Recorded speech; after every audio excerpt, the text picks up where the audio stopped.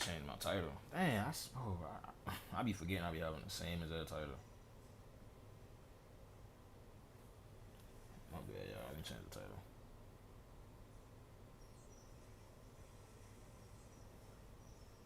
Yo, my boy Zudon was good, bro.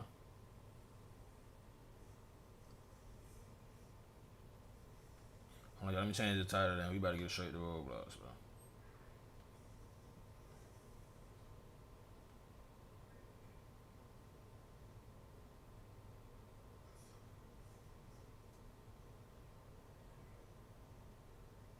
Alright, that's a good title. Alright, we cool now.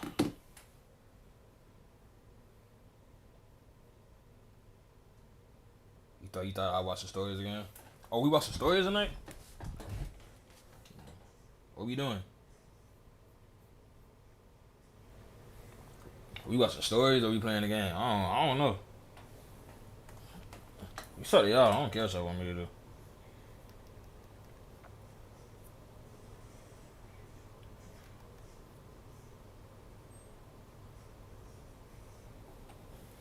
If that's what y'all want to do, we can. It don't matter.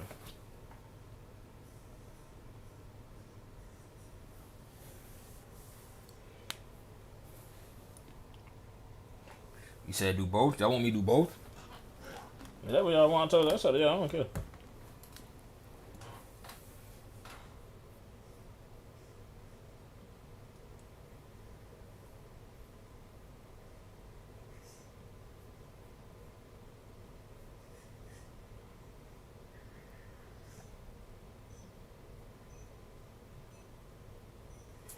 Ooh, this is bad.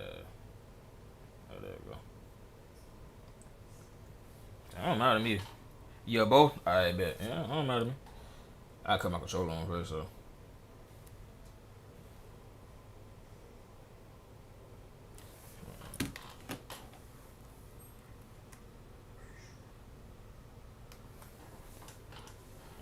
Is it gonna connect to my map? But of course it's not. Yo, my controller get on my nerves, man. There you go.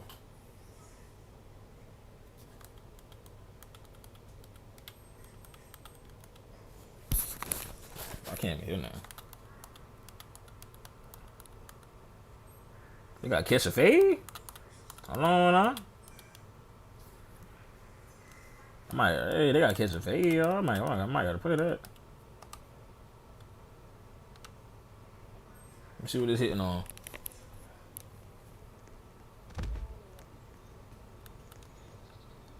No, come on, man. I don't know. No. Set it up.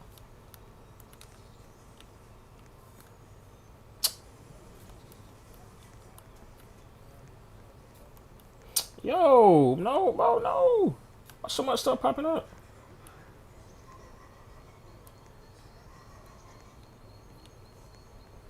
Oh, you run raw too? Okay. Oh. Well, did I just fail? Okay.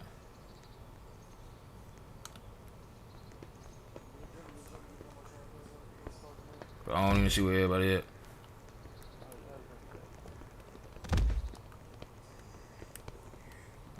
But where everybody at? I'm trying to throw hands. Oh, there you go. How you fight? Okay. I don't know how to fight. How you fight? Yo, how you fight? I don't know how to fight. Oh Lord, I don't know how to fight. You push. But I got slammed. I don't know how to fight. Oh my goodness, I don't know how to fight, bro. Oh, hold on, curl. But I don't know how to fight. Oh, bro. Yo, what's good? What's good, brother? I don't even know how to fight, bro.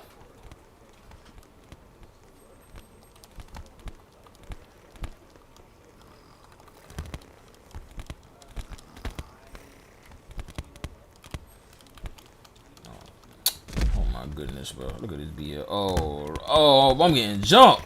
They ain't even fighting fair. So he slammed with B. Now they want to tell me to slam. Give me a boy. Oh, that boy knocked me out cold. Nah, man, that boy knocked me out cold, y'all. I thought I can catch a fade, y'all. I'm the they giving me a fade, all right.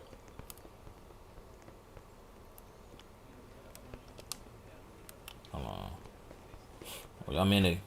What's up?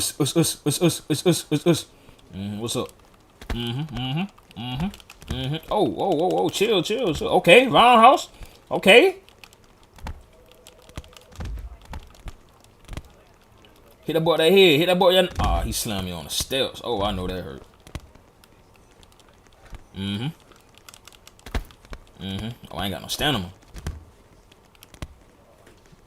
I'm getting away from him. I ain't want no smoke. I ain't want no smoke. Y'all see my stamp? Y'all see my health? I'm on 1 HP. I ain't doing that. I lie. Come here. Ah, he slammed me. Ah, he got me. He got me, y'all. He got me.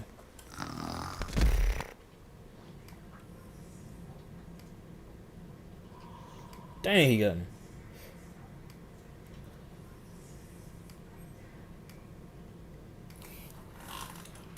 Yo, what's good, you?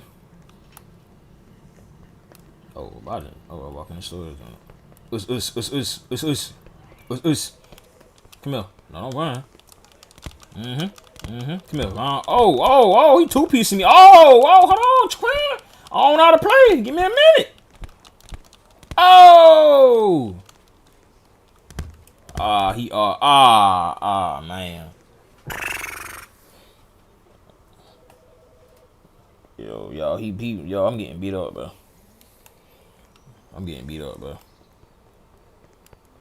Bro, I got beat up so bad they sent me to heaven, man. That's crazy, bro.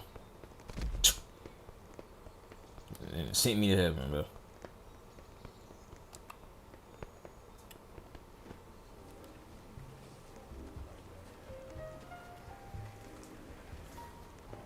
What he got going on? Oh yeah, come here.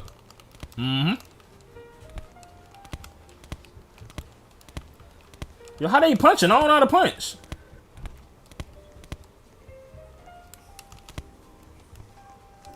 All I'm doing is kicking. How they punching? Oh my goodness, bro. Oh my goodness. This is some BS. This is some BS, bro. This is some BS. Did y'all see this? Dang, I forgot to put roadblocks on my description. Oh man, well, it'll be alright. I'll do it later. Trying to get me a win, bro. Oh, come here, boy. I see you. What's up? Oh, come on, bro. Come on, man. Come on. I just got in the game and I'm out here getting hit, bro.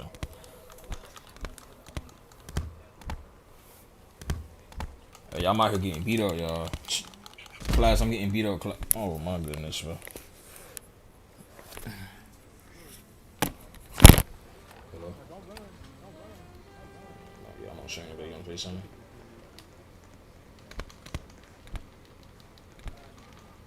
You gonna say something? Okay. You good? Take some. Just face me when you in the I'm about to put you down, okay? I see it.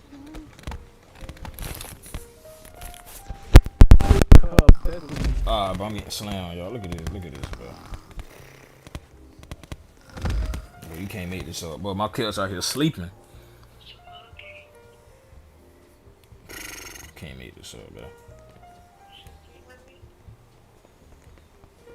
Hey, yo, this game ain't for me, bro.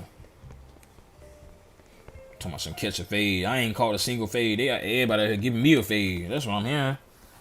Talking about some catch a fade. I'm getting the fade done on me.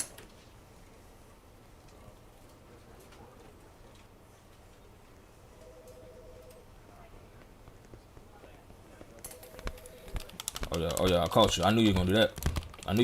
I was waiting on you to do that. I can't block. Why I can't block? Oh my goodness, bro. I couldn't even block, but that's crazy, bro.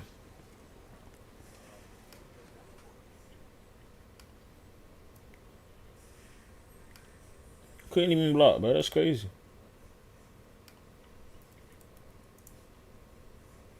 This game is something else, bro. My bad, y'all. Y'all see me looking down. I'm trying to make sure my stream good, bro. But y'all know I got PTSD, but y'all know my Wi-Fi be selling me sometimes, bro.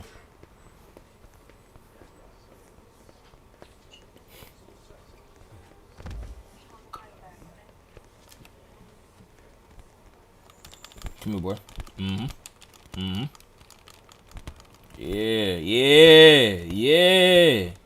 I'm spamming kits like I'm Kofi. Come here, boy. Spamming kits like I'm Kofi. Ah, they out here. Y'all got to jump. Ah, they got to jump. Class, they got to jump, bro. Yeah, they jumping the professor, bro. Ah, they jumping me, bro. Bro, they had to jump me, bro. They had to jump me, bro. It's cool. Hey y'all, while I'm taking a break, let me change my thing right quick, y'all. Ain't gonna take like 5 seconds, bro.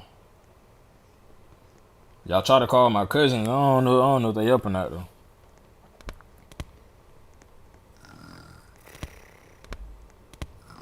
I'm letting him get his win. I got my stream more important than me beating him up, bro. I'm not gonna lie, y'all, bro. I'm not worrying about Buddy, bro. I'm missing my thing, dude. Yo, why is my phone lagging, bro? I'm not even on Wi-Fi. I can't even zoom out. Oh my goodness, bro.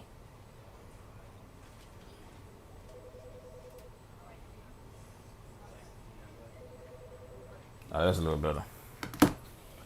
Alright, yeah, let's go, bro. Wait, I can create a party? I can create a party now, man. Hey, Sean, I seen. Oh, look at Sean. There you go. See Sean? Oh, you ain't about to beat my brother up, but hold on, cuz. You ain't about to beat my brother up, boy. Yeah. Nah, you ain't about to beat my. He hit me with an RKO? Man, they out here. Boy, they got, what type of finisher is that? Y'all ain't about to beat my little bro. Oh, but he jumped on me. He did a fall splash. Man, I'm getting jumped. Hold on, cuz. Oh my goodness, bro. Yeah, I'm out here getting beat up, bro.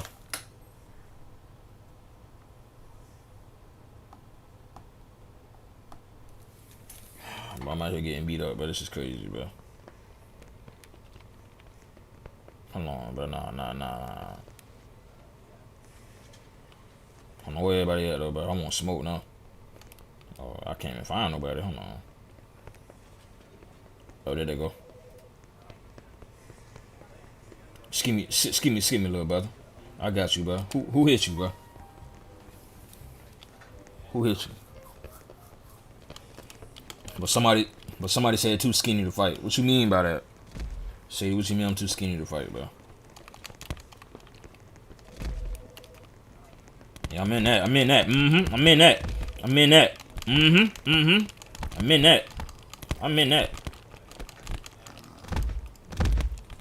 Oh, okay. Maybe I'm not in that. Maybe I'm not in that. Come here. Come here, boy.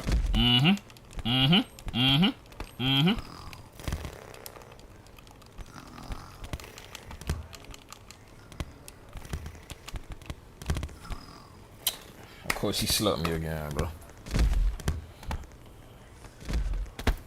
Ain't no way, bro. Oh, yeah, I'm on that. What's up? I'm on that.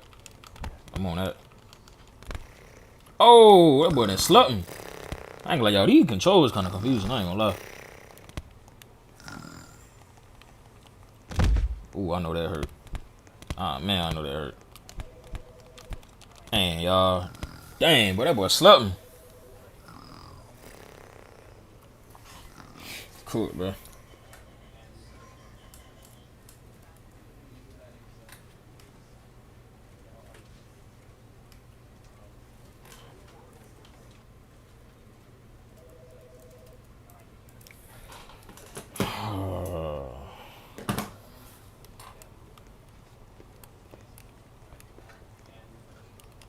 I'm on that. What's up? I'm on that. Yeah, I ain't forgot. I ain't forgot. Don't run. I ain't forgot.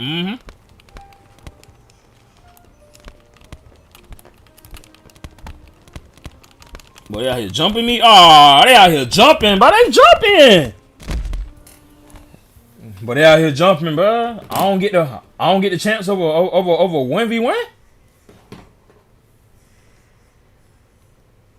Hey Sean, I don't get a chance over 1v1, son.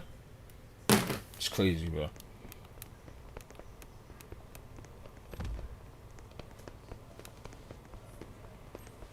Like nobody gonna give me the chance over 1v1, but that's I got something for that, bro.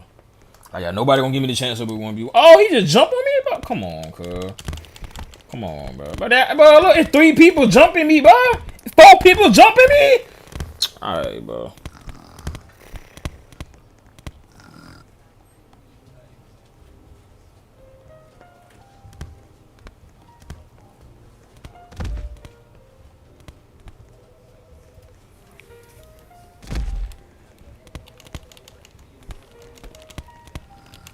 Bro, oh my goodness, bro. Bro, I'm out here getting jumped. But somebody in the chat said they doing BL skinny sell bogus. They say you going to ISS for that, bro. You going to ISS for that comment, bro. You going to ISS for that comment. Oh, I got a perfect block. Oh, that man slammed me on my head. Oh my goodness, bro.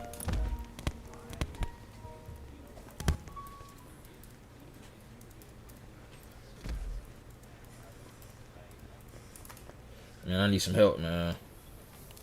I need some help ASAP, bro. This ain't working, bro.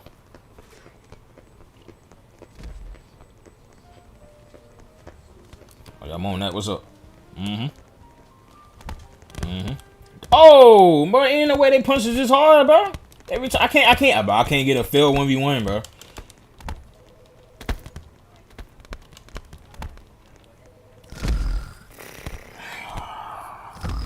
Bro, I ain't want to fight yet, bro.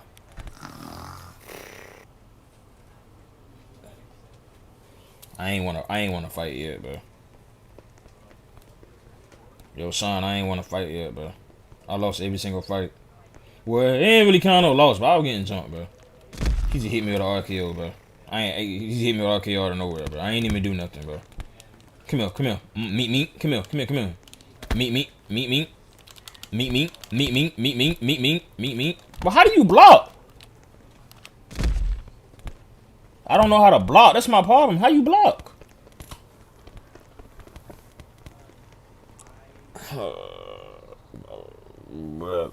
Brother, man. The boy hit me so hard he sent me to heaven again.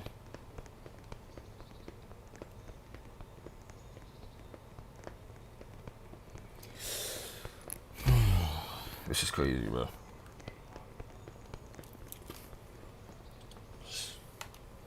It's crazy, bro. Oh, you blocked with L too? Thank you so much, bro.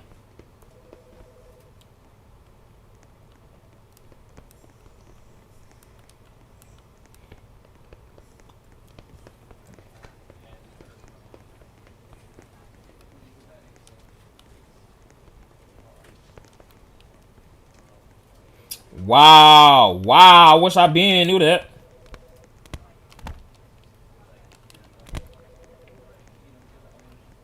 Bro, he just picked me up. Oh my goodness. And then I'm stuck on the ground, bro.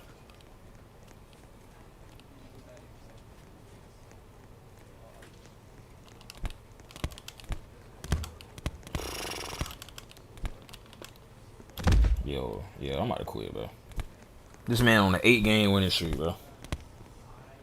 Alright, bro, go touch some grass, bro. Yo, he is on an 8-game winning streak, bro. Touch some grass, like. Yo, he is on an 8-game winning streak, bro. Go touch some grass, bro. Go touch some grass. Like, for real. Go touch some grass. Yo, Mike, what you mean gain some weight, Mike? Like, Mike, what is you talking about, bro? I'm sending out, bro. Listen, I'm sending all y'all to ISS, bro. All y'all going to ISS, bro. Every single last one of y'all, bro. Hey, I ain't gonna lie, y'all got cut on my nose, bro. Y'all going to ISS, bro. Talking about some gain weight. What you mean gain weight?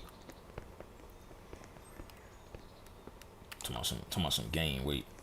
You talking about gain weight?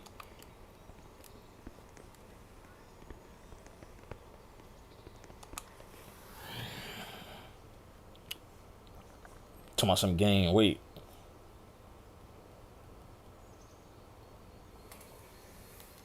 I don't know how to get back to the thing.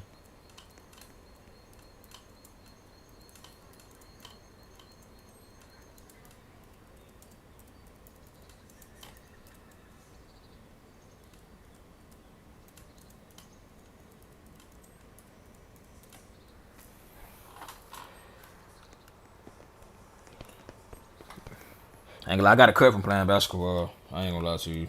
I can't get back to the main thing. I'm trying to get back to the main. I don't know how to get back to it though. My cats are walking backwards. You said do a mukbang. Hey, I'll do a mukbang for y'all, bro. Real talk, bro. I'll do a mukbang for y'all, bro. I do a mukbang for y'all. But somebody said, nah, he gonna get full after the first bite. But Maya, you gonna hide yourself, Maya. I'm not playing with you, bro. You gonna hide yourself, Maya. I'm not playing with you, bro. Oh my goodness.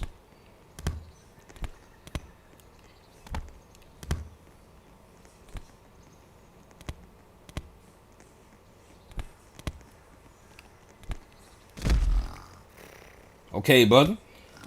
Yeah, I like that. Alright, now how you get out of here, though? I don't know how to get out of here. You know how to get out of here? No? Right, I'm gonna follow you. You said you thought basketball was just bouncing the ball and putting the hoop. How does that happen? Nah, basketball ain't just putting the basketball in the hoop. You got to play defense. You can pass. You can shoot. You can score. You can do all that stuff.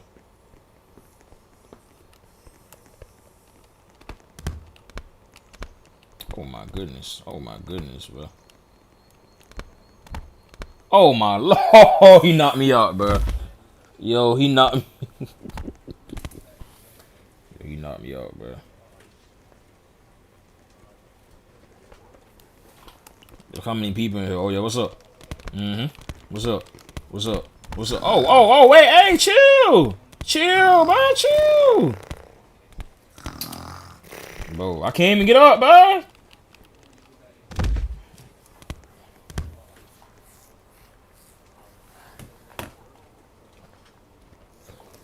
Alright, bro. Hold on, I'm missing my thing good.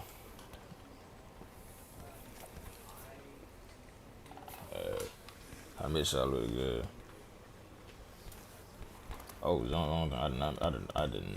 not mean to do that. Okay, here we go. Well, he just did Hurricanrana?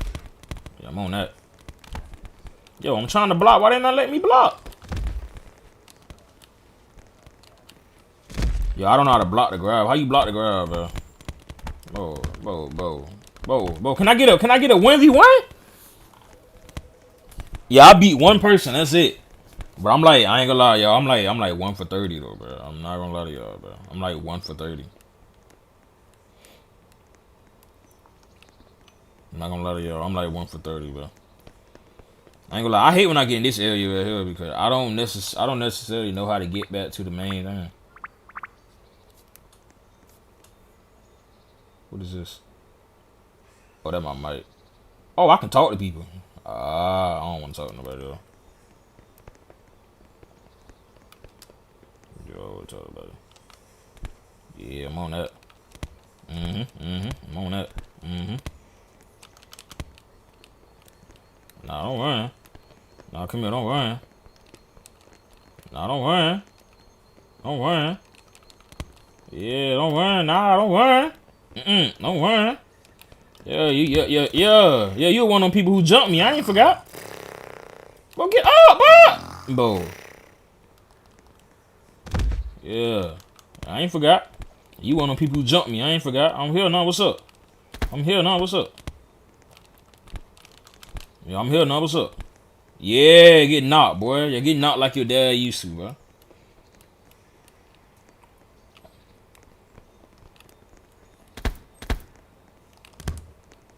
Yeah, I ain't forgot about you. Yeah, you jumped me too. Yeah, nah, don't run. Nah, don't run, nah.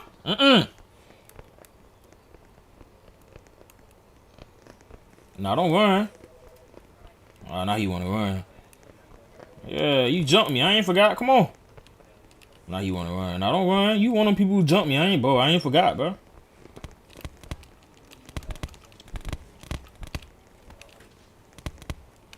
He on a 10-game winning streak. Oh my goodness, bro. Bro, just give me the fair 1v1. See, nobody want to give me the 1v1, bro. Everybody want to jump, bro. Everybody want to do is jump, bro. Like nobody want to give me the fade over 1v1, bro. Look at this, look at this, look at this, look at this. Look at this, bro. Look at this, bro. Look at this. Nobody look at this, y'all. Y'all think I be playing, bro? That boy's just seeing stars, bro.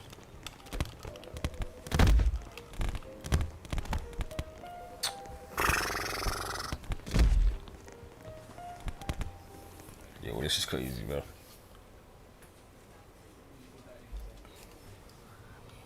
This is crazy, man.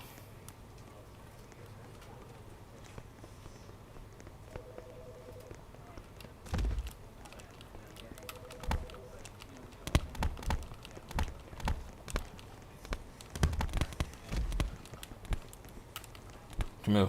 Nah, don't run. Come here.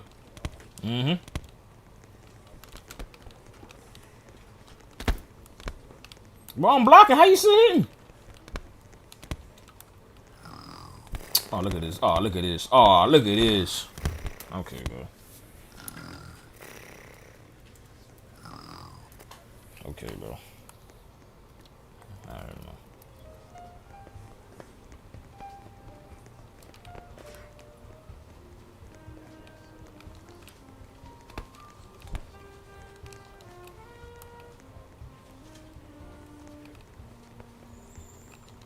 Bro, they out here jumping, bro. What y'all got going on, bro? Bro, they out here jumping. Yo, come on, bro. Bro, why is they jumping me, bro? Everybody jumping me. Alright, bro.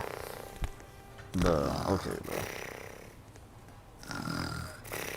Like, bro, I'm not even that good at the game. This is my first day playing, bro. Why everybody jumping me, bro?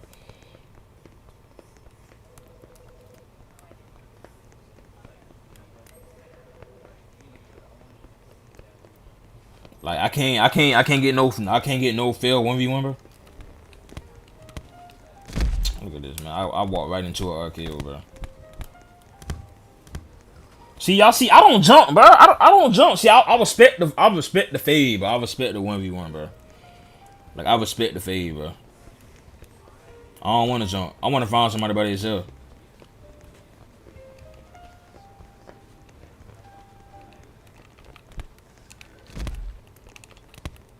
Ah, look at them. Look at them jumping, bro. Look at them jumping, y'all. Look at this, bro. Look at this, bro. Bro, they out here jumping, bro. Oh, they out here. Look at this BS, bro.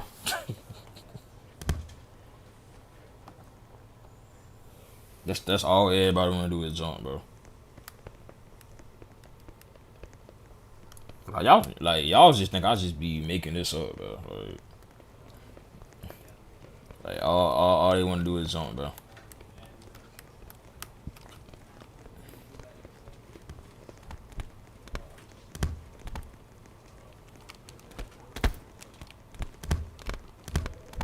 Yo, come on, bro. I'm getting hit from my head.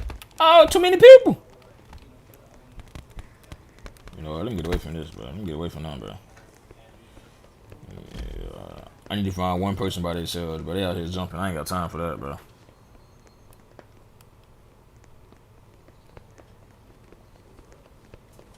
I ain't got time for that, bro. There's too much going on for me.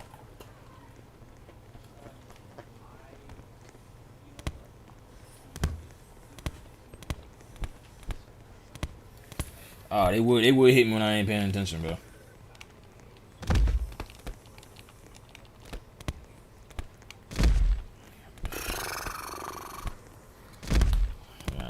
This game is real, bro. I swear, bro. Them boys be cheating.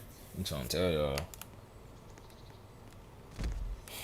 telling y'all, but them boys be cheating, bro.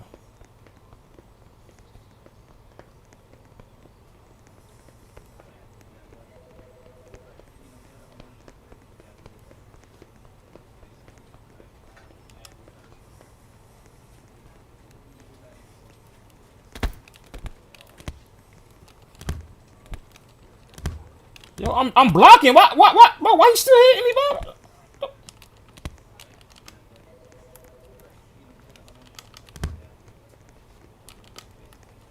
Man, this is some beat. Oh my goodness, bro.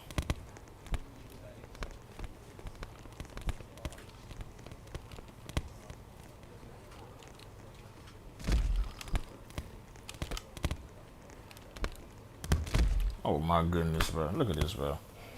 Hey, man.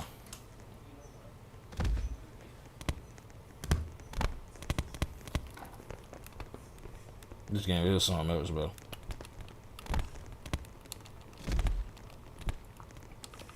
Oh, whoa, whoa, oh, whoa.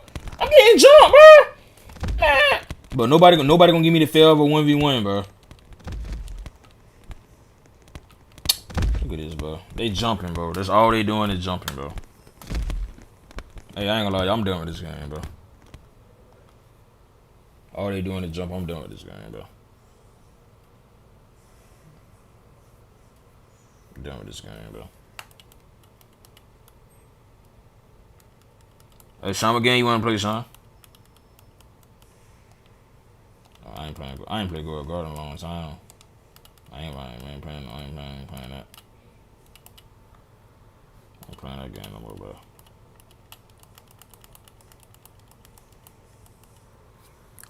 I ain't playing that, bro.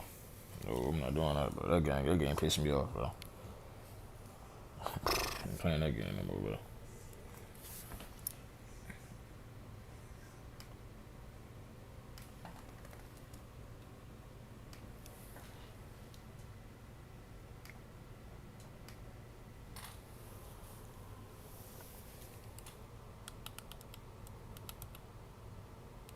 Yeah, I ain't played boxing beta in so long. I wonder if I'm still good, bro.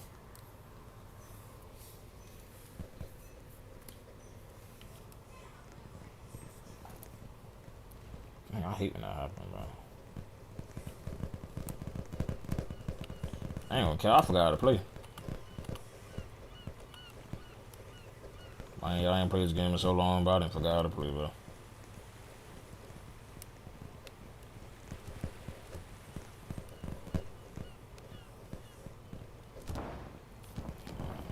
No, I don't like this.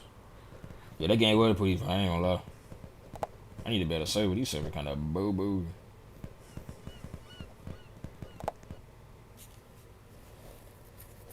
I'm fighting them boys from Illinois, man.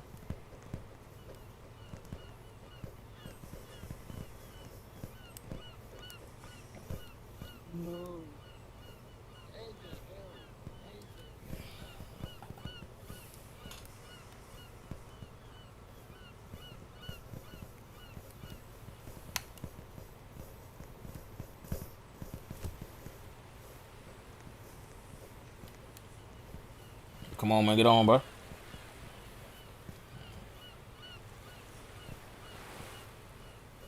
There you go. 253 KOs is crazy. Nah, you good. Take your time.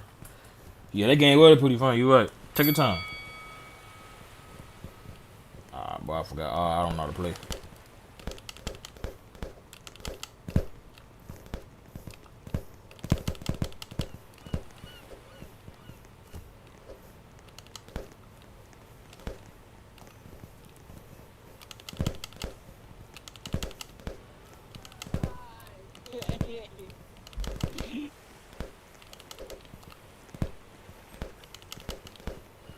I ain't played this game in so long, y'all forgot how to play, but I ain't gonna lie to y'all.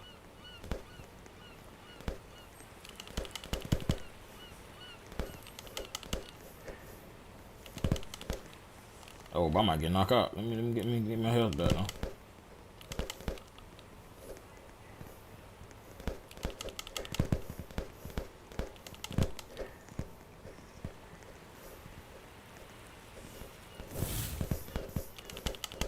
He ain't got no stamina. I need him to start blocking.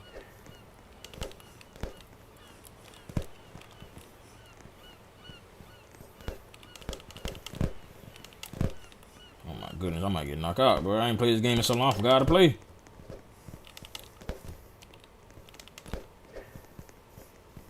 He ain't got no stamina though, but I can't get him though.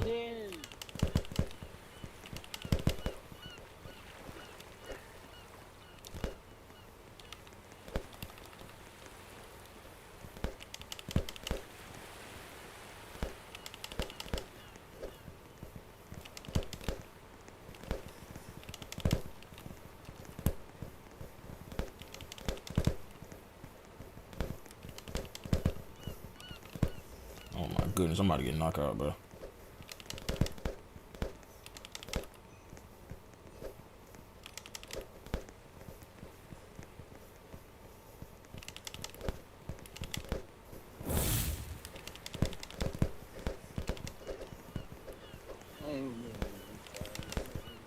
He hit me with a special. Ah, I might lose, bro.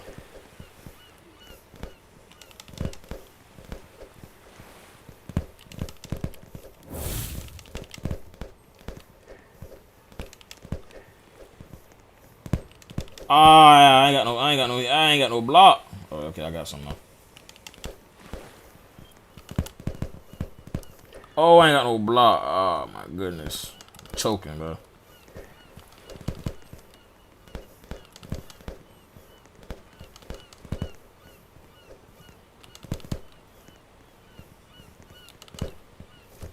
Goodness, bro.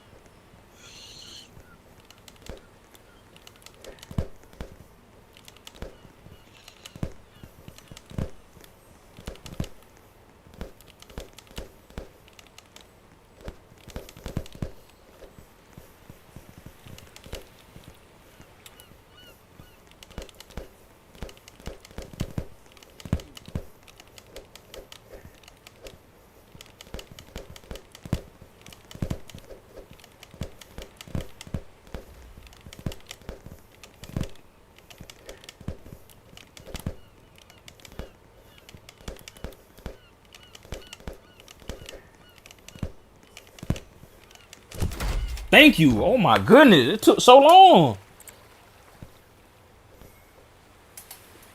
My goodness, y'all, this game took so long, bro. But yeah, I think this is one of the first games I played.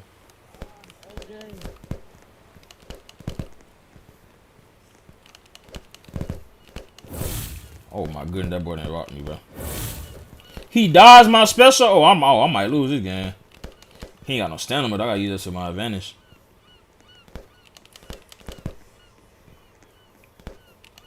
Oh my goodness, bro. I'm choking, bro. I'm choking, y'all. I'm choking.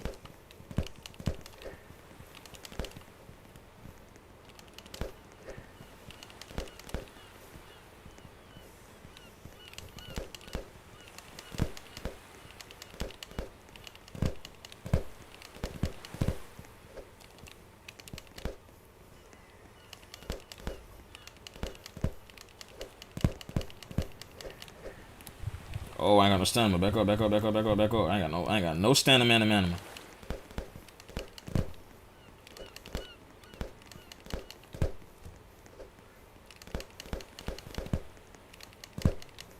Bro, I don't have no stamina, bro. My stamina getting depleted. Oh my goodness, yo, look at my stamina, bro. Oh my goodness, bro. I have no stamina, y'all.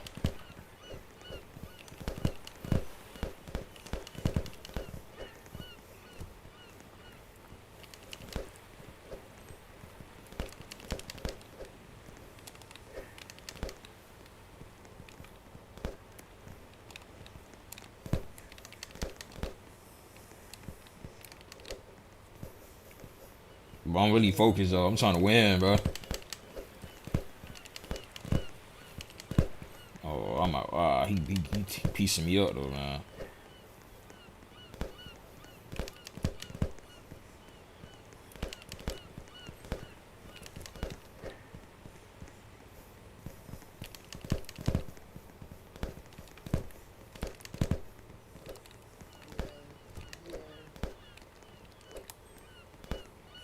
Yeah, I'm out. He got me, bro.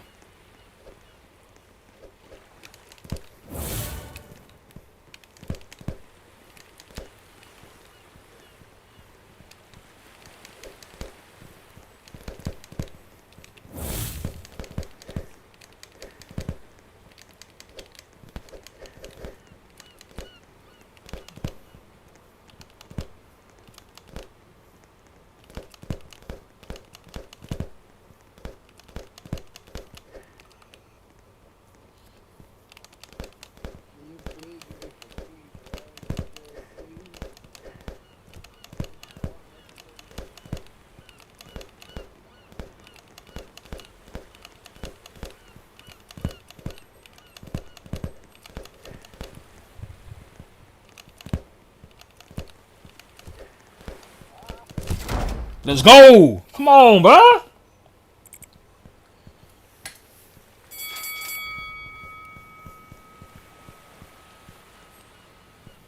Come on, bro. I'm like that, bro. Come on, y'all. I'm like that, bro. Come on, bro. I'm like that, bro. I ain't played this game in so long. Still beat that boy. That boy trash, man. Come on, bro.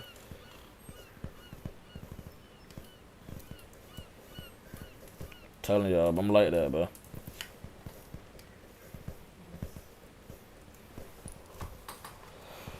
Hang on, my leg hurt though.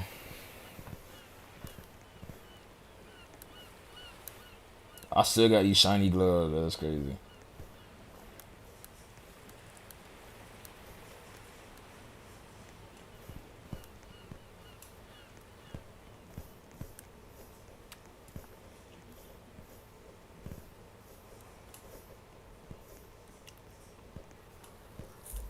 Trying to figure out where everybody at, bro. Ain't nobody else want to fight? I don't think nobody else want to fight.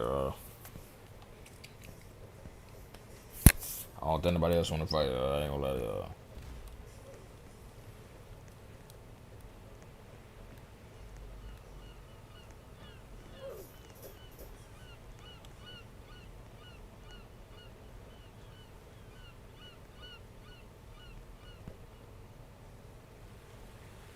Boy, I blew that boy out, bro. I don't know why you thought you were winning.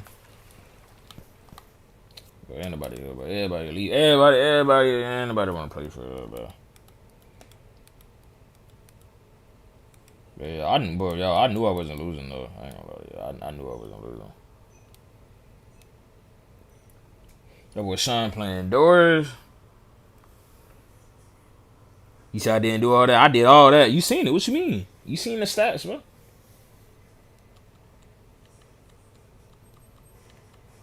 I did all that, but you seen the stats, bro? What you mean?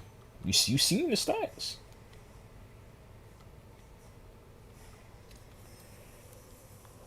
You wanna play that boxing game? Alright, bet. Let me know when you on. I'm trying to warm up. That's why I'm playing random games.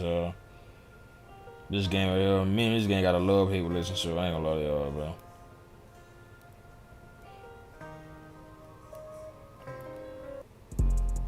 Me and this gang got a love-hate relationship. I ain't gonna lie to y'all, bro. I wanna play somebody though.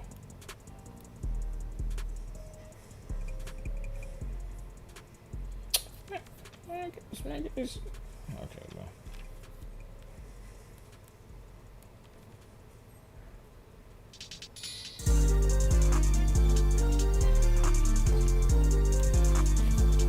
You on right now? Alright, bet. Sean, let me play this 1v1 game right quick, bro.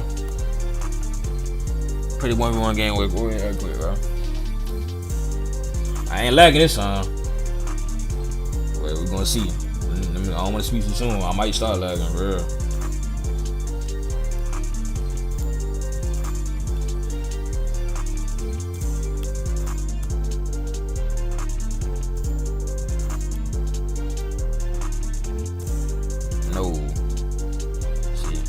Oh! Oh, I got it. Okay. That boy quit. Nah, that's hilarious, bro. Oh, that was a horrible shot. There you go.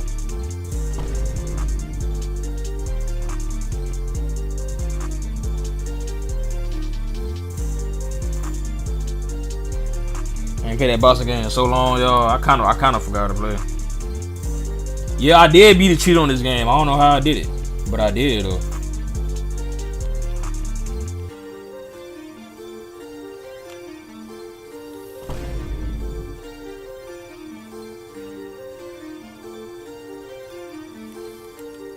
Ah, that is some BS, bro. I ain't meant for that to happen. I pressed the wrong button.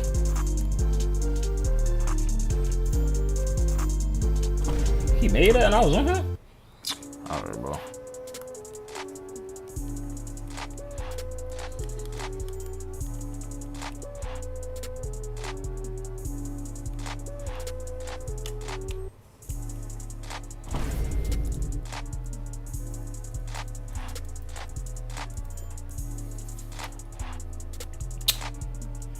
course she stole the ball, bro. I love y'all too, bro.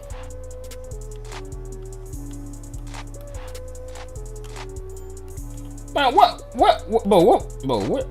was that, bro? I want to do a layup and he did a dumb jump shot, bro. Like, come on, man.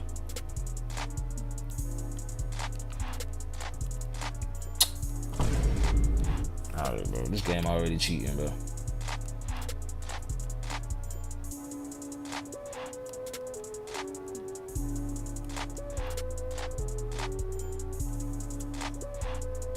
This game already cheating, bro.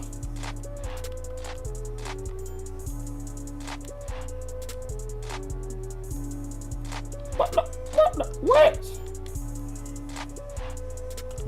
Bro, I tried to dunk. They ain't even let me dunk. I miss? What? Oh my goodness. How did I miss a green? Please explain to me how I missed a green, bro. Bro, this game is something else, bro. I'm telling y'all, bro.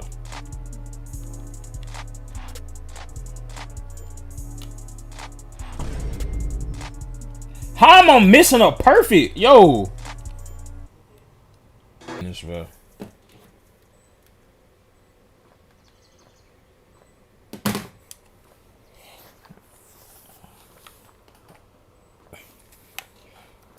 That's crazy, bro.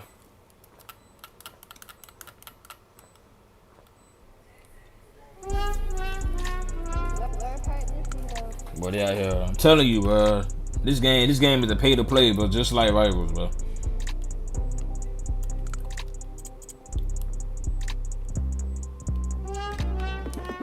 I'm not playing that no more, bro. Nope, I'm not playing that no more. I'm not playing that no more, bro. You got me messed up, bro. I'm not playing no more. Yeah, alright. I ain't playing no more.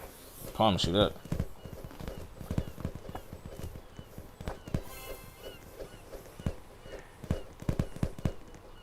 Promise y'all that I ain't playing no more.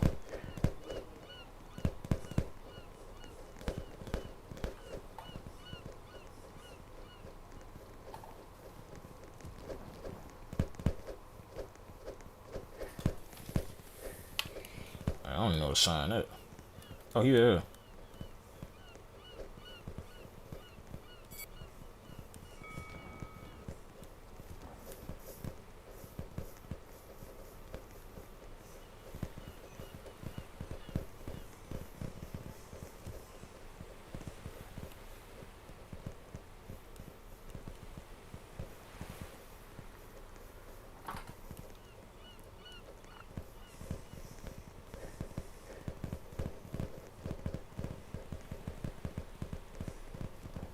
Yo, Sean, what is you doing, bro?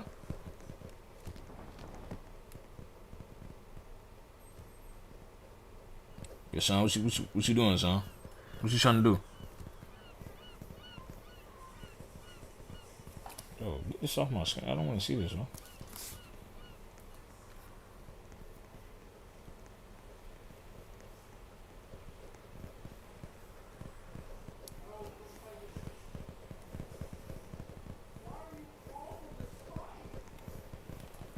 Okay.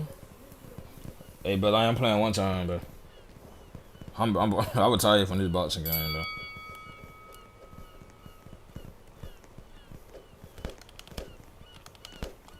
I ain't gonna lie, Sean, I would tell you from this boxing game, but I ain't playing this no more, bro. I ain't that good like I used to be, bro.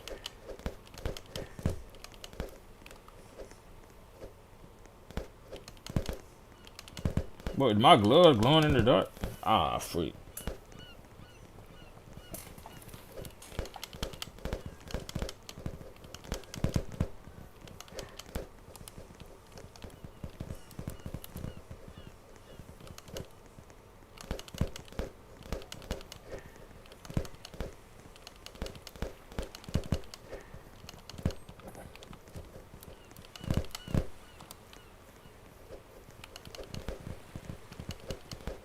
Sean, don't be stream sniping either, bro. Let me looking at my stats on my live, bro. You know how you get.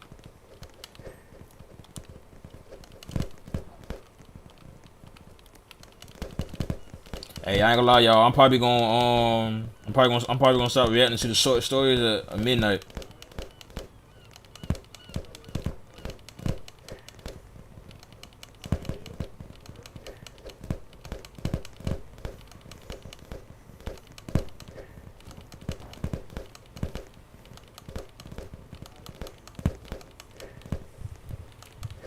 I ain't got no stamina. Ah, I'm getting getting piece up. Oh yeah, this is my last game. I ain't playing this no more, bro. Sean out here cheating.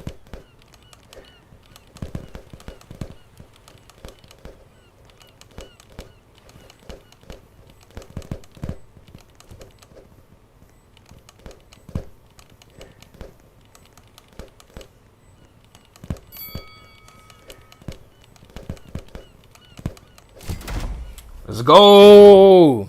Ha ha! I had you, son.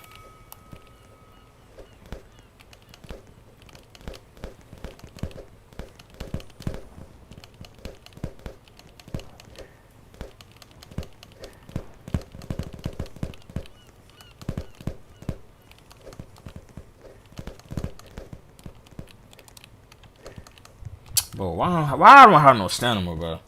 I never have no stamina, bro. Why I don't have no stamina, man?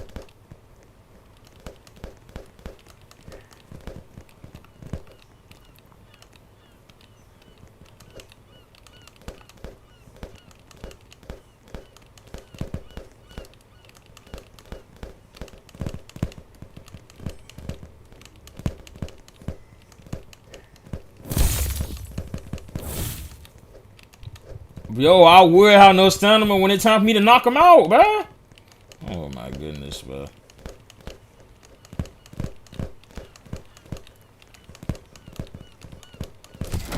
Let's go. I had to, brother. I had to, brother.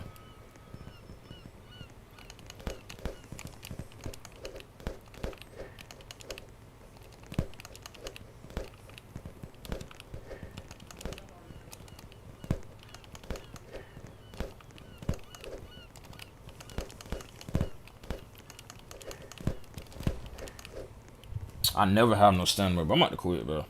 I'm really about to quit. Stamina be cooking me, bro. My stamina is horrible. I need to upgrade it or something.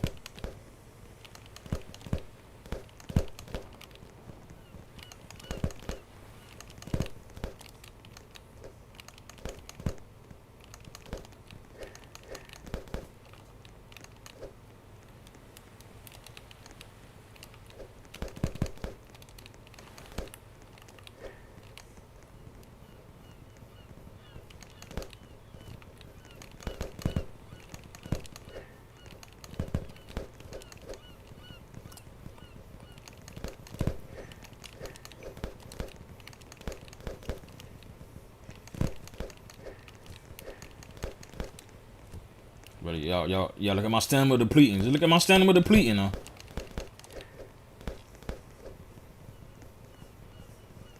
It already my stamina, bro. I promise you, bro.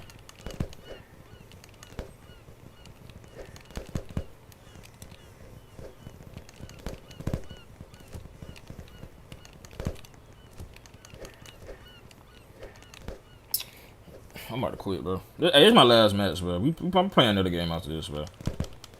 I'm not playing this no more, bro.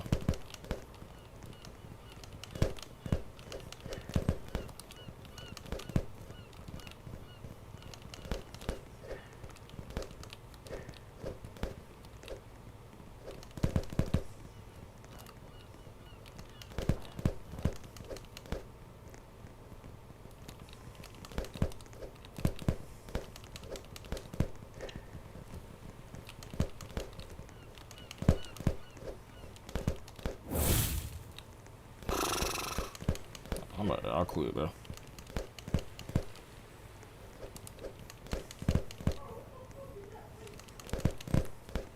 But I'm holding L2, talking about some hold L2 to heal. I'm holding L2, bro. It act like I'm not holding L2. Bro, my left hand hurt from holding L2. But what you mean? Okay, you know what? Just pop up one more time, bro. It's gonna be a problem, bro. Talking about some whole L2. I'm holding the L2, bro.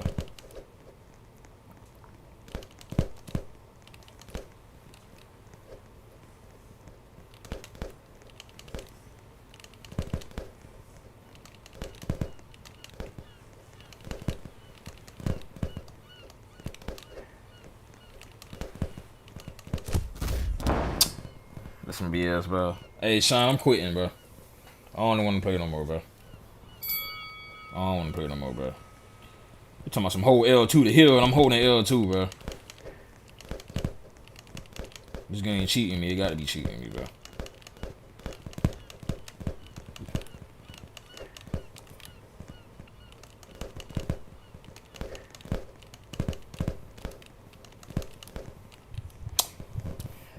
I'm telling you, I'm about to quit, bro. I'm just getting so serious, bro. I'm holding L2 and ain't even healing me, bro. This is crazy, bro. Look at my stamina always depleting, bro. I swear, I'm telling you, bro. It's aggravating, bro.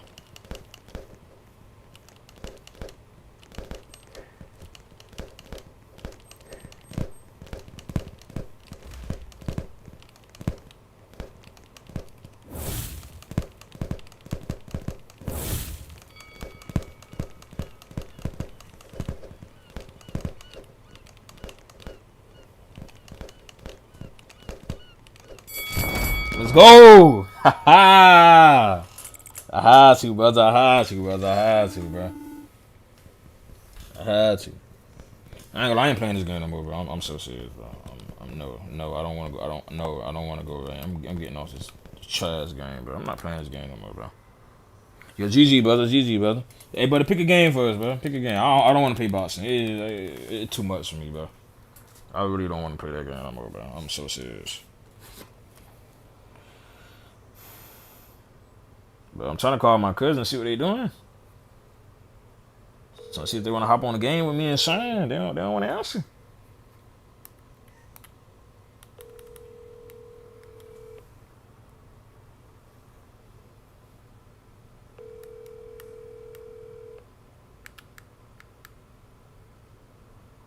Your call has been forwarded. Bro, they don't. My cousin don't want to answer, bro. Whatever, bro. You know what I see, oh, let's go, yeah, champion.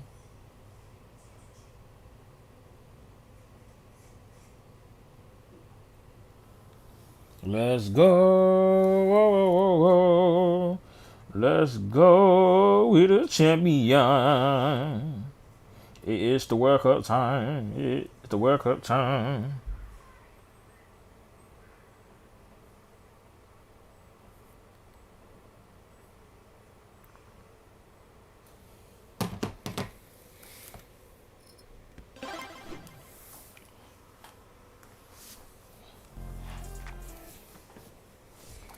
Man, no, I don't care about losing, though.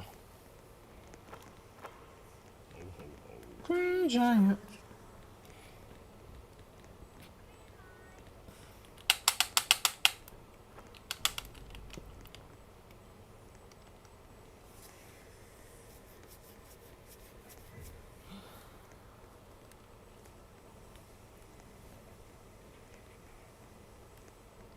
Bro, it's nobody even in. It's nobody even in this server. Boy, this server is boo. Oh,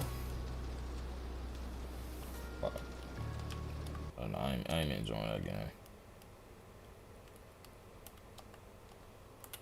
Nobody even in that server, bro.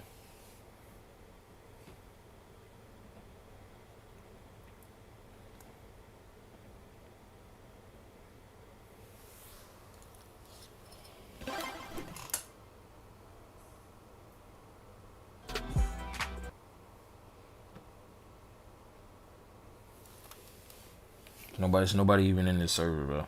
The server is hot burns, bro. Shit, like there's nobody even in this server. Like, what's going on?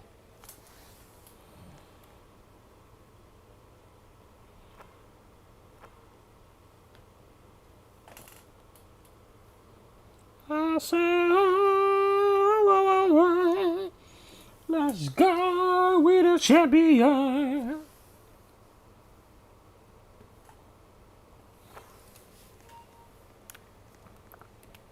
Okay, here's server. I gotta wait on Sean to come though.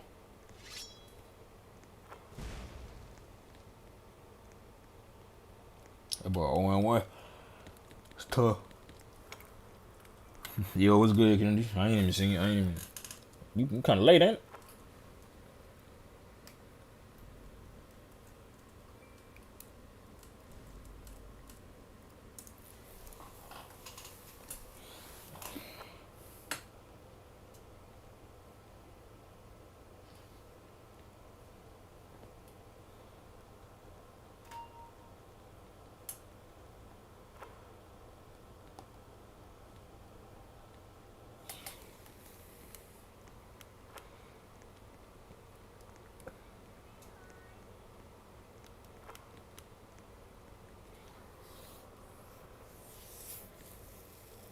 Bro, it's literally nobody in these servers. These servers are kind of buns, bro.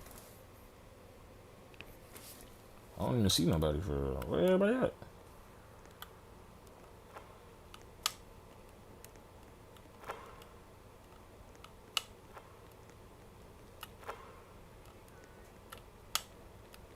I can't even get a green release, bro. Oh my goodness, I can't get a green release, bro.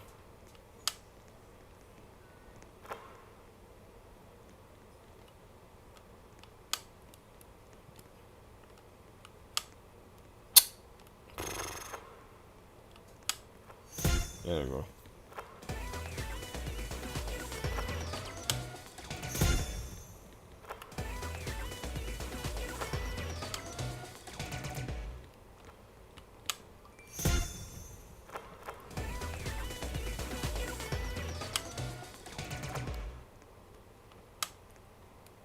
Oh my goodness, bro.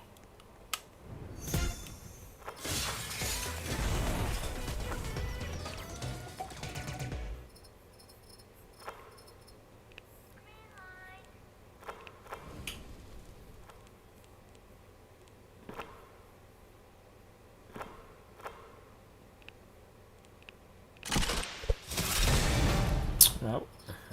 BS, bro. What is that, bro? I don't want that, bro.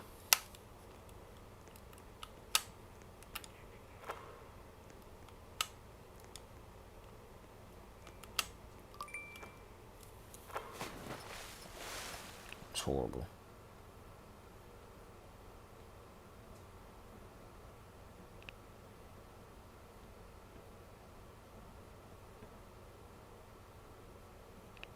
Let me try the honey oat. I wanna know how that look.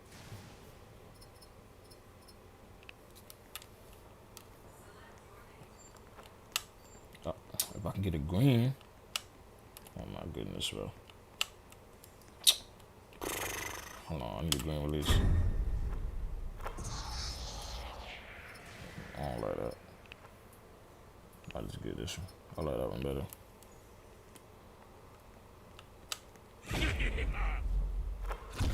Oh, that's not it. Dang, what's the one I have? Ah, I think it was disco.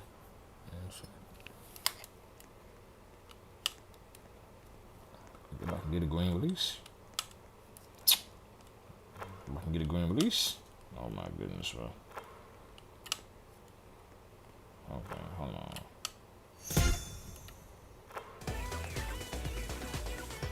Oh yeah, I like that way better. Wait, how you doing? Oh Lord, I don't.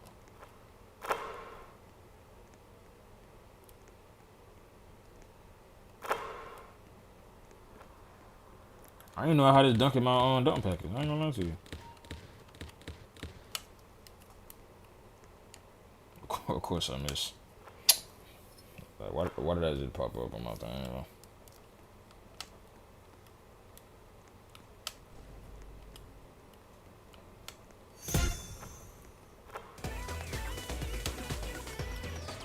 Hold on.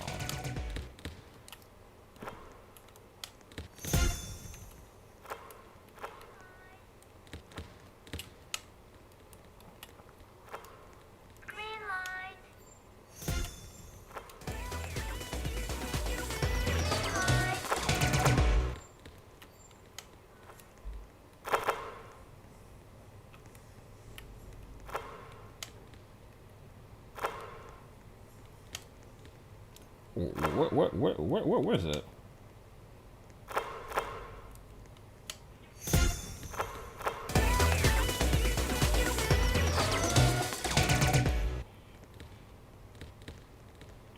About to find me a green giant. About to find me a.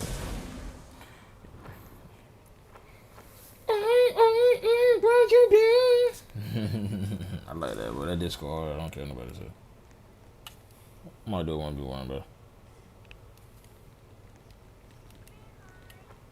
I see how good Birdie is, man. Green giant.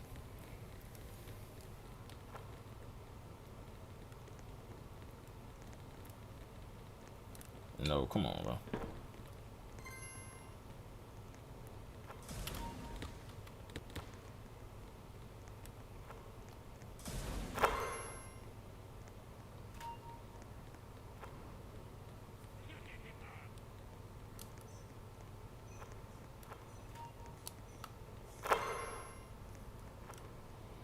Baby, where you been?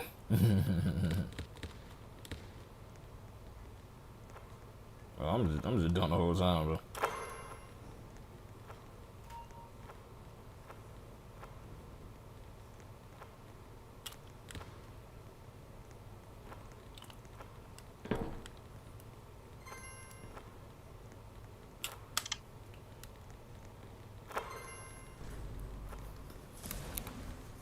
Baby, where you been?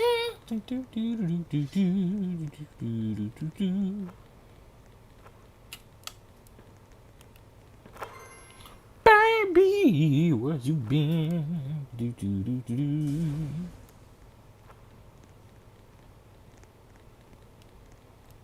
Oh, baby, give me one more chance. Oh, baby, let me back in your heart.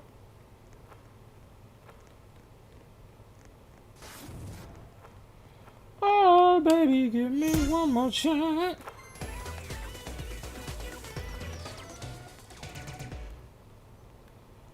Oh, baby, give me one more chance. Oh, baby, don't be back in your heart. Oh, baby, I don't never let you go.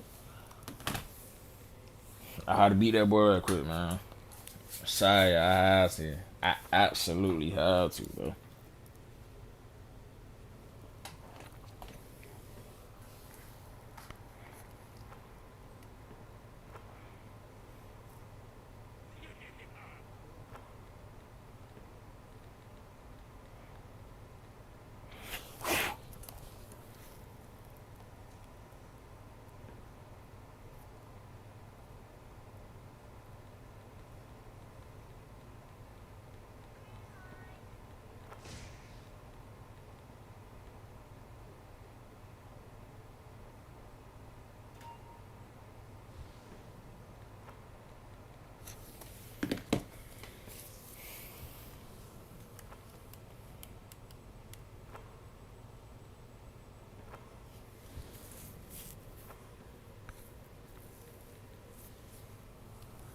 Baby, where you been?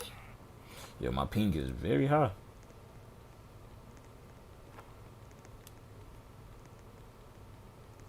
Yeah, looking promising for me, bro.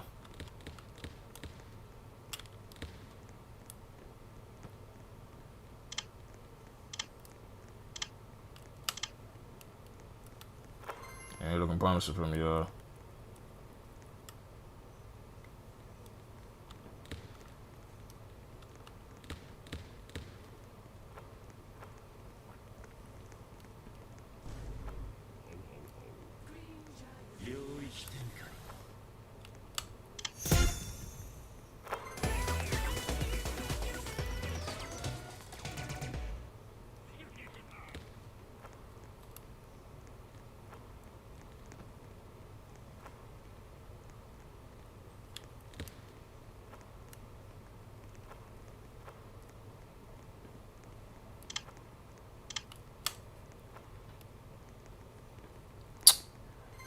Boy, I hate this game with a passion, bro. How did I miss?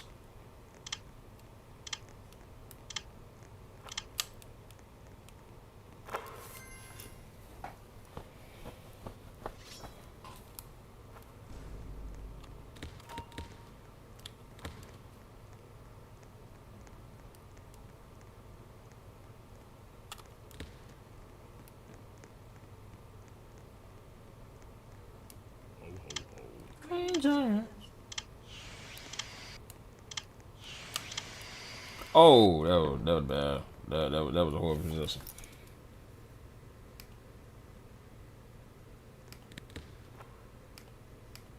Yo, how my Wi-Fi just went out on me?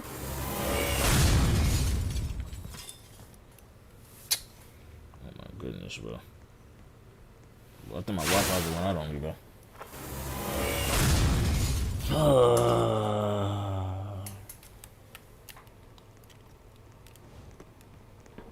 don't know what that was.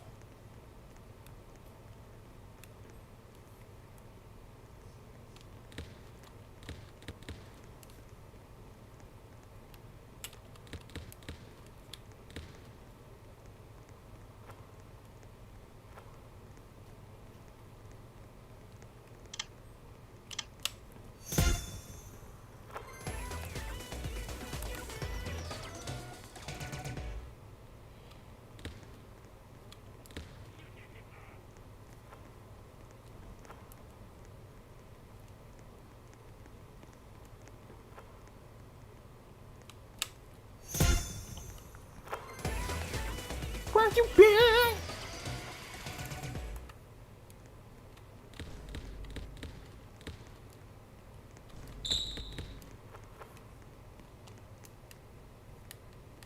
I miss. Of course I miss.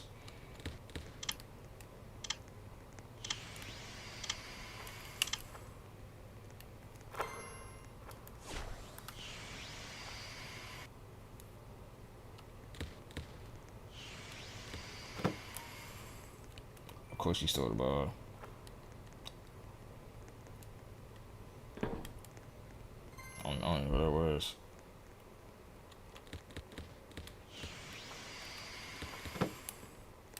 He always steal the ball, man. It's crazy.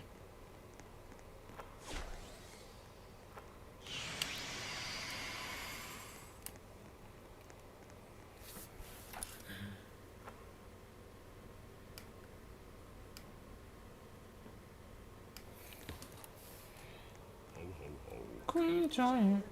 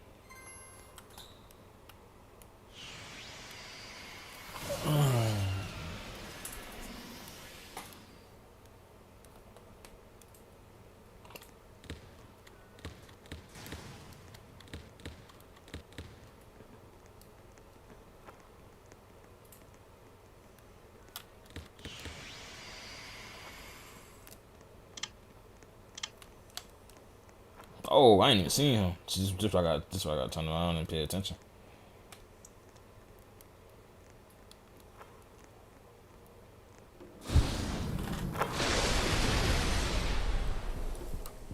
I ain't gonna lie, but my leg hurt, yo. I ain't gonna lie.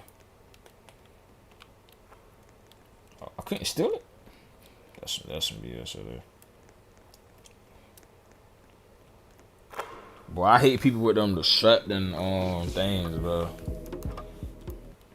Like that right there, bro. Oh my, bro. I hate guarding people like that, bro. I hate guarding people like that.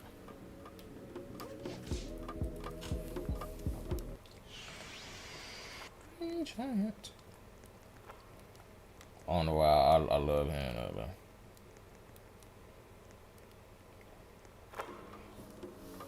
I ain't like that boy low key hacking for real though, bro. I can't do nothing about that though.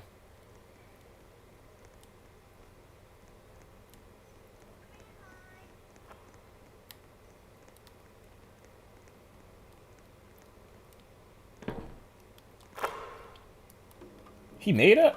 Dang, I can't even be mad at that. The game on his side, but I can't be mad at it. I don't know how you made that though. 80%? That's crazy if you ask me. No, I don't know how you made that BS.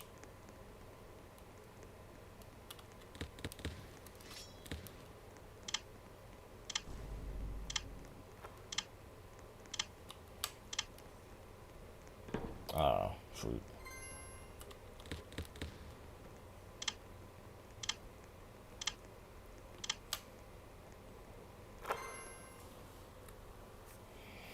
I ain't gonna lie, y'all might lose this game, but I ain't gonna lie.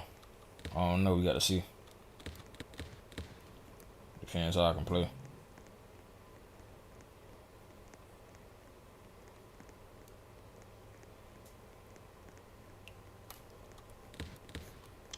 Depends what I can do.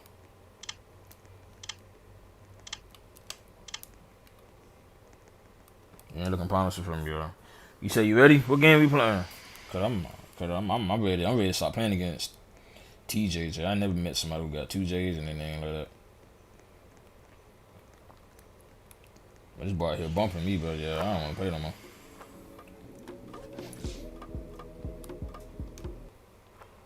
I don't want to play no more for real. Yeah, hurry up and get me away from him.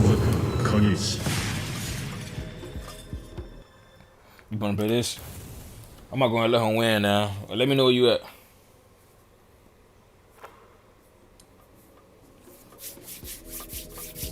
Where you at, brother? I don't even see you. I heard him get me out the court, brother. Alright, where you at, son?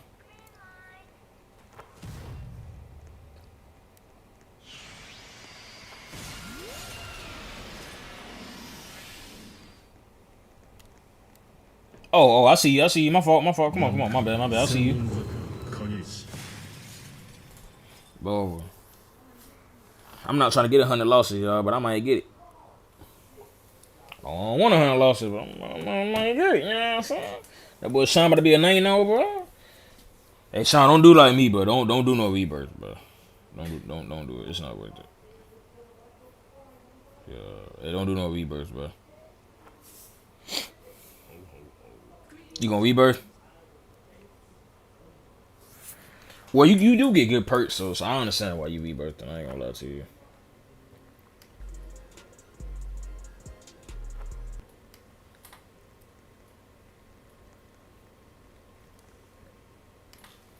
I understand why you rebirthing.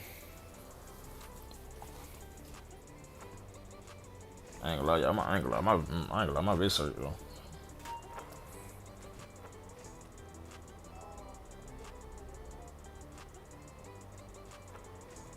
Man, I wish I had a better record too, bro. My record is horrible. I ain't gonna lie to you. Your record better than mine, though, bro. I'm about to get 100 losses. It's crazy.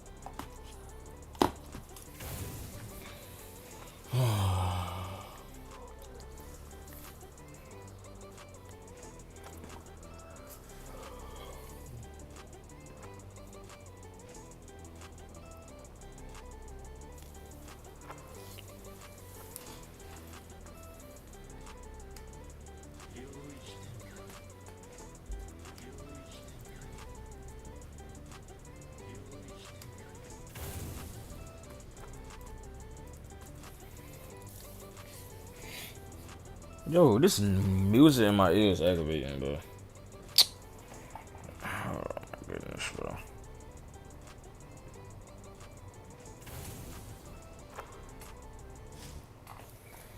Thank you, bro.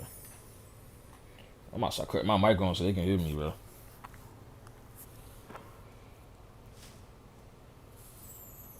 Solid, you.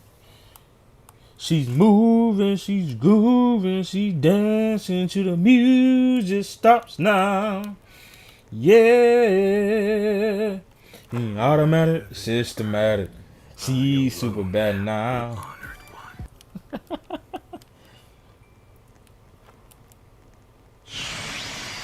my goodness, bro. Here we go to BS, bro. Get that V, Sean. Never mind, don't get that rebound. Get that V, Sean. Okay, never mind. You still, Sean? Okay, never mind. No, I'm on that.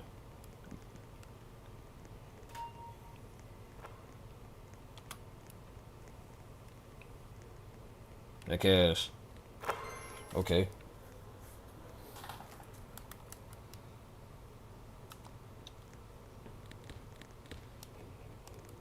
Yes. Sean, take the screen, Sean.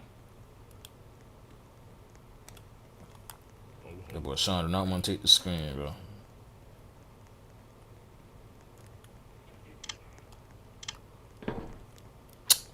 I miss. Of course I miss. Oh, where he at?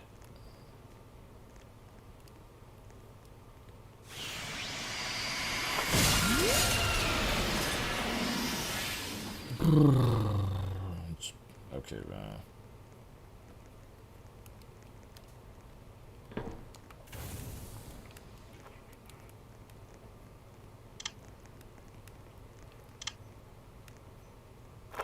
Throughout heaven and earth, I alone am the honored one. Whatever, man.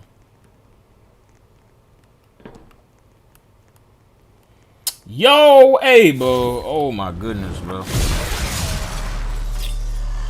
Oh my goodness, bro.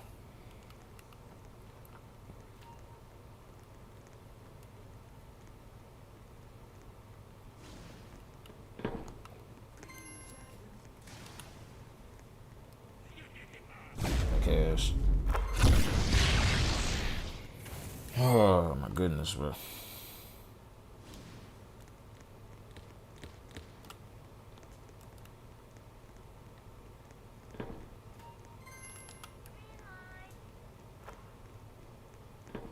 Yo, Shine, what you doing? Oh, why you ain't okay, good still. Okay.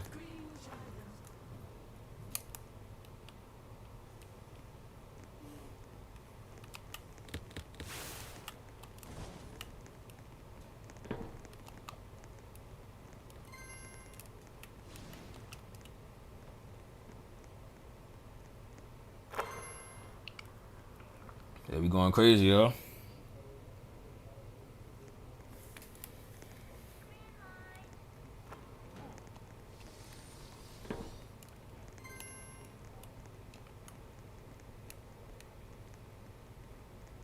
Yo, Shine, hey, Shine, what you got going on, bro? Boy, you got to chill, boy. You selling a little bit, man. What you got going on now?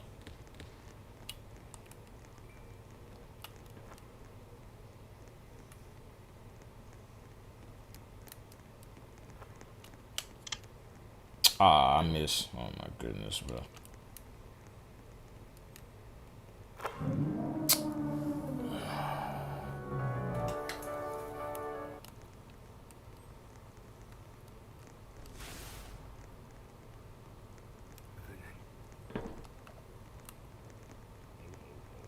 Of course he got a rebound. Of course he got a rebound. Of course.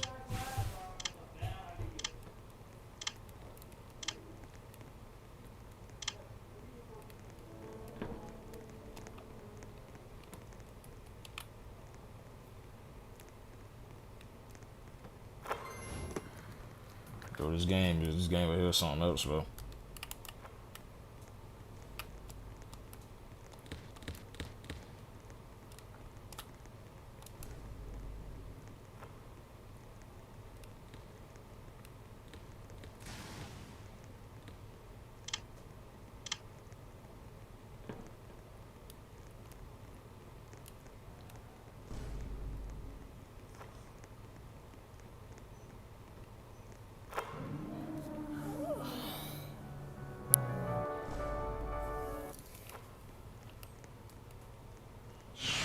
He made that? Oh my goodness, bro.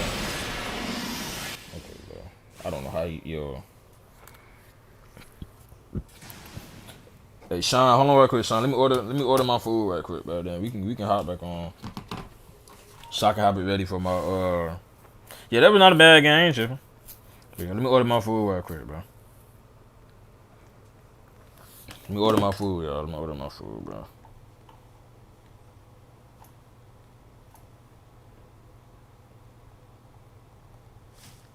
Hold on, Sean. Let me order my food. Give me a minute, okay?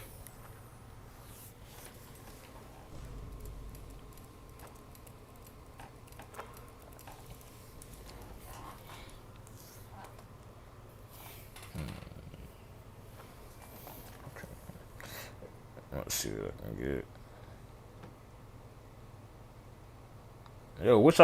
What y'all talking about? Bjorn eating? Oh my, this is real. What is y'all talking about, bro? Y'all think I don't eat?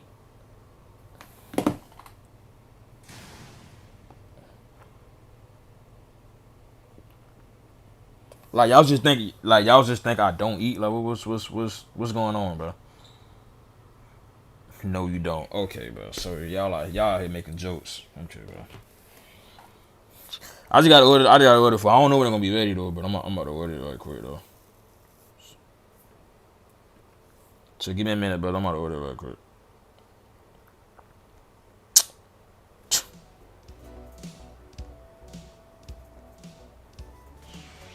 Talking about something I don't eat.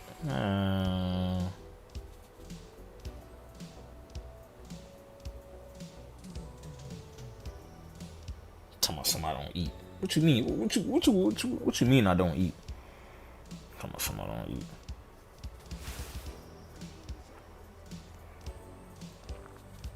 I don't eat. You invite me to your clan? Well, I see it.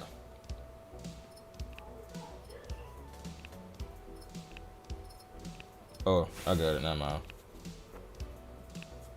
Alright, I'm in. Give me a minute, Sean. I'm trying to order my thing. I got it. I'm in it already. My bad.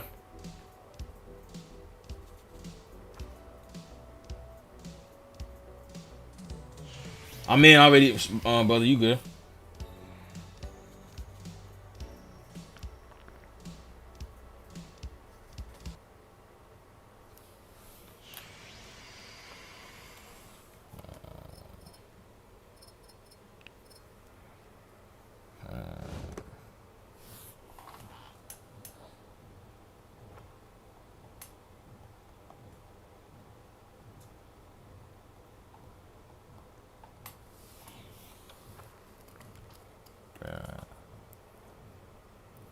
What you mean it don't take this long to order food? Hey, Kennedy, bro. I'm not seeing the ISS, bro. Don't start this, bro. My goodness, bro.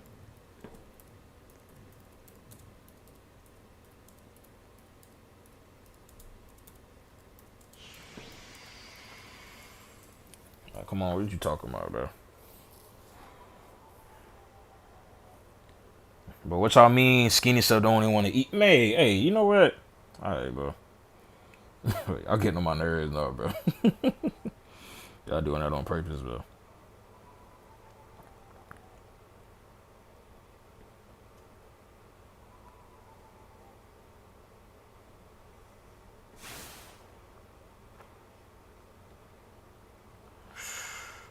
Talking about something I don't want to order. I'm ordering now, bro.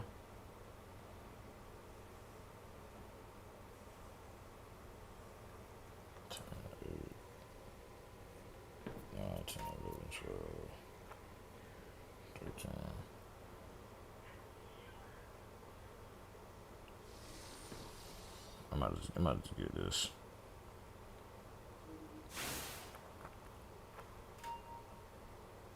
I don't know when they're gonna be ready though, bro. I'm gonna keep an eye on it though.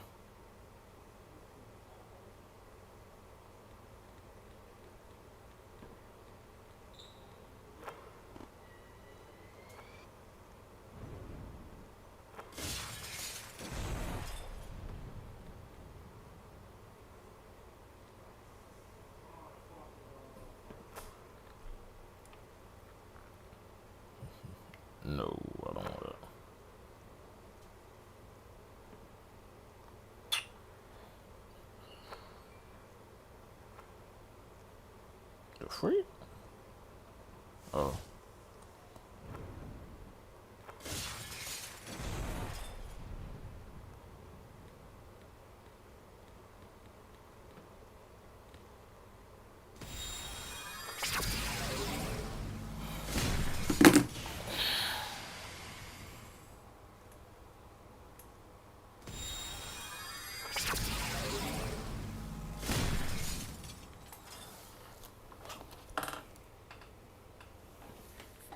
Hey, not too much on me, bro. What's up, bro? Hey, listen, bro. Listen, not too much on me, bro. Talking about some he still ordering, bro. I don't know what I want, bro. Damn, bro.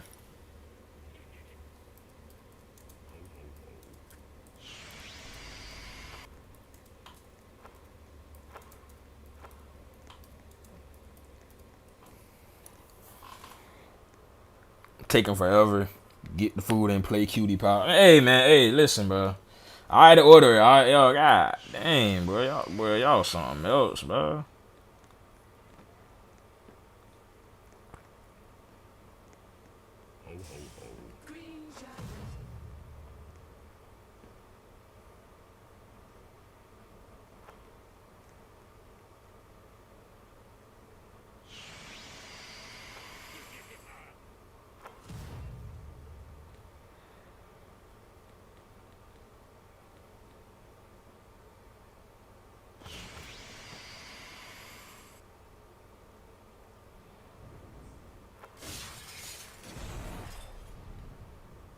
Talking about some get the food. Man, you got me messed up, bro. Talking about some order the food. Yeah, alright. I'm gonna show you. Don't worry, I'm gonna show you something, bro.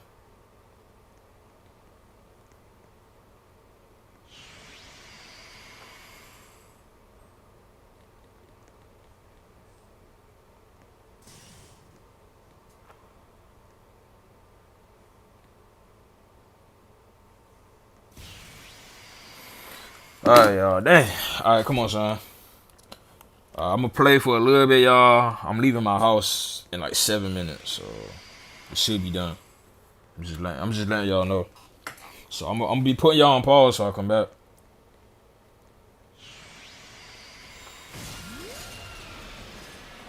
Just let y'all know I'm putting y'all on pause so I come back. But I ain't gonna put y'all on pause. I'm gonna have Roblox on.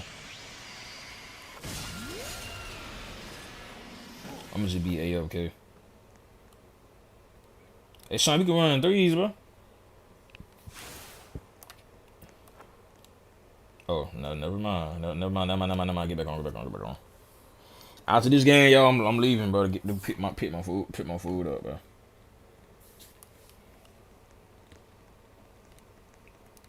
Hey, Sean, you left her open, bro. What you doing? Yo, Sean, don't start this, bro. Come on, bro. Don't start this, bro. And then you miss, man. Oh my goodness, bro.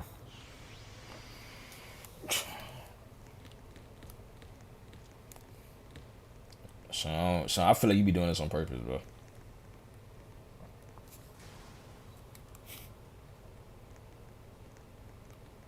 Okay, that cash. So you will make it on your own, but when I pass you the ball, you don't want to give me no assist. So that's what I'm hearing. All right, bro.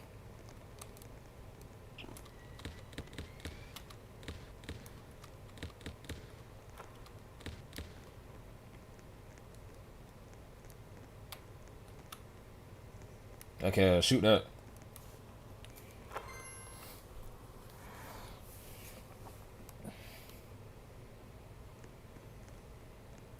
Okay. Shoot that. Shoot it again, son. Oh my goodness, bro.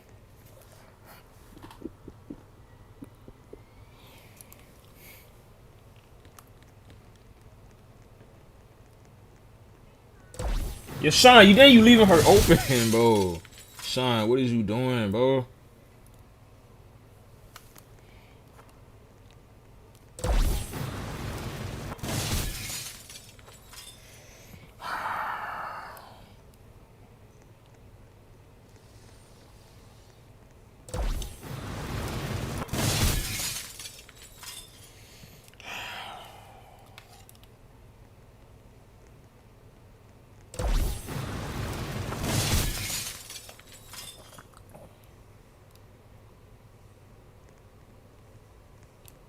No, she's not scoring again, bro.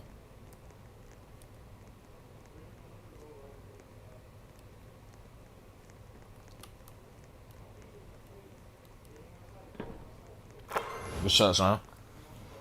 Man, son, ain't no way you let her score 12 points on your head, man. Ah, she would leave when I need to get my. Ah, damn. Well.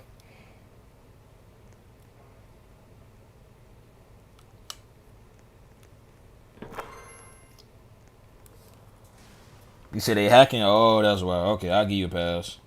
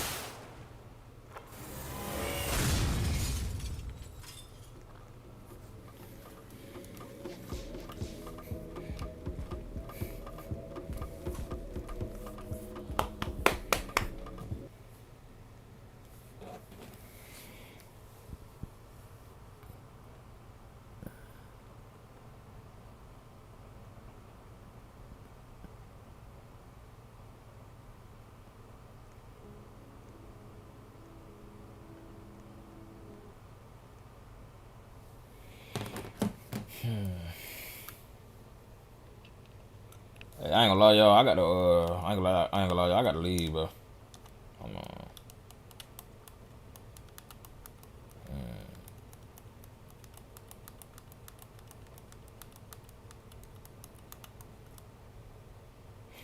I don't. Hey, I know what I'm gonna do. Hey, Sean, go to pick a side, bro. So y'all can have something to watch while y'all can have something to watch while I leave, bro. So y'all can watch some fight or something like that. Cause I want y'all to be able to watch something. I don't want to put y'all on pause, but you know what I'm saying.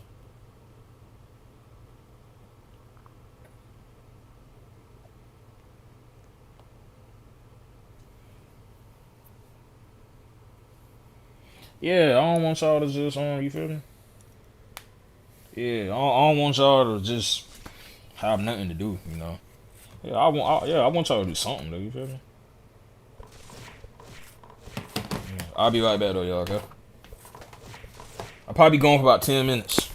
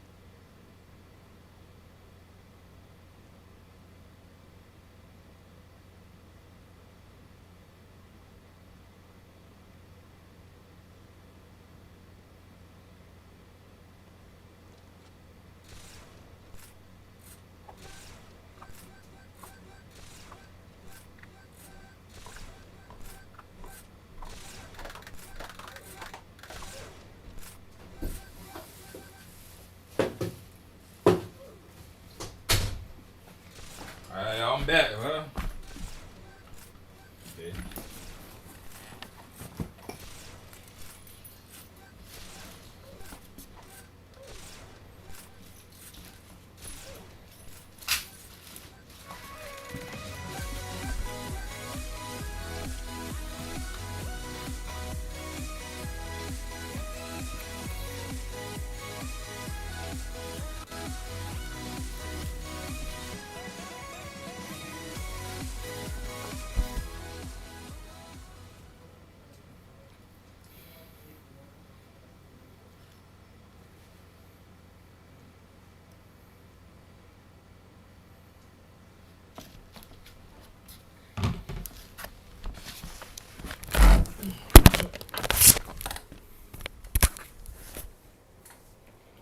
Yeah.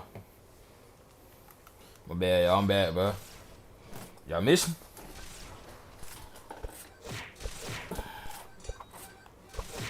Ah, and Mr. Magical, if you still in here, my bad, bro. I disappeared, man.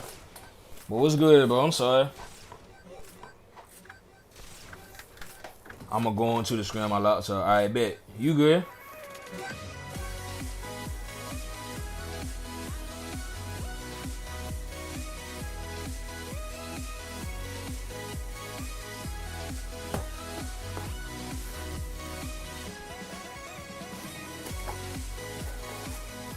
Hey, Sean, you won? You won or you lost? Talk to me.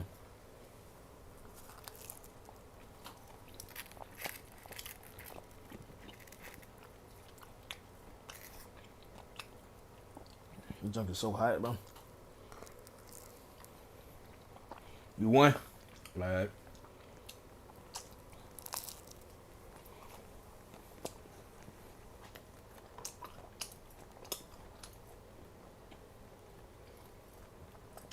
I don't know the difference.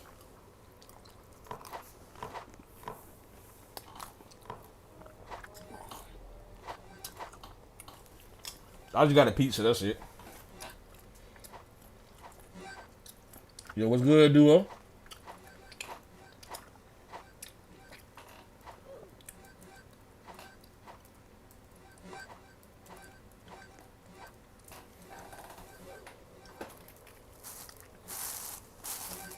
Yo, Fod, what's good, Foz?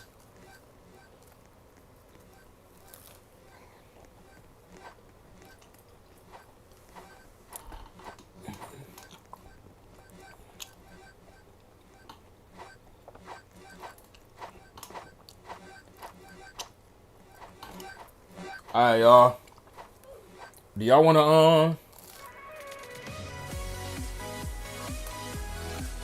hey, how long do y'all wanna keep playing Roblox? Because y'all know y'all know you got some scary stories to react to. What y'all wanna do?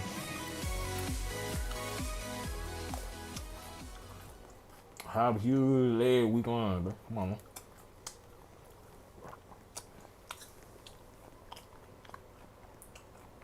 Your friend said he gonna age bait me. Wow.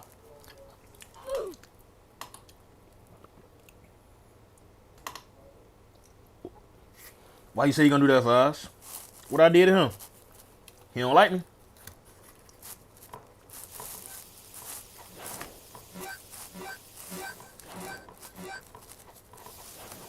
He don't like me? What I did to him? It's hard to fight with one hand, y'all.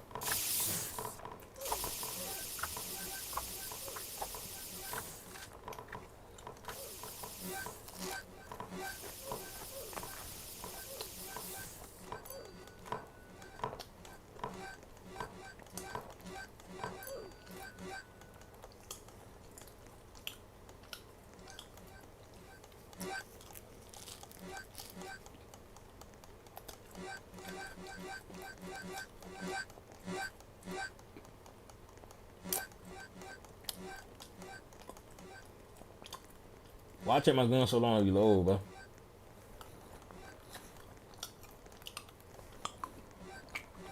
You say you don't know he's special needs?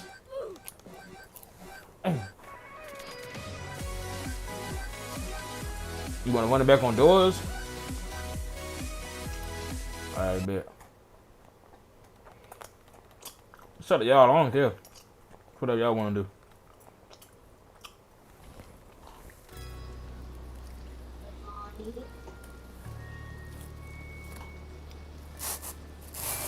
Oh, so you want to play? You want to play doors in an hour? It don't matter to me.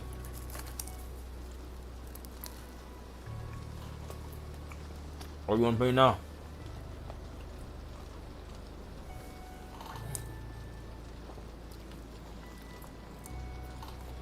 I might make a poll, but y'all let me know y'all want to. Y'all want to? Hold on, I might make a poll, bro.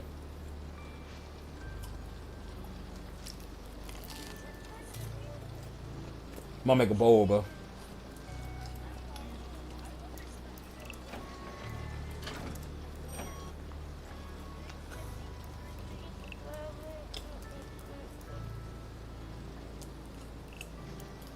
Whatever y'all want to do, that we gonna do.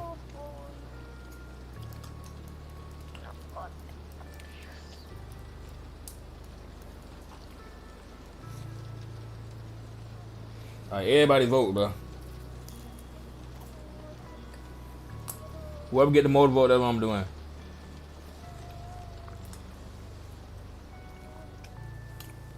Everybody vote right now.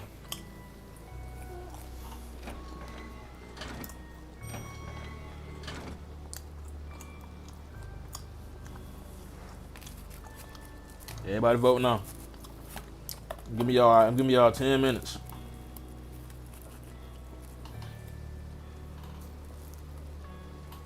Majority lose. Ah, sweet.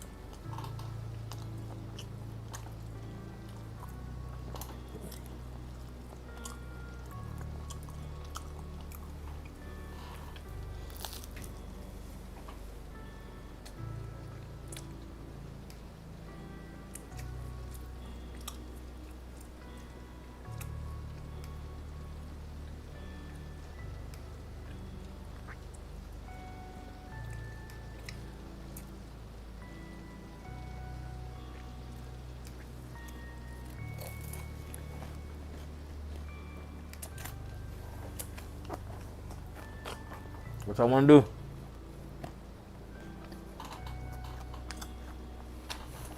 Play doors it is, huh? Doors got the most. About to play doors.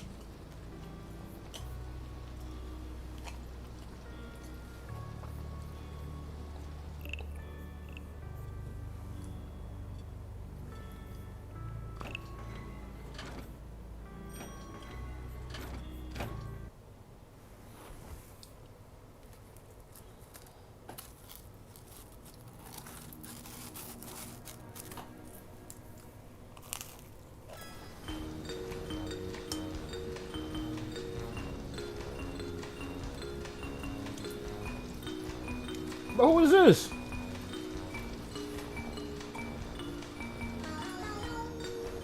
Oh, okay.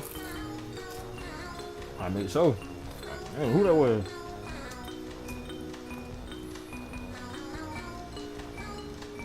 Ah, Duo not in.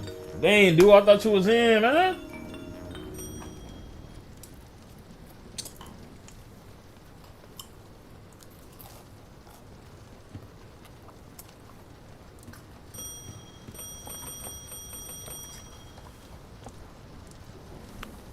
Hey, Duo, you want to get in this game, bro? My fault, bro.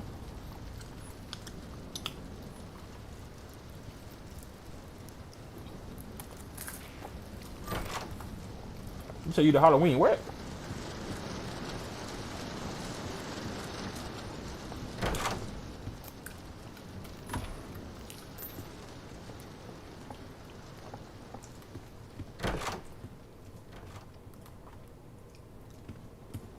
I know it wouldn't be me up on loot though, bro. You say you lagging? What you mean you lagging? Boy, you better stop lagging. I ain't one of those excuses, no.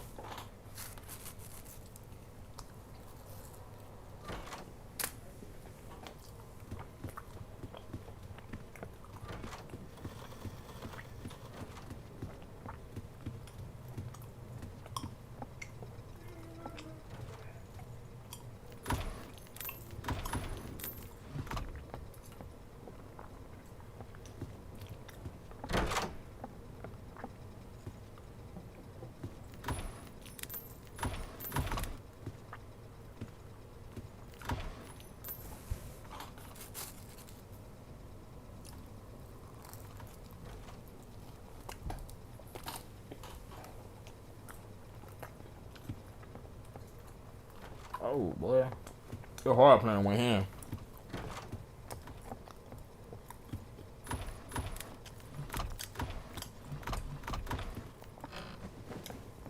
Oh. Why am I hiding on the bed?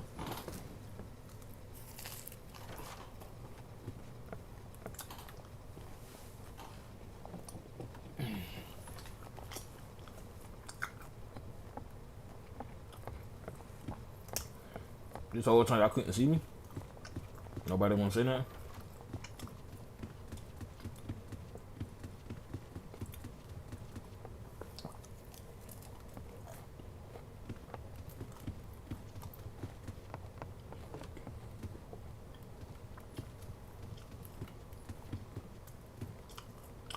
But why the doors is closed?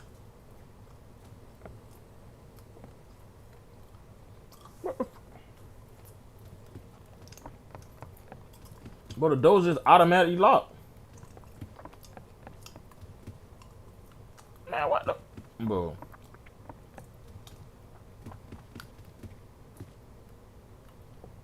Bro, I'm tripping. I can't even. I'm stuck. Bro, I'm stuck. I'm right here. I can't do nothing.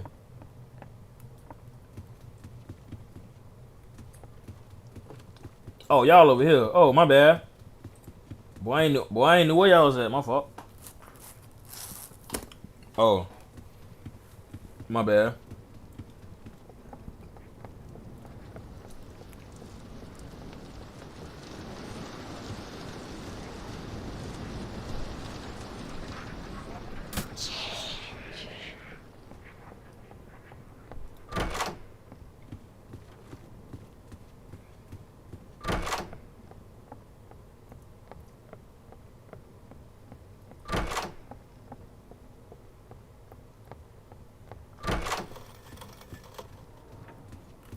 I gotta hide, y'all. I gotta hide.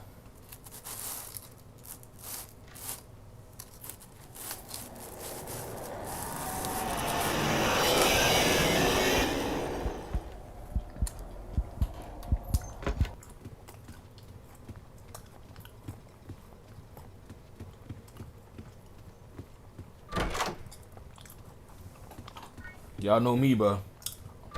I'm dangerous, bro.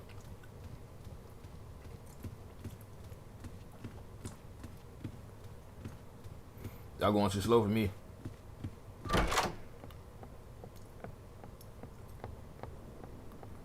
I don't want to loot, bro.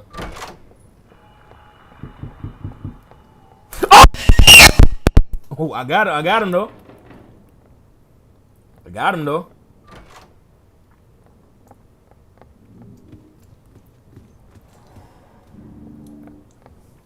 He thought he was gonna get me. I got him though. I got him, but I ain't gonna lie, he got me.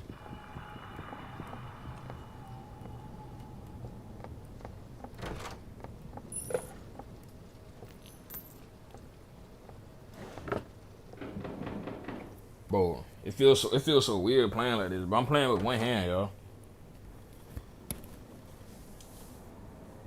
Okay, right, bro. I can't even find y'all, bro. I died. Of course I died. I died. Of course I died. Of course I died.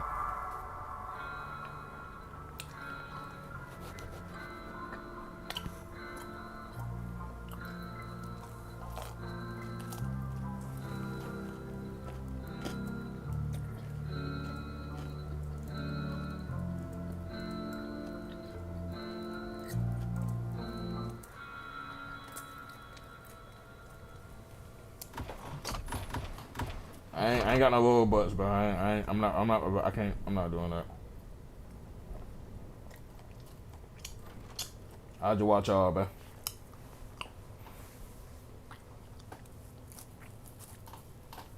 I don't know how I died.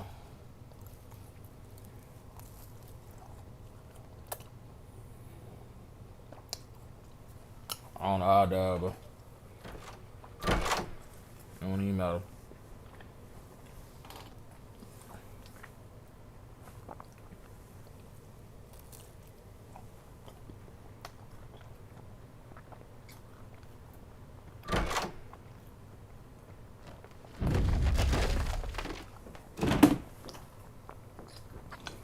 Nah, I suck at doors.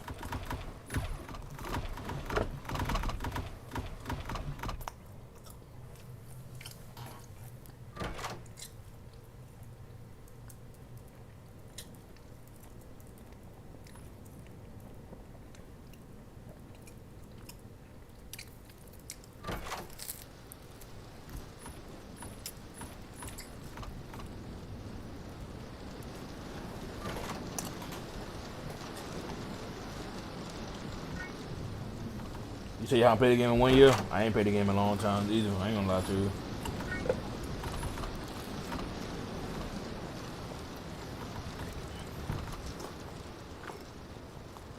But somebody said BO eating his food and losing weight.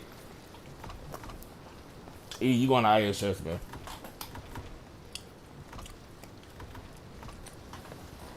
You going to ISS, bro. I'm not playing, bro.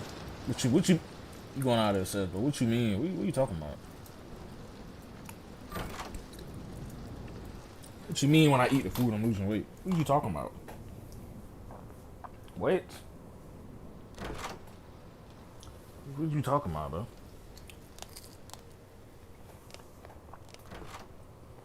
BO already full. Bro, what is you talking about, bro? What is y'all talking about? I'm already full. I'm eating right now. What you mean? What you mean? I'm already full. How? But y'all just chatting, bro.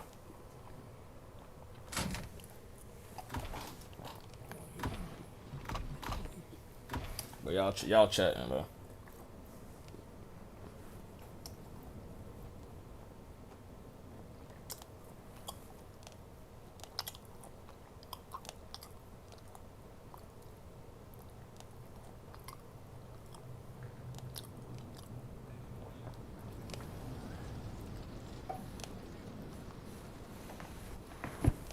Hey, Fries, come on, Fries, with all them emojis, bro. You know Nightbite gonna get you, bro. Now, why would you do that?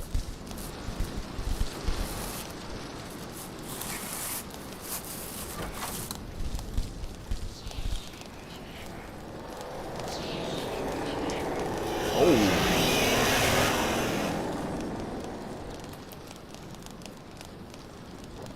Yo, son, what happened, son?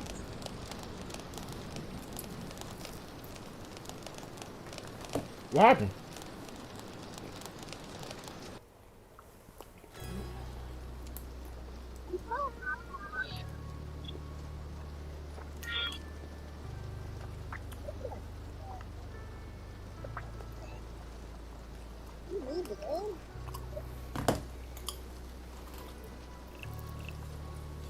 Yo, Sean, you thought that last time, bro. Stop doing that, bro.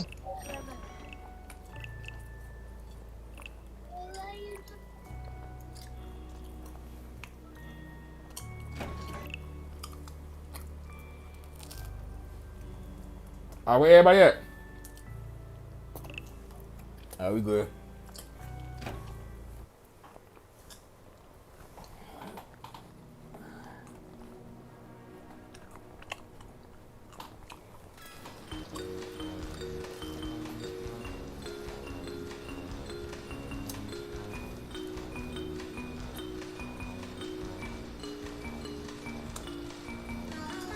Hey, dude, why you change your thing, bro? I ain't gonna lie, I like the black skin.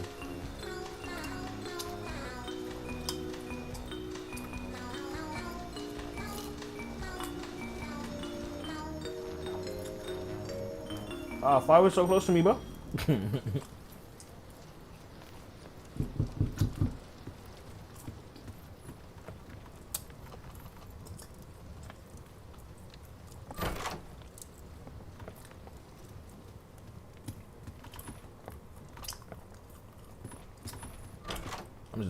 I'm just following what y'all do.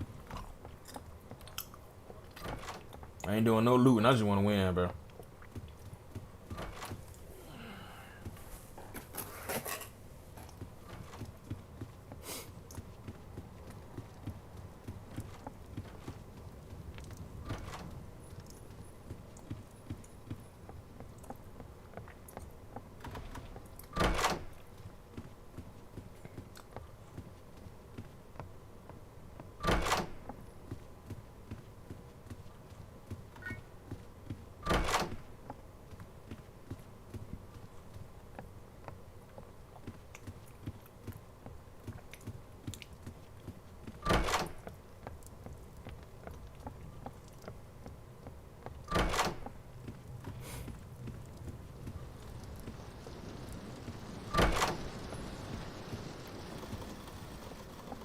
Oh, jump. I gotta hide.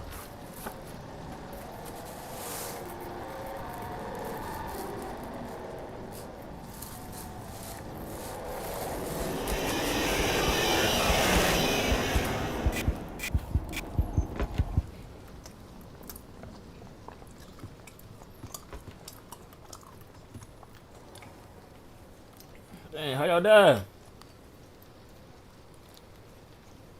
I ain't got enough to revive y'all, man. Dang. I ain't got enough.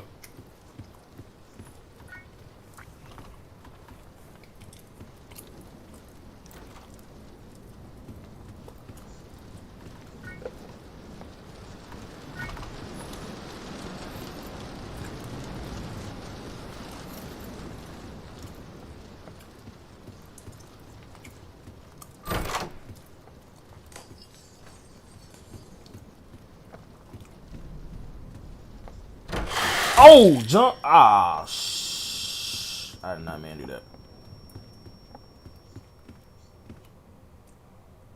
Dang, I wish I could revive y'all, bro.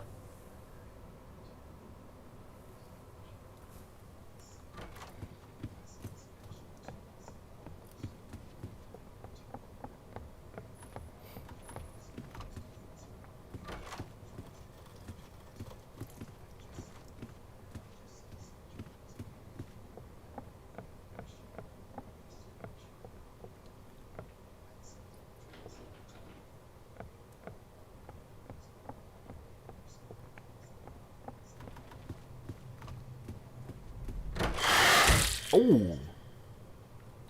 Dang, flies. You gotta be careful, boy.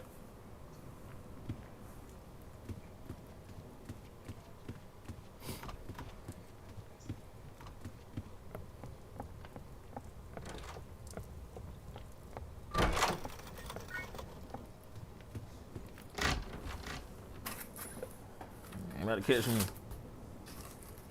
Sorry.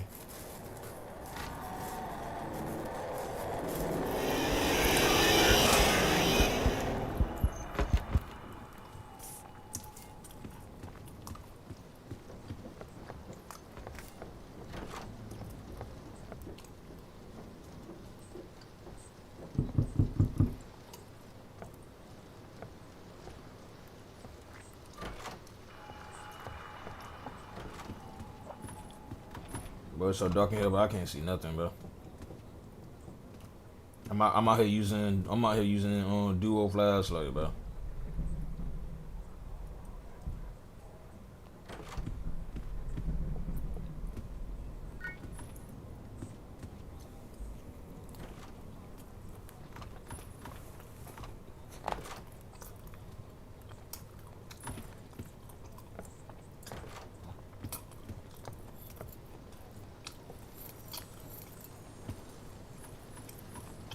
God, I can't see.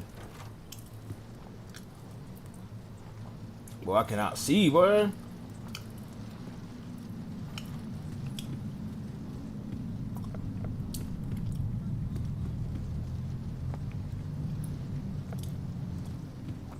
Boy, I can't see nothing at all, gang. Oh my goodness, boy, I can't see nothing, bro.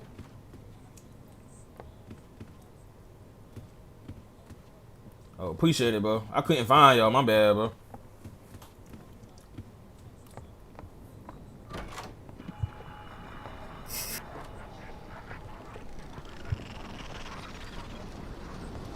What was going on now, bro?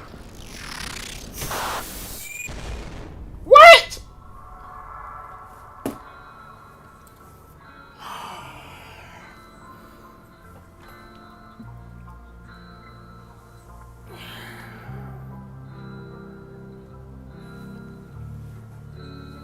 Alright, man. Whatever, bro. I don't even know what that is, bro. What is that, bro?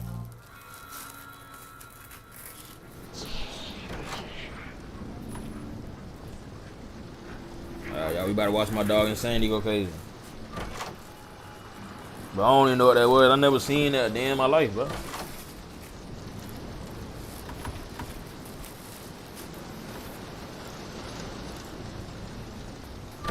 What even is that, bro?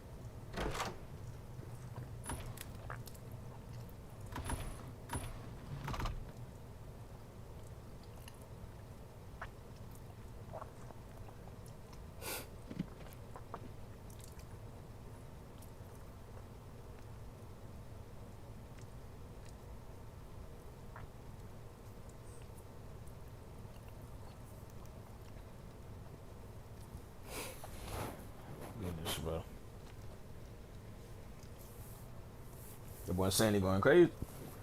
The boy going crazy, ain't it?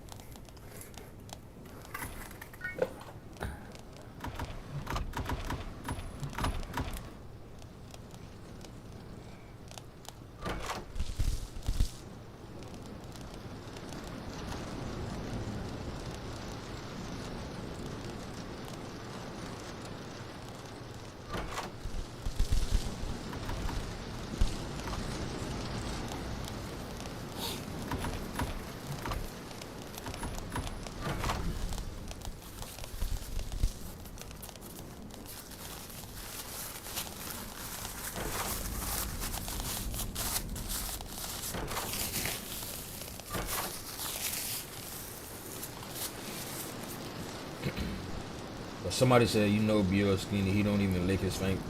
Yo, Kennedy, alright, bro. Alright, sis. I couldn't even reach this part, bro. It's crazy.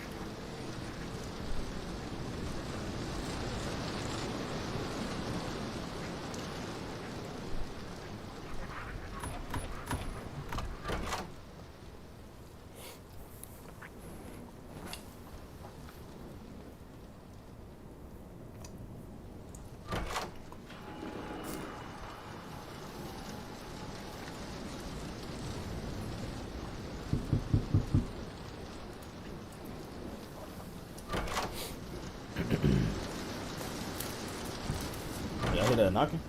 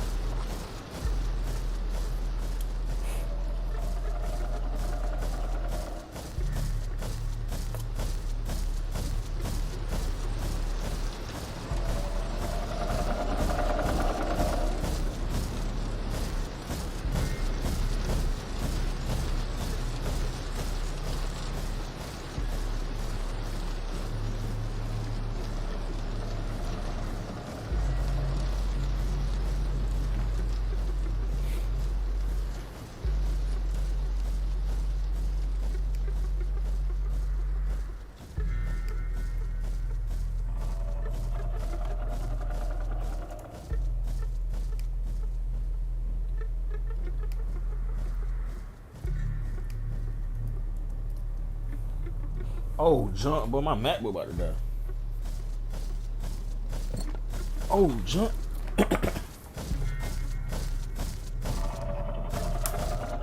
Boy, y'all, this stream about to end, boy. But y'all, my MacBook on 1%, bro. I'm surprised it didn't die.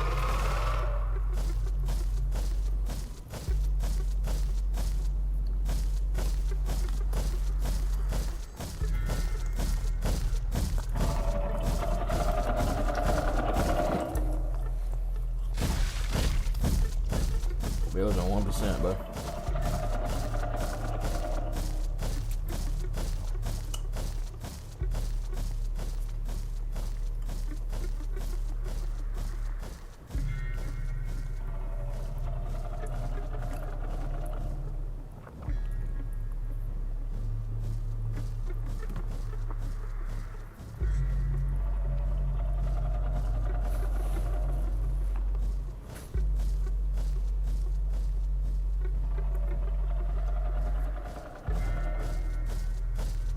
Oh, what happened?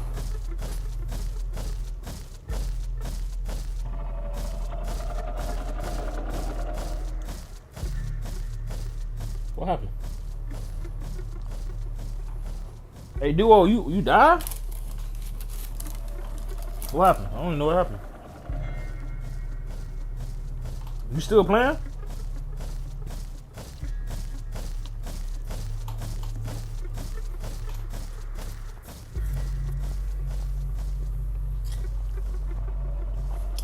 Duo die?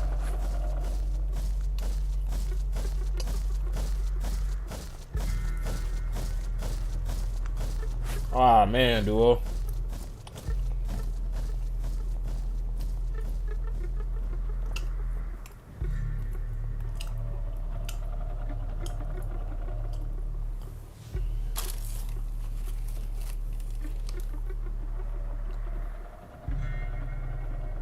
I know you was.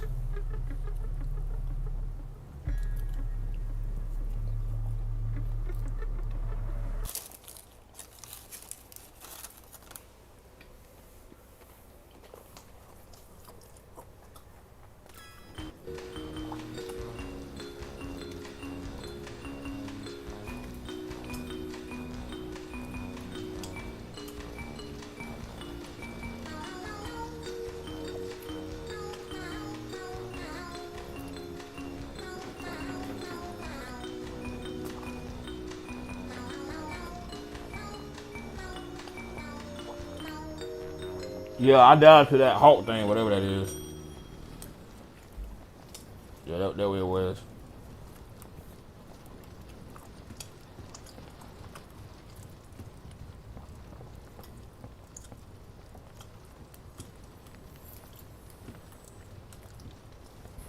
Wait, is y'all in?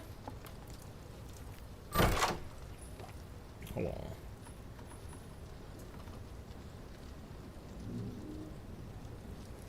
Alright, bet. I got you.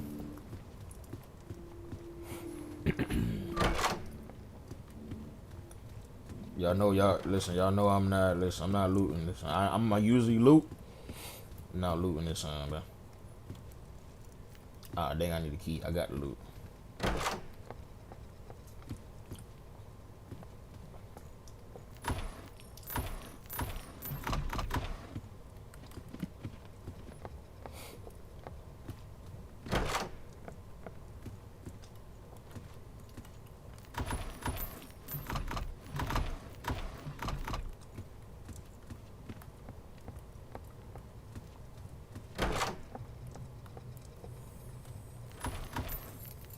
There you go.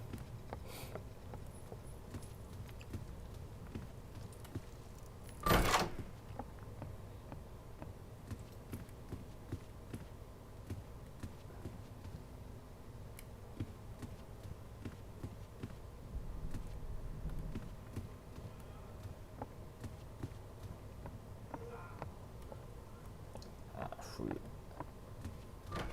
Oh, it's 4. Okay, I forgot.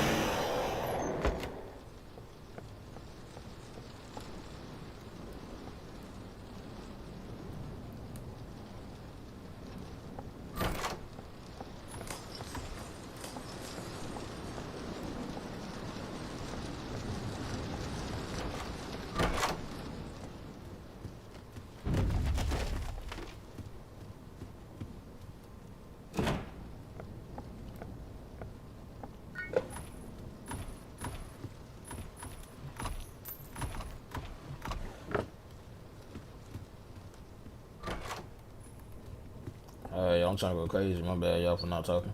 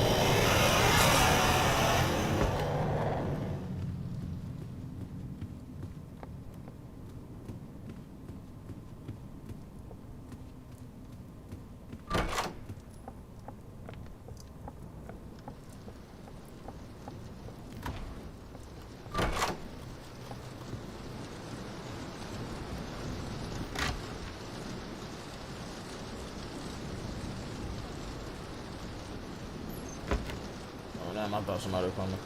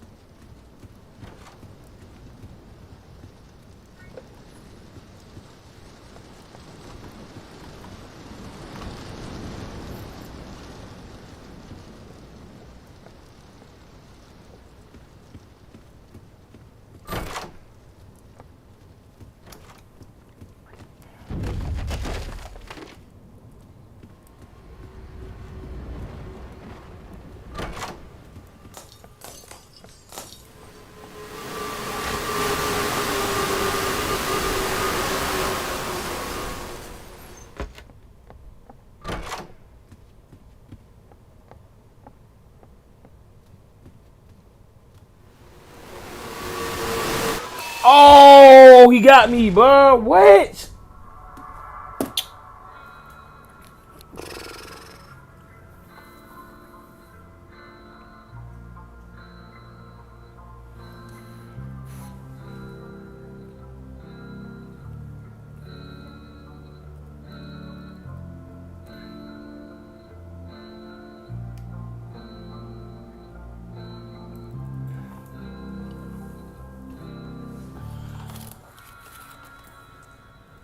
I only got nothing but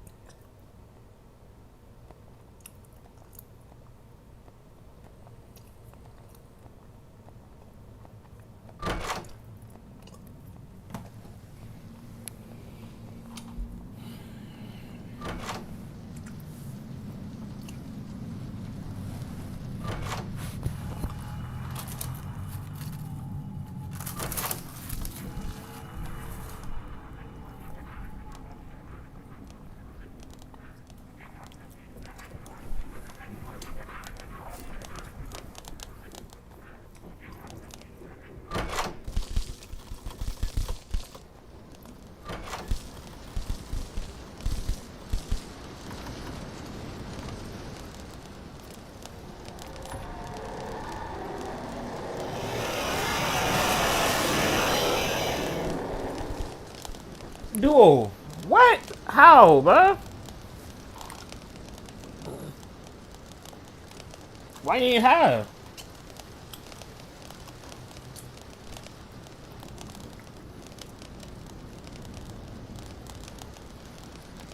Dang.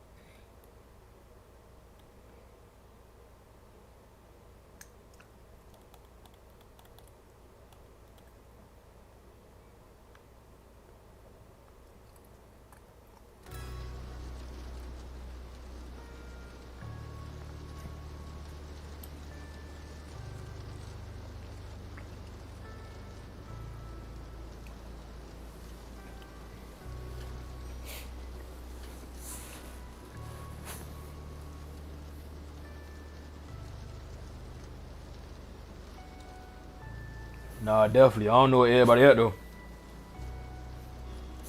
Hey, y'all still playing? Oh, let me see. Are they even online?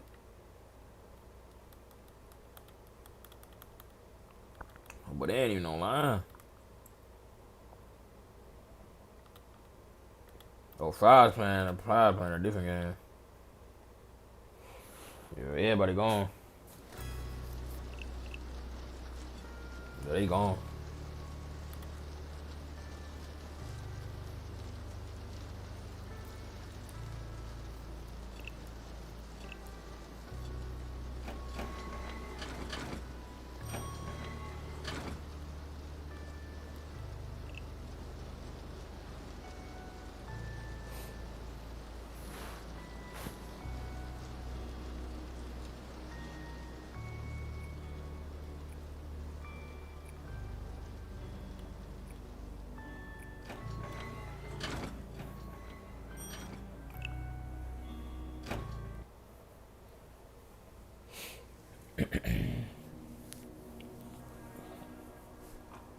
Ding ding ding ding ding ding ding ding.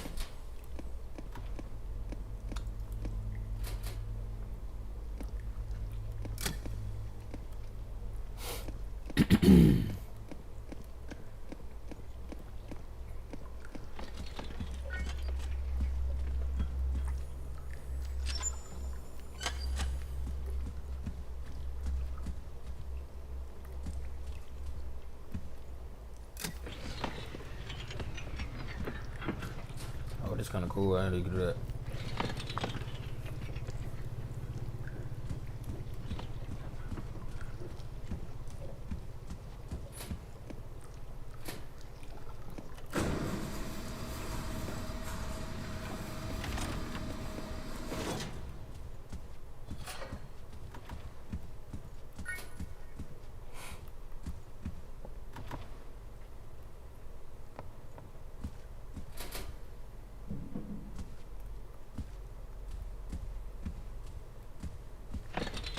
Oh, my bad.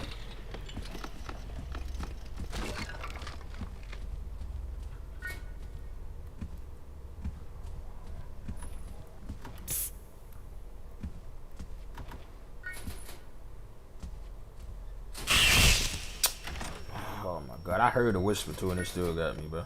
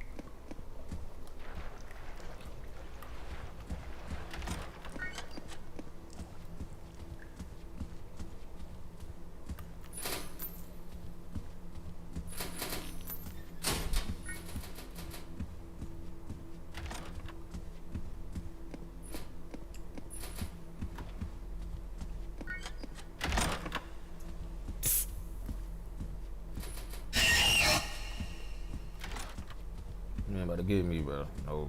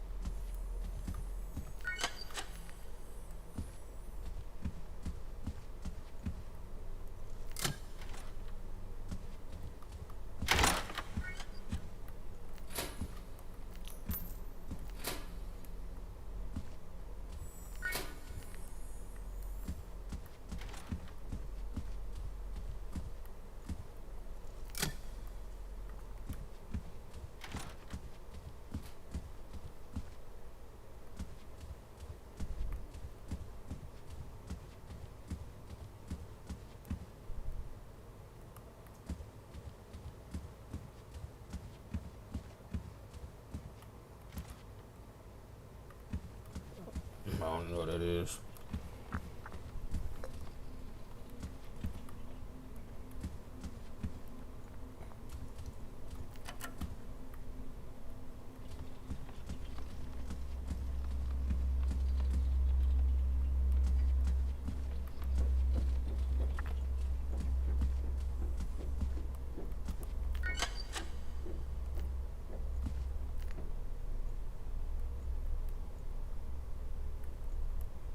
I don't know what this is.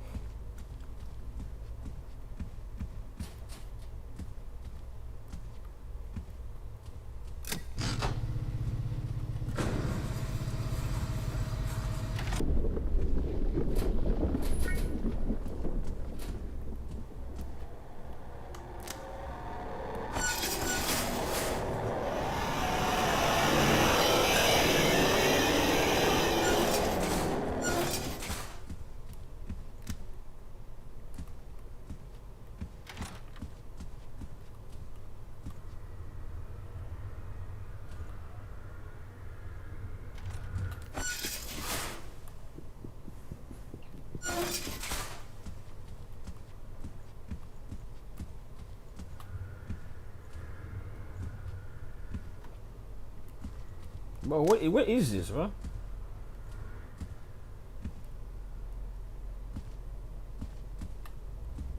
I don't like that, bro.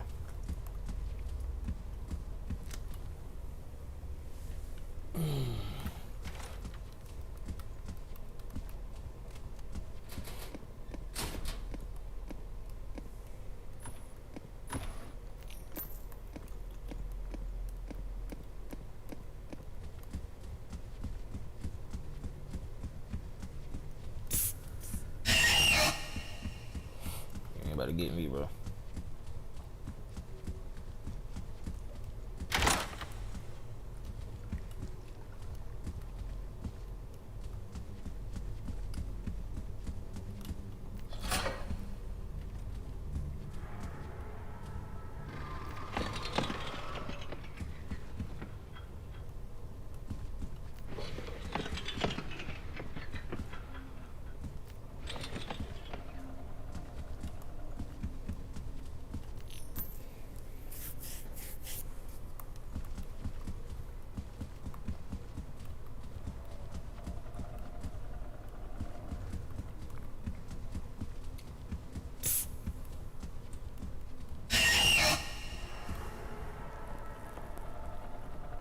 You see your PS5? Oh, you can't play it overheating? Ah, dang, fries. I'm sorry to hear that, bro. Don't worry about it, man. You good. Oh, what in the world, bro? They just popping up from everywhere, bro.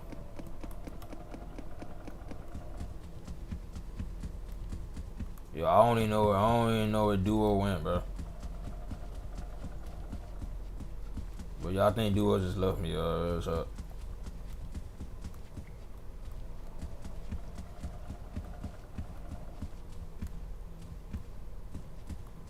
Y'all think Duo just left me, but I don't know where Duo at, bro.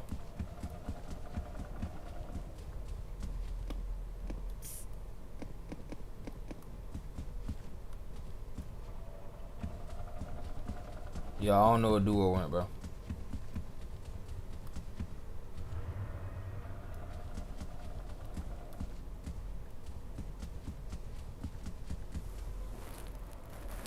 He found the exit. I don't know the exit that.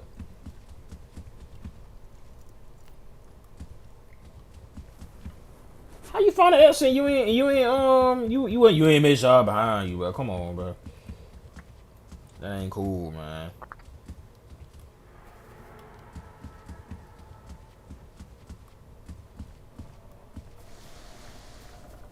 Ooh, jump. That don't scare me, bro. Yeah, I done lost duo that quick. I don't even know what duo at, bro. Oh, there you go. I appreciate it, bro. Bro, I done lost you, but I ain't know where I was going.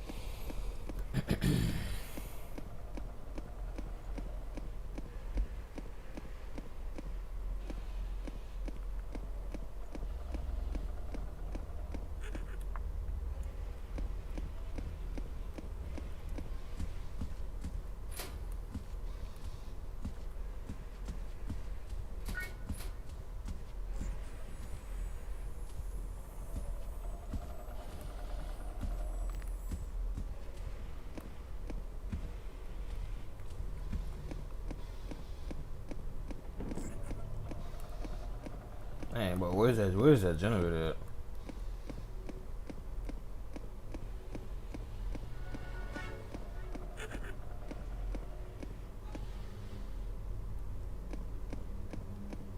I got an achievement on doors. Pretty dope. Oh, boy.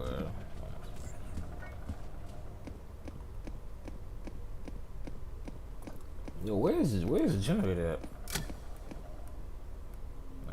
I guess Duo found it, cause I can't find it. I don't know where that. I feel like I'm walking in circles, though.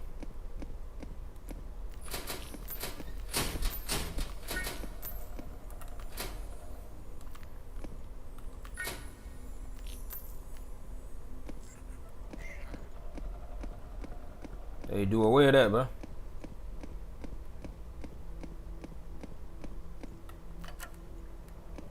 I don't know that. Where's the generator at? Well, where's the generator at?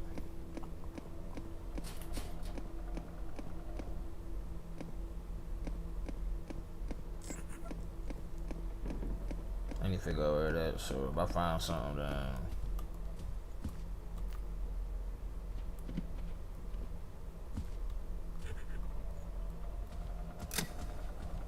of course it's done.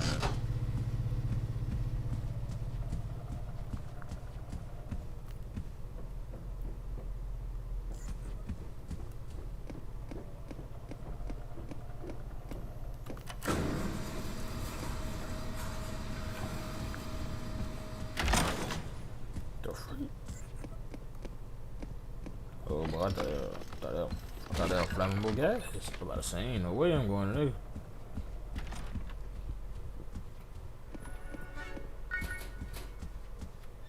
Survivor for fire lamp leak.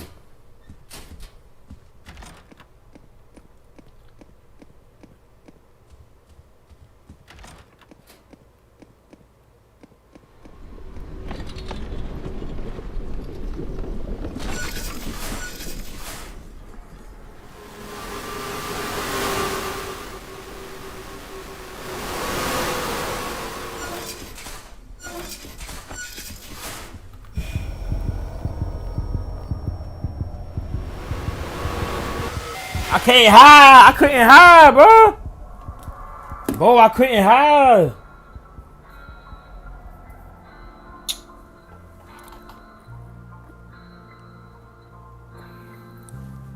But that bogus, bro. I hate it, man. But that bogus, bro. That bogus, bro.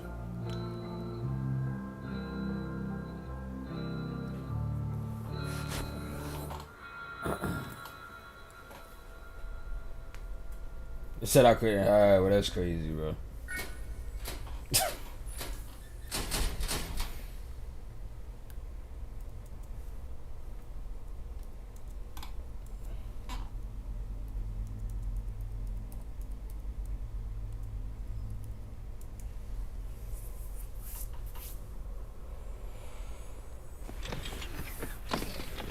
He got a 15-minute ad. What are you tripping?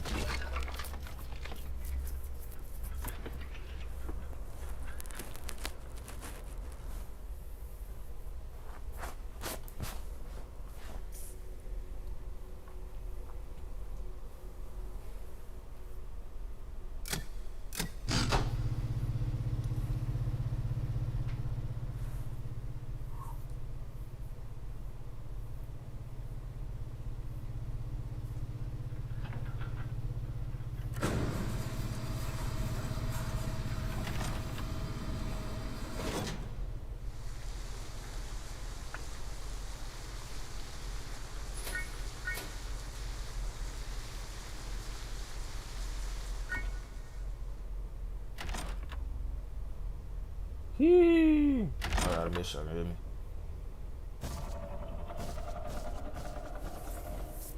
I'm doing so good, bro. Something literally was stopping me from hiding. That's crazy, bro. I couldn't even hide, bro. Like, what?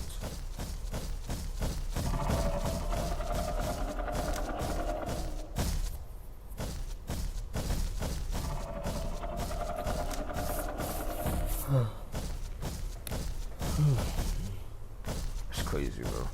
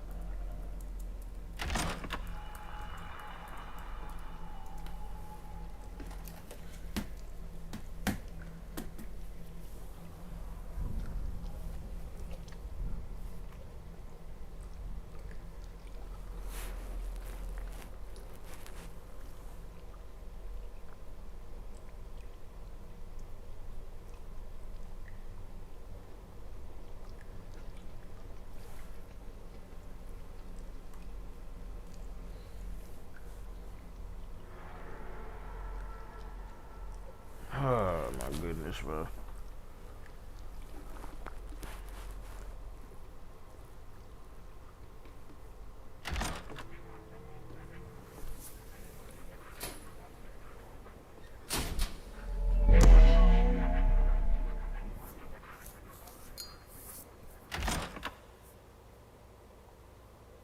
Ain't gonna lie, I'll be right, baby. I'm about to throw this food in the trash outside. Hold on.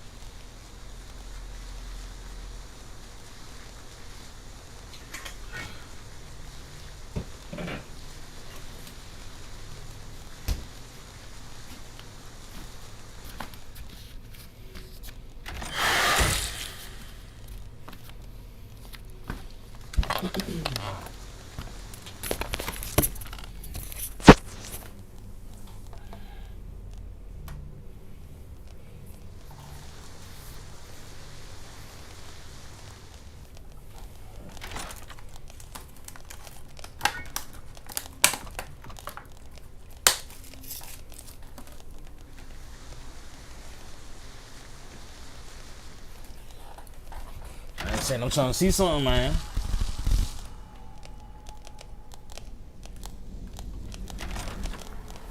I don't know if y'all still gonna be up, but after Duo beat the game, I'm about to react to them videos.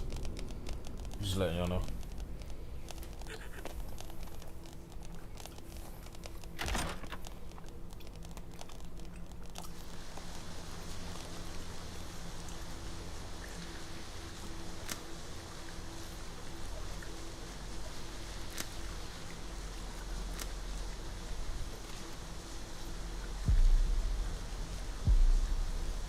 Who's that? Bro, ew, bro. Ew, come on, bro.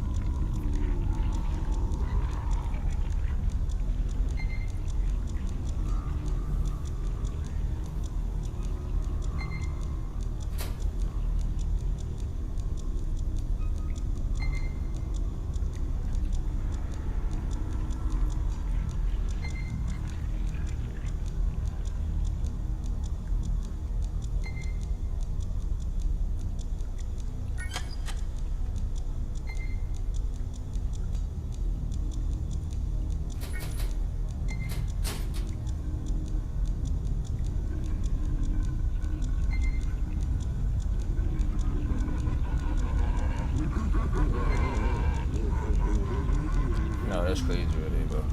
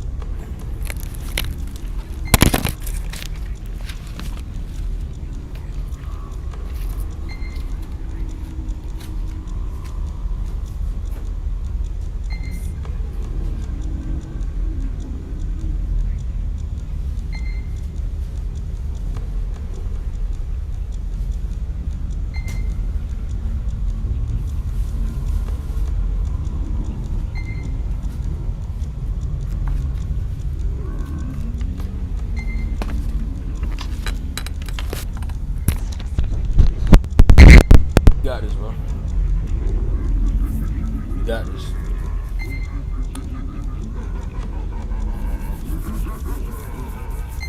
You got this. I got faith in you.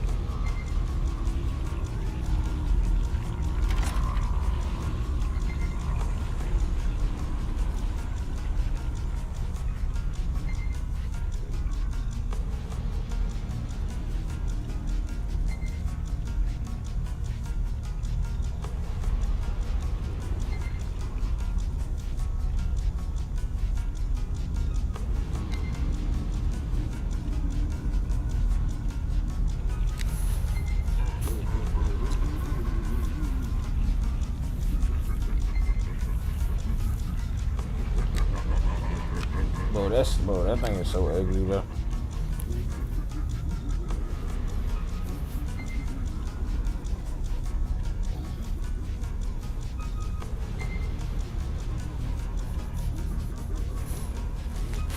It's crazy, bro.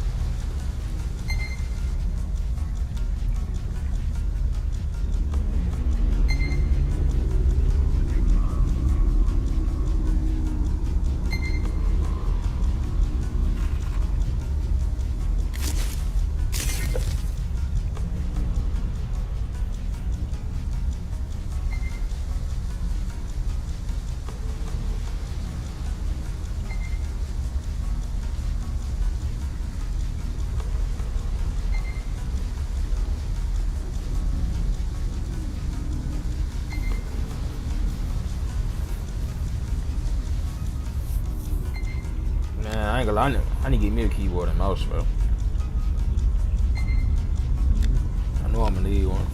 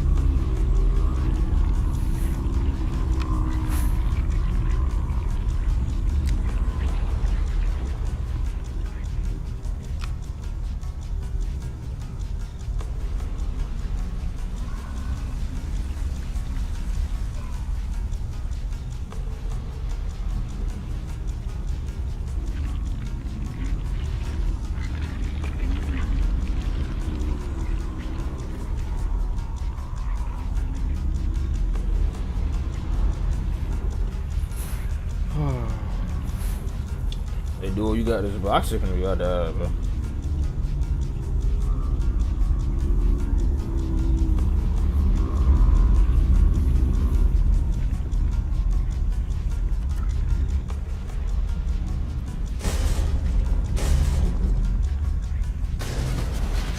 Oh.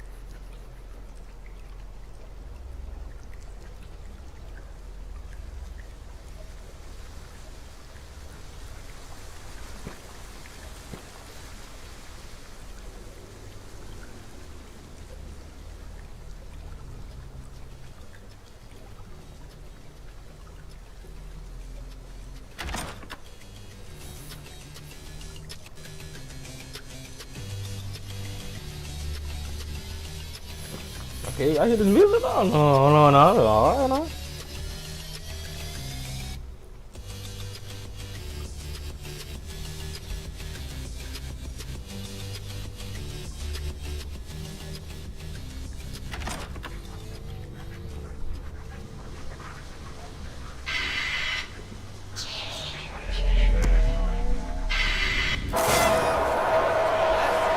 You got this, bro.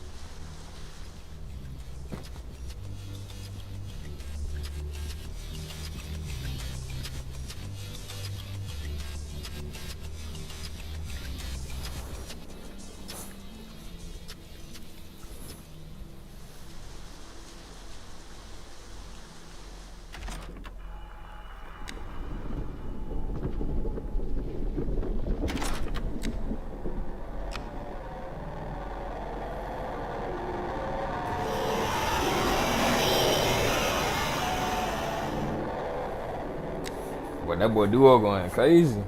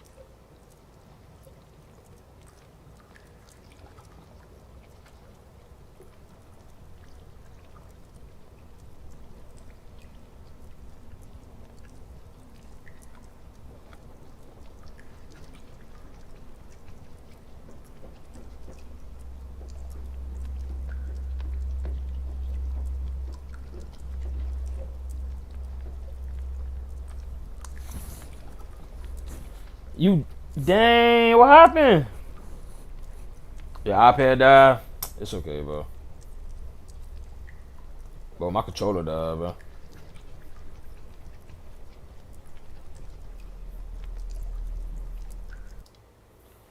It's okay, bro.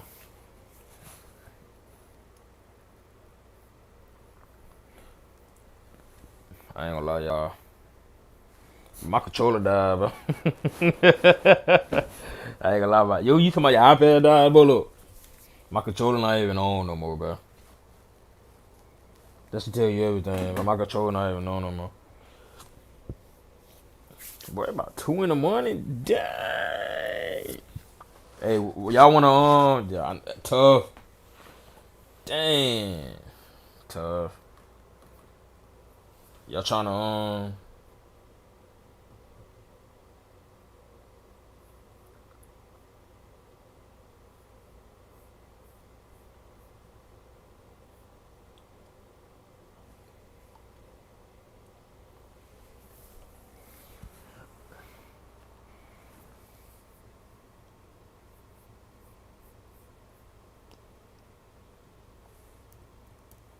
hey, but look at my buzz on rivals, bro. I can't even play. My thing died on me, bro.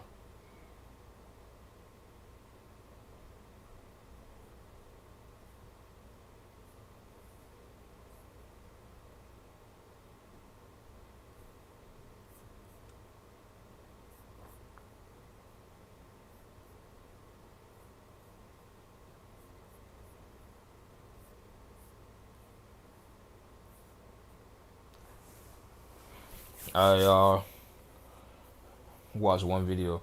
Hey, do y'all want abduction?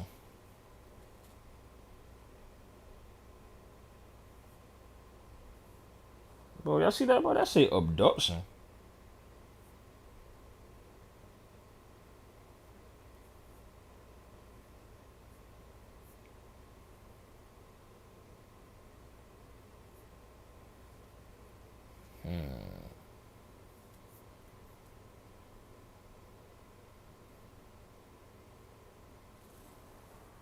I don't know which one. I don't know which one to watch. Which one y'all want to watch?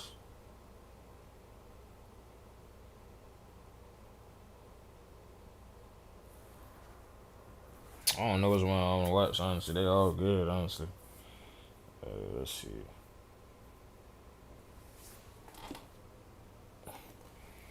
Oh, my phone on 10. I need my phone so I can read y'all chat, bro. Can't let the phone down.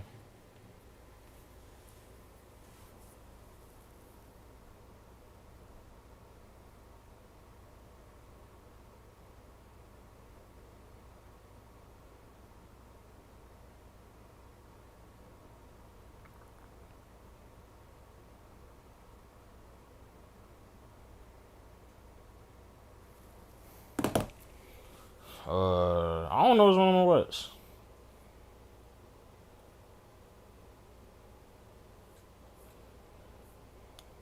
I look want to see the abduction one. Look at that kind of good. Nah.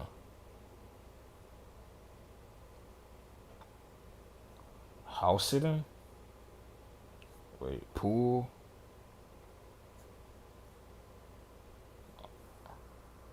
You said choose something? I know I'm gonna choose something, I promise. It's a lot. I don't know. I'm just do the pool. Need Steve. I'm do the pool.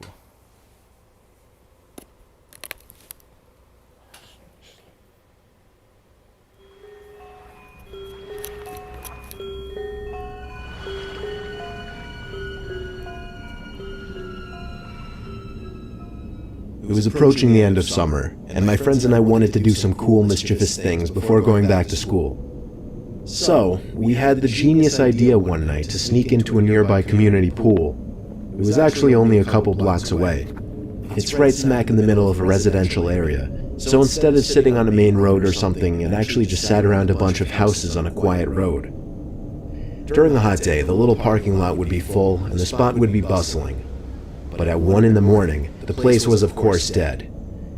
There's obviously a big fence surrounding the whole front entrance, as well as a cage that gets closed up when the place closes. so our best way was to get in through the side. We snuck into the backyard of a neighboring house and hopped the fence over to the pool. It was as easy as that. The four of us took off our shirts and jumped into the pool, which in retrospect wasn't smart, since any of the neighbors could have heard the splashes and just called the police. But we were dumb high schoolers. It was very, very dark within that whole enclosing. This pool had no lights, which is why it closed at sunset. James, Courtney, and Alyssa were on the other side of the pool, as I was just kind of doing my own thing at first, swimming around and getting my face wet.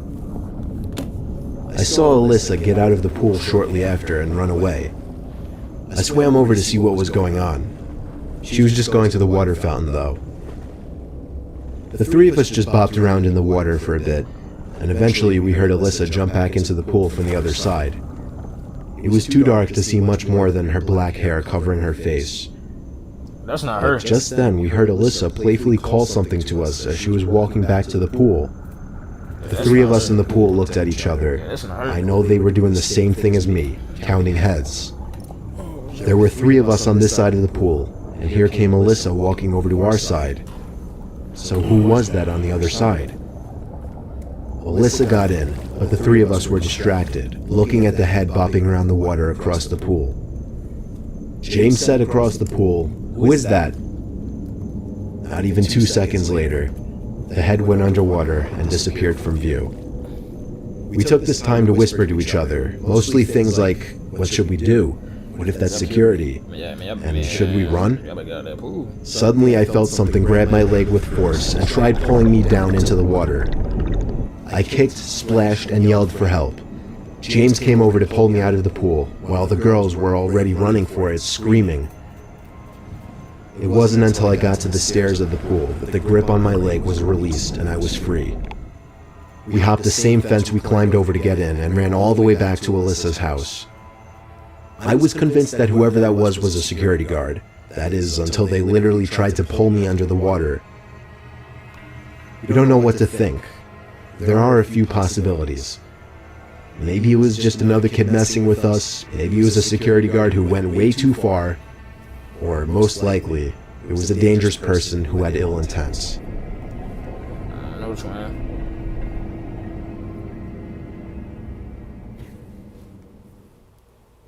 I don't know which one. That's crazy though.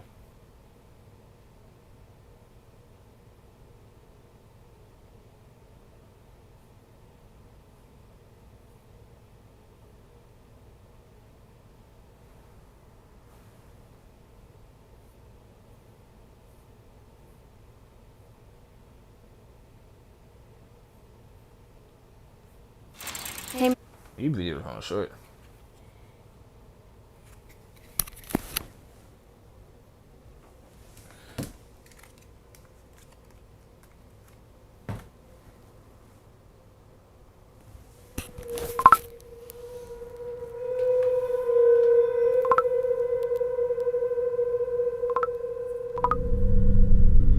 This is a short but terrifying story of something that happened when I was Snapchatting a friend. I'm pretty young, I'm only 13, still in middle school. A girl I really liked had just recently started snapping me selfie pictures, and we started messaging each other for a few nights. One night when I was watching TV, she sent me a snap messaging each other. What type of bird is that? Why it look like that?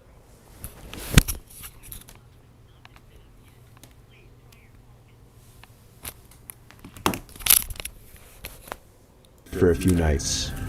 One night when I was watching TV, she sent me a snap of herself laying in her bed without a caption. I sent a message saying, "What's up?" She sent another identical picture, this time with a caption saying, "Not much, you?" She set the timer to 10 seconds, so it gave me plenty of time to analyze the picture, including her bedroom in the background, and the dark outline of a person standing by her window. I quickly sent a response message, saying, "Is that your brother by the window?"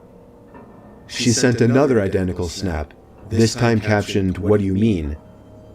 In this picture, the figure at the window was closer, and I could see a hand pressed up against the glass. I closed the snap before the timer even ran out so I could tell her quicker. I said, "There's somebody at your window, turn around." She opened my snap almost immediately, and then I didn't hear from her again on the app. I grew more and more worried as the minutes passed. I texted her a few times to no avail. I tried calling her a few times to no avail as well. I didn't know her house phone number, otherwise I would have called her parents. It wasn't until midnight when I was already laying in bed that she finally texted me back. She explained the whole situation. As soon as she looked at her window and saw the person standing there, she screamed. And that caused the person, who turned out to be a 20-something-year-old man, to open the window and jump into the room. From there, she ran to her parents' room and woke her dad, who went to her room to find nothing but an open window. It wasn't exactly a personal story of mine, but it freaks me out nonetheless, knowing that the only thing that saved my friend from whatever could have happened was the fact that I was able to see the window through her selfies, unbeknownst to the creeper at her window.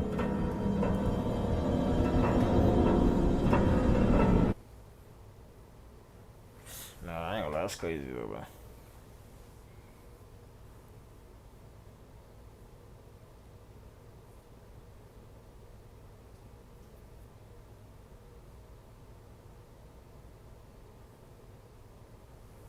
Imagine being able.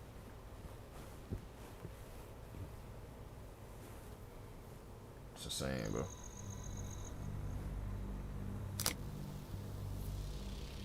Over the weekend, about 15 coworkers and myself had our company trip to the Stanley Hotel in Estes Park, known for being Stephen King's inspiration for The Shining.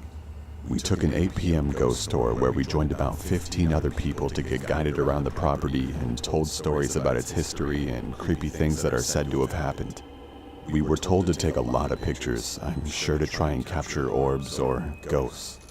Many green orbs were caught in pictures, but I don't think anything is as creepy as this photo taken by my coworker. A little girl in a hot pink dress who was definitely not on our tour. And apparently, years ago, a young girl who was 12 to 13 by the name of Lucy was squatting in the basement of the concert hall, which is where this photo was taken, and she was discovered upon plans to begin some construction. She was forced to leave, and the night got below freezing, so she froze to death. Everyone on my tour has vouched that this girl was not on our tour. I mean, who wouldn't remember someone wearing hot pink? The man pictured is our tour guide. No one would have been in front of him. No, that's crazy. I am convinced that this is the ghost of Lucy. Just one more added note, though I doubt anyone would believe me. But there was only one time throughout the tour where I felt any strange energy or feeling. And it was right there, headed down to the basement of the concert hall.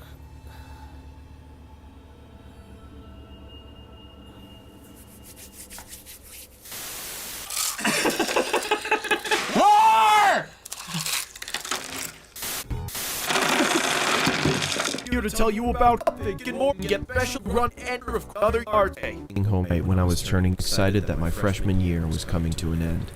It was a Tuesday night when I was turning in my last essay for history. I left it to the last minute and the teacher actually made me complete it before I could go home. I hated my teacher for that. Around 8 p.m., I had finished that goddamn essay and was walking home. The rain had stopped and there was a beautiful sunset. Suddenly, I noticed something. There was a red 2016 Toyota Camry right behind me. I got goosebumps thinking it was following me. I didn't look back and started walking in my apartment's direction. I wanted to go to a busy road to feel safer. Just then, the car sped up, stopping right next to me. A middle-aged man asked me where I was headed and suggested to drop me off. I said no thanks, but the man wouldn't leave and insisted. I wanted to tell the man to just fuck off, but I took off running instead. I heard a loud noise and at the same time felt something I can only describe as a sharp vibration hitting my flesh. Damn! I fell to the ground not knowing what happened. Out of adrenaline, I was about to get up and run again as I felt a heavy arm grab me by the mouth. Then the pain set in. I realized that I was shot. There was another man next to him that searched my pockets. He grabbed my phone and threw it on the ground as he tied my legs and taped my mouth. They quickly put me into the trunk of their car and then started driving. I could feel that we were going very fast, and I'm sure that we hadn't stopped at all for a good 30 minutes. I was feeling my blood soaking into my shirt, which scared me the most. I was certain that I was going to die. I was thinking about my parents and what they would feel when they heard that I was missing. Then the car came to a stop. By some miracle, I heard a police officer asking for IDs and driver's licenses. I wanted to yell for help, but nothing came out. Just then, I heard 3 to 4 gunshots. I heard another cop yelling, Man down! Man down! Shots fired! I was begging the cop to find me. Then I heard the cop searching the car. I was feeling joy as my pain was growing worse. Seconds felt like hours. The officer then opened the car's trunk and suddenly started firing at me out of a fight or flight response. What in the world? Thankfully, the bullets missed. The officer quickly caught up to the fact that I was kidnapped and injured. He called for backup immediately, and it arrived in minutes. They placed the injured officer onto a gurney and drove off in an ambulance. Finally, when the scene was safe, they called another ambulance for me. I woke up in the hospital. The news media was everywhere. I was fine after a few days, but later learned that the officer that was shot didn't make it. Oh, man. I don't know if those men are still alive, or rotting away in a prison for killing an officer. I don't want to know what would have happened if those officers hadn't stopped the car.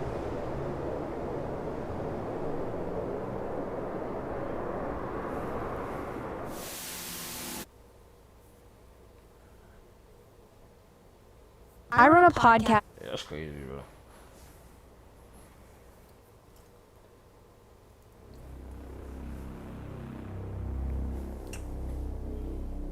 That's scary, bro. My name is Josh Roberts, and it's been a year since I was abducted. I remember it like it was yesterday. I was walking home from school. It was about 6 p.m. and there was a full moon and a chill in the air. I stepped off the bus, and for the first time, someone else got off with me. I'd never seen this new kid at school before. I could hear footsteps behind me. I took a quick glance and saw the kid walking at a brisk pace. I thought he was following me, so I took a left, which wasn't my usual route. I looked around again and saw him take the same left. My heart started pumping and my legs started shaking at the sound of the footsteps as they got louder and faster. I then panicked and started running. I remembered a shortcut in the nearby forest to my neighborhood, so I ran as fast as my legs could carry me. Hey kid, wait up! Said a heavy voice from behind me. I tried my hardest not to stumble on the logs and boulders in my path. I could hear the sound of sticks and leaves being broken by some fast, heavy footsteps. My legs started throbbing as the adrenaline wore off, so I took a detour towards a playground. I stopped to catch my breath, looking around for somewhere to hide, then went silent. I was doubtful that I lost him. I took my phone out to call the police when I spotted a local news article. Caution, there is a suspicious man on the loose. He escaped the local prison and assaulted an officer. Beware, he may look like a teen, but he is in his 20s. If you see him, call 911 immediately and lock your door. My mind started rushing with thoughts, and I started to panic. All of a sudden, someone started choking me with their arm. I tried to fight back, but they were so strong, I didn't stand a chance. My feelings of hope began to diminish as I slowly blacked out. I awoke to find myself in a dark, damp room that looked like a basement. The floor was hard and cold. There were no windows, but there was a staircase and a bathroom. I tried to move, but I was tied up with a thick rope. Yeah, I got him. How much was the deal? 200? Listen, you gotta do a little better than that. Okay, fine. You better bring the right amount, or you'll be tied up like that kid. What? Are they selling me? The guy sounded mad and anxious with whomever he was talking to. Right after he hung up, he opened the door and walked down the stairs with an evil smile. "Let go of me!" I exclaimed as he taunted me. My arms started to fall asleep due to the tightness of the rope. 007? I'm gonna give it a He shot. came closer to me and I spat in his face. He looked at me in sheer rage. He stabbed you? Then the doorbell Dang. rang, followed by pounding on the door. The guy grabbed some tape and shut me up before I could scream for help. He slowly backed off, signaling me to keep quiet, and ran towards the front door. I looked around, trying to see what I could use to untie these ropes. I spotted a rusty, sharp edge sticking out of the wall. This was my one hope. I successfully got up and tried with all my might to reach it. As I was trying to cut the rope from my hands, I could hear the commotion upstairs getting heated. I managed to free myself from the ropes when I heard the front door slam. The silence was terrifying. I was frozen in fear. Footsteps started coming towards the door. I choked and shuffled back to my original position, arms behind my back, wrists tightly locked together. Now where were we? Said the man. What's good, He Vaz? walked towards me, grabbed my ankles, and started dragging me when the phone rang. He dropped me instantly and charged upstairs. I wasn't going to lose this opportunity. I untied my feet, What's good, grabbed the Vaz? closest thing to me, and hid behind some boxes. Now where did you go? He said as he stampeded down the stairs. I heard him getting closer to where I was hiding. I bolted up from behind the boxes and saw him checking the bathroom. As he walked out, I struck him over the head with a pole. He stumbled and fell to the floor. Crimson red pooled around his head. I ran upstairs and out the front door. I stumbled my way to the closest house, screaming. A woman thankfully opened the door. She was shocked and fearful when she saw me. The police were called and I was rushed into the hospital. They're still looking for that man, even to this day. Dang, what the freak? Oh my goodness, bro.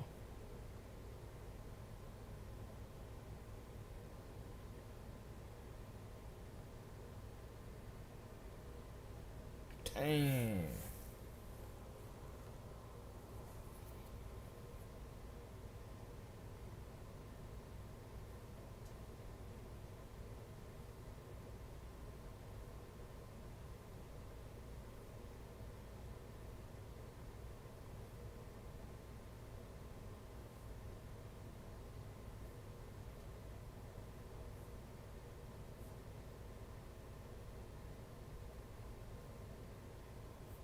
One. It's crazy, bro.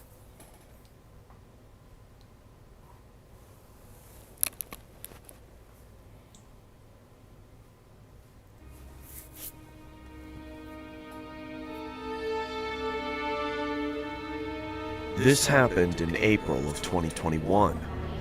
My region hadn't been hit so hard by COVID, so most aspects of our lives were normal. I had graduated in 2020 and I needed a job. I was 18 at the time, almost 19.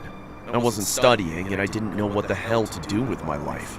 So in March, I got a job at Pizza Hut as a delivery driver and kitchen hand. The night seemed normal. It was one of those days that didn't seem like anything interesting would happen, but those are always the days when the unexpected happens, you know? It was around 10:30 on a Saturday night. We closed at 11, so it was just me and my boss during the last hour. As usual, we got a late order. It was close, and I had finished mopping and sweeping the floor, so it was no hassle. Okay. My boss was always prepared for a million orders to come at the last minute, so he asked me to do it as fast as possible. The restaurant was located in a plaza on the main road. The traffic was consistently heavy on a Saturday, so I avoided the main road and took the side exit. Even though the plaza was in one of the busiest parts of town, this street, however, was always so dark and empty. This street was also really long, so all you could see were the traffic lights about 500 meters ahead. Something was confusing me though, like my eyes were playing tricks on me. There was this black shadow blocking part of the lights, and there was this metallic object shining in the light above, bobbing up and down like it was floating. As I got closer, I could see the bottom of this dark silhouette. It looked like it was walking. I realized it was some drunk idiot dressed in all black walking on the road. Or so I thought. I couldn't entirely see them, and I didn't know what they were carrying. So I approached with caution, preparing to brake or swerve. I got close enough to see this person was dressed in a long coat with a hood similar to a cowl, which is unusual where I live. I turned my car lights on bright and honked my horn, hoping that they'd move to the side or something, but they didn't even flinch. Finally, I got close enough to see that it was some asshole dressed as Death, carrying a scythe. Something was odd, though. People, even if they are on the sidewalk, usually look over their shoulder at an approaching car, but they didn't. As I drove past, however, this person ever so smoothly looked right into the window of my car on the driver's side. It gave me such a fright, like when people clap in your face. I passed them too quickly to see. You said the video echoing? Oh, let me fix that, huh? Past, however, people, even if they are on the sidewalk, usually look over their shoulder at an approaching. Oh my goodness. I hear it too. Okay, let me see what's going on. Hey, give me a minute, Foz.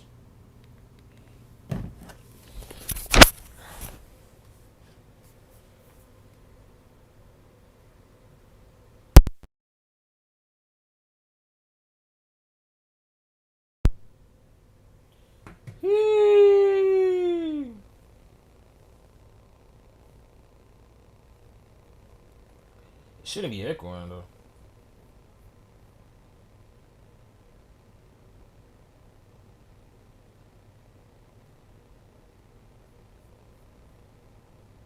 Shouldn't be echoing. I don't like that. See their face, let alone see what gender they were.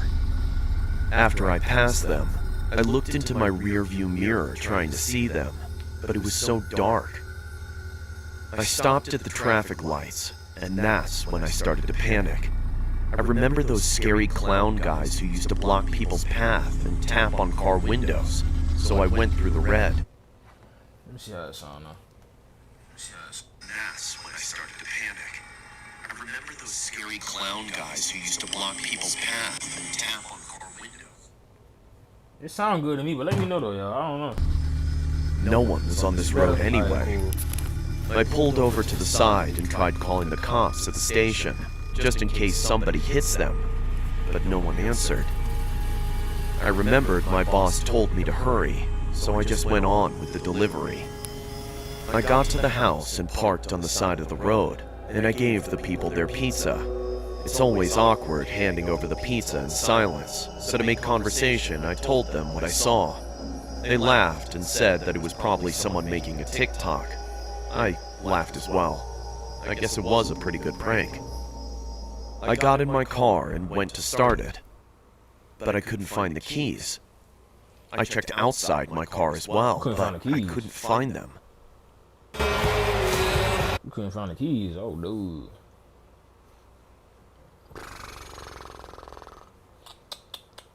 I love Roblox. That's crazy. I searched for ages, but no luck. I started to panic and kept thinking. Man, Foz, you took the keys? Hey, Foz, give my dog back his keys, man. Give my dog back his keys, Foz. About that person I saw on the street. I jumped into my car and locked it from the inside. I almost started crying when I heard jingling. I looked to my right to see that person dressed as Death, holding my keys, staring into my window. I felt everything in my body pulsating, but I couldn't move. It was like they were staring into my soul. Eventually, I started acting on instinct. I don't remember thinking or doing it, but all of a sudden I was holding down the locks inside my car. My car is small and only has 2 doors, so I could easily reach across and hold both the locks down. They started spamming the car remote and trying to open the door. I was using all my energy to hold down those locks. I don't think I'd ever used so much effort and strength before in my life. Again, I froze. I tried yelling at them, but I was holding my breath.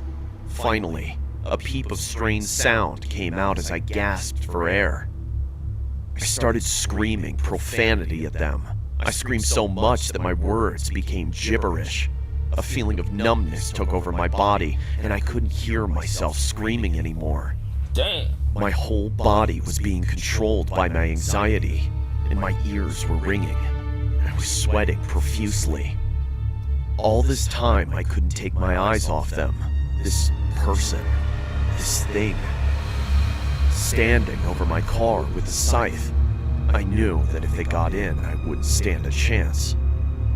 The shadow from the hood hid their face. Was this even real? They stopped trying to get in and just looked at me. I started screaming out of exhaustion, and I became dizzy. My vision was blurred. There was a silence, and then about 10 dogs started barking close by. This gave me hope. While leaning on the scythe, they lowered their body and put their face only a few centimeters from the window. Finally, I could see this person had covered themselves with a skull mask. We both froze and just stared at each other. I couldn't help but look into their eyes. The eyes. There was something unnerving about them. They didn't look like they were holding in laughter, like it was a prank. Through this creepy skull mask, I saw that they just looked curious, like how a little kid looks at an animal in the zoo. I shut my eyes and started calling for help. I had been screaming for so long, why couldn't anyone hear me? I feared that fatigue would take over and they'd get in. At this moment, I swear I was almost convinced that death had come to collect me. I remembered my phone had Google Assist. With my hands still in the locks, I tried my luck and said, "Hey, call 000." It worked, and my phone contacted emergency services. I could not describe the feeling I got hearing the voice of the operator on the other line. I heard the blunt jingle of keys dropping. I opened my eyes, and the person dressed as death had disappeared. I tried looking around, but I didn't want to move. I just spoke to the lady on the line while holding the locks. She told me to keep doing what I was doing, and that she was sending the police. I waited on the line with her until the police arrived. It felt like hours, but it was only around 10 minutes. I told them what had happened. Because the person was threatening and I feared for my safety, I was required to make a formal statement to the station. They told me they'd keep it on file. The officers spoke to the people in the neighborhood, and none of them heard me scream or saw anything, and they were used to the dogs going off at night. I found my keys around 2 meters from my car. I called my boss, and the officers followed me back to my work, where I signed out. I then followed them to the police station. I called my parents, and they took my statement. It was almost 1 a.m. when it was finally finished. This was a couple of months ago, but sometimes it feels like I'm going crazy. It was probably some asshole messing with me, but they just looked so curious, like they were studying me. Or they enjoyed watching me feel helpless and terrified. I still do deliveries, but I never leave my keys in the car. Yeah, you definitely shouldn't have left the keys in the car. That was kind of crazy.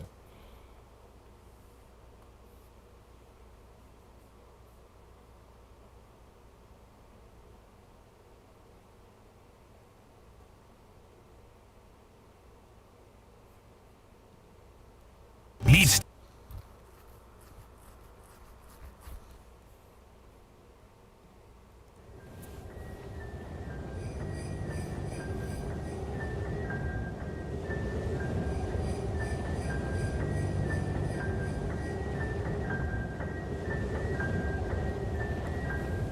Boy, fries, boy.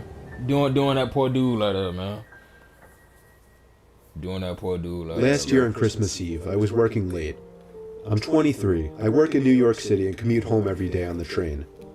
Since I'm one of the younger ones in the office, I got stuck with one of the worst shifts, so I wasn't able to get home until 5 o'clock. My family had already left a whole hour earlier to go to my cousin's house, so I had to drive alone. After having a quick snack before the half-hour drive, I got back in my car and put my cousin's address into my phone. Halfway through the drive, it started snowing. I got to my cousin's house around 6 o'clock. It was snowing heavily by this point, and I just made it in time to catch everyone starting dinner. I brought all of my gifts inside and cheerfully said hey to everyone. I stayed until around 11 o'clock. The rest of my family left a little sooner. I stayed an extra half hour or so just to hang out before leaving myself. By the time I was leaving, the ground had accumulated at least 2 feet of snow. And the way you It wasn't traumatized my even dog done like that, snowing. The drive home was nightmarish. The roads were hardly even plowed, and I had to drive under 20 miles per hour on most roads. The roads were completely dead at this point though, most likely because everyone was smart enough to go home before the snow accumulated.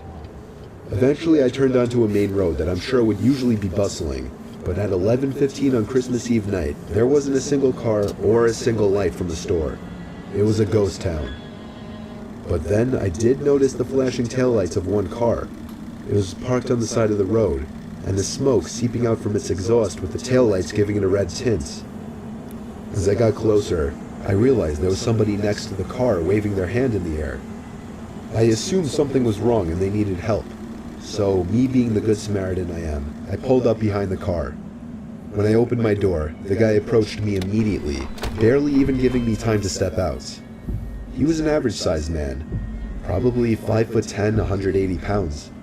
He spoke in a very demanding voice, asking me if I know anything about fixing an engine. I told him I didn't know much about cars.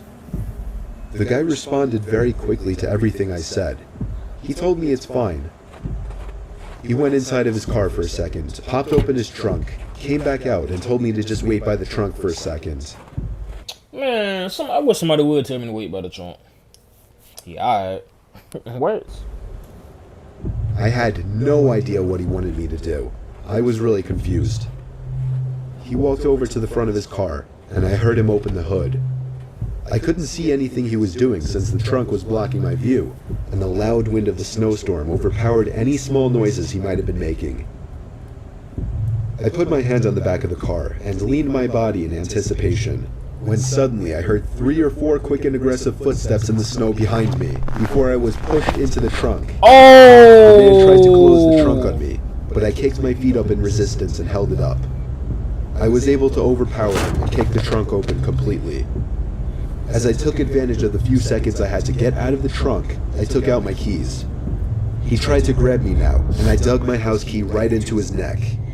He fell to his knees, and his scream echoed down the deserted street. I was in my car and halfway down the road before he could even get up from his knees. A little further down, I called 911 and reported the guy. I came back in 10 minutes to find blue and red lights illuminating the windows of the deserted stores. The police held him until the ambulance arrived for him. I watched the whole thing, and nothing ever felt better in my life. I got home safely half an hour later and told my family everything. I was still very shaken that Christmas, and this remains possibly the most horrific thing I've ever experienced. Hey, Fires, you out here trying to kidnap people on Christmas Eve? Boy, you gotta stop that, boy.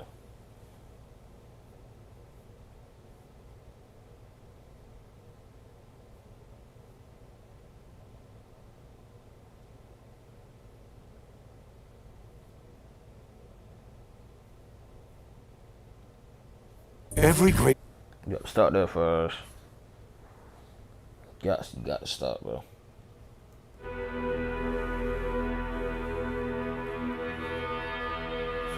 Yo, school out on, bro. I'm 22 years old, fresh out of college, and I recently got a job at my old high school as a sort of computer intern in the school basement.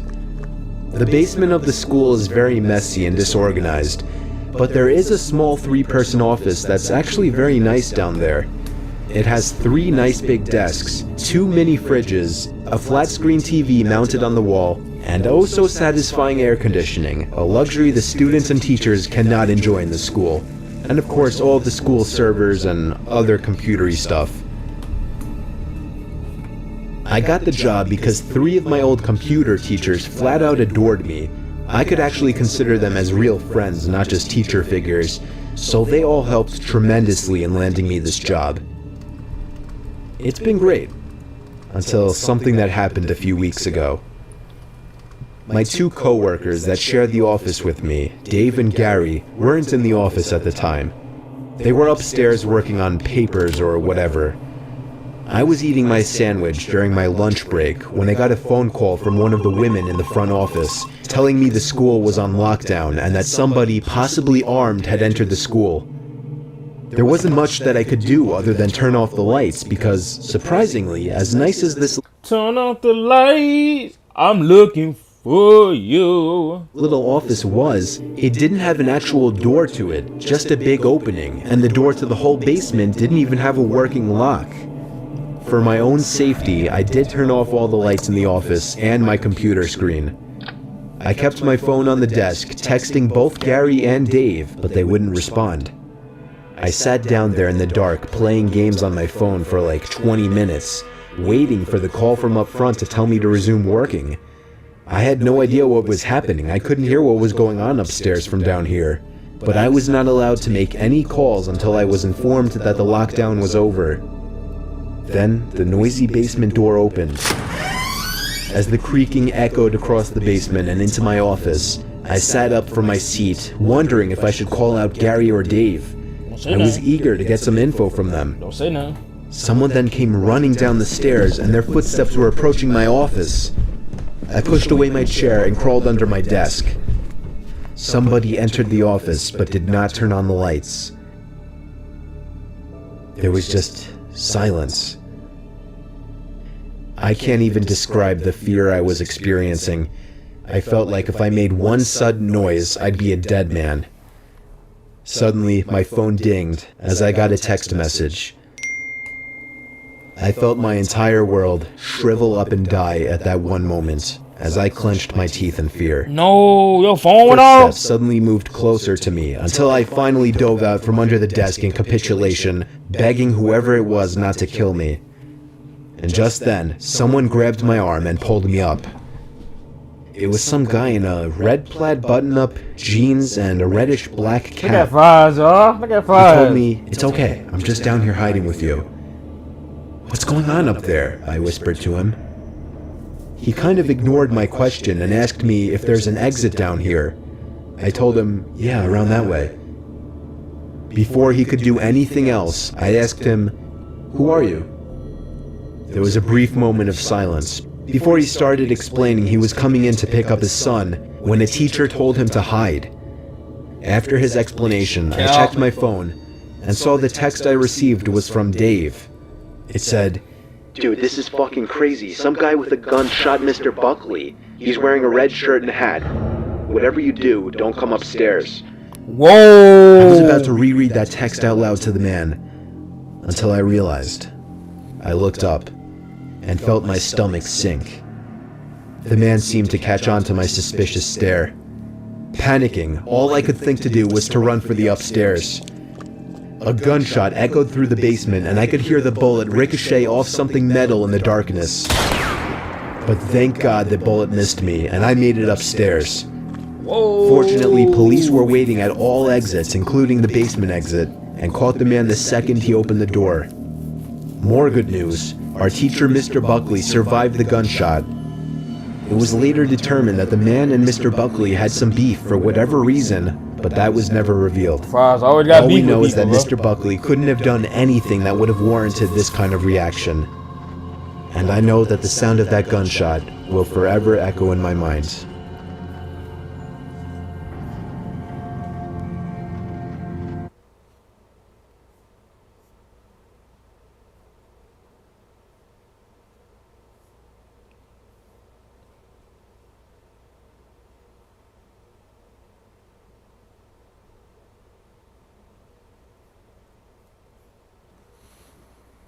Wyman gives me the best. You said you'll give him later trust?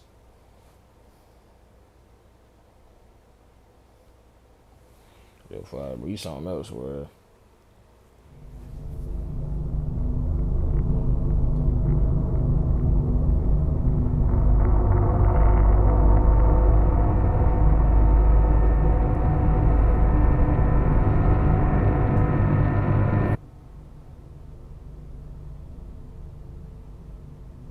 A couple weeks ago, my dad came home and pitched me a small job offer. One of his coworkers was going away for a few days and needed somebody he could trust to watch over his house. The reason my dad pitched this to me was because the man's house has a big CCTV system, basically a camera in every room, and then an operating desk where all screens could be watched on a big monitor. And I'm a computer science major, so my dad just always assumes that I know how to work anything technological. The man told my dad that he'd pay me $200 for the 2 days just to watch the house, whatever that meant. My dad drove me to the house and introduced me to the man, whose name doesn't matter. The man made it seem like he preferred I stay in the upstairs room with the monitors as opposed to roaming the house all day. That was fine with me though. So when I wasn't eating, I was mostly just sitting in that room with the TV on in the background and doing schoolwork on my laptop. Ironically, the thing I was doing the least was keeping an eye on the monitors. Night came. I started wondering where in the house I should sleep, since surprisingly we hadn't discussed that. So I sat back down at the desk and looked at all the different rooms on the screens to see which rooms had beds or couches. I noticed something I wasn't expecting to notice though. The back screen door was open downstairs. I didn't remember it being open.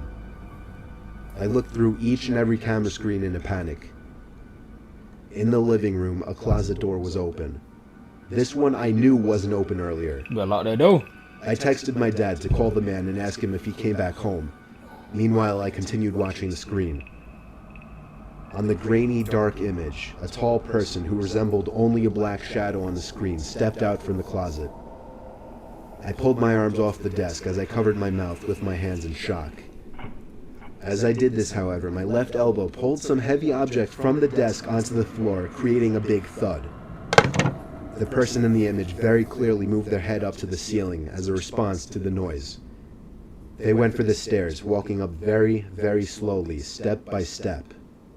Meanwhile, I got a text back from my dad saying, "No, he's not. I just spoke to him half an hour ago. Why?" I got so caught up in my phone texting my dad to send help that I didn't even pay attention to the monitor. There was a knock at the door. I looked at it and then the screens. The first screen I laid my eyes on was the one showing the person outside the door to the room I was in. When I remembered that door had no lock, the only thing I could think to do was jump out the window into the bushes below. I ran halfway down the block and then stopped when my dad called me. I had him call his friend and ask him if he was expecting somebody in the house. The man said he had no relatives or friends who had his key or would ever let themselves into his home. So he called the cops and had them review the footage. I got to watch all of it, and it showed everything. From the moment the intruder broke the glass to the backyard door, to the moment I jumped out the window and him running away shortly after. The intruder was never found. The footage was just too dark to identify his face.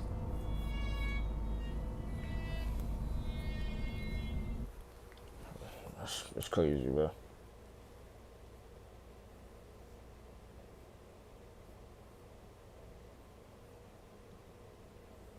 Hey, Meta.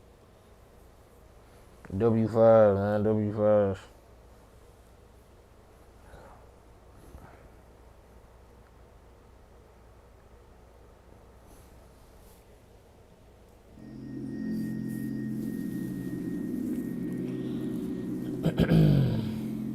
I'm 27 years old. I live alone in a rural town in Virginia, about 2 blocks away from my parents. My parents are both in their 60s, and my mom has become a very worrisome woman in her old age. Sometimes she walks over uninvited and lets herself in, since I had regrettably given her a key, which can get a bit annoying. Like if I would be out really late on weekends at a bar or with women, I would sometimes come home to my mom sitting in the living room waiting, worried sick. Aww. I know you may just think, "Oh my god, that's crazy, why not just put your foot down and tell her to stop?" Well, because you don't know my mom.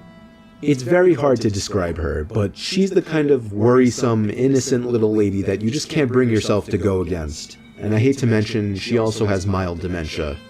Oh, man. Anyway, this was Saturday night. I think it was around 2 in the morning.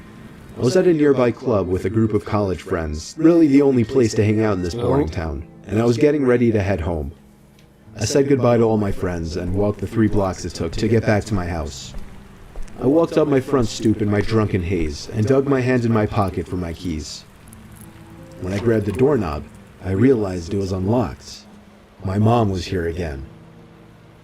I quietly opened and shut the front door, locking it behind me. Nah, it I ain't put my her. keys on the kitchen counter and found a note written in my mom's handwriting saying, "You forgot this at our house, next to the box of half-eaten cake my parents didn't want."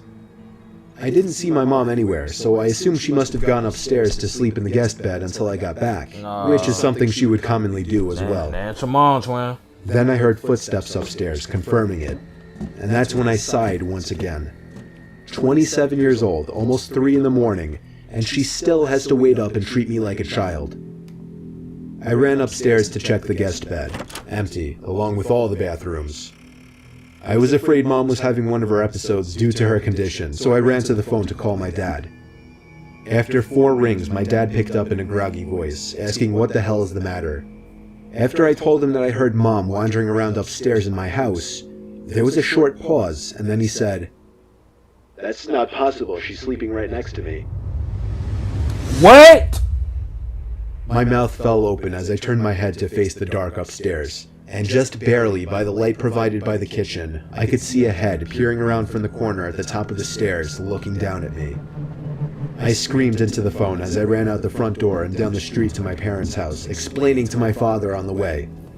About halfway there, my dad told me, "Alright, I'm gonna call the cops," and hung up.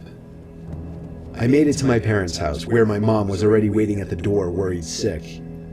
My mom explained that she did come over to clean my kitchen a little bit and to bring over the cake they didn't want. 2 police cars pulled up in front of my parents' house, where they escorted me and my dad down the street to my house. 1 officer stayed outside with us, while 2 others went inside to investigate. It felt like 15 minutes before they came back outside and said it was clear. They checked the crawl space, the attic, everything. There was really nothing for me to report, other than the door was left unlocked and I saw the outline of a head upstairs before I ran for it. Still, I didn't feel safe sleeping in there that night, so I went back to my parents' house. Me and my dad are certain that my mom simply forgot to lock the door when she left, as her memory has been getting worse over the past few months. My dad has been stopping her from coming over alone from now on, which makes me both sad but also relieved. Some nights, I still get paranoid that whoever was in my house that night never left, and is still hiding in here somewhere.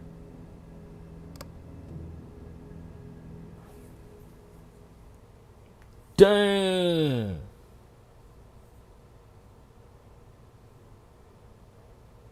We have got... It's crazy, bro.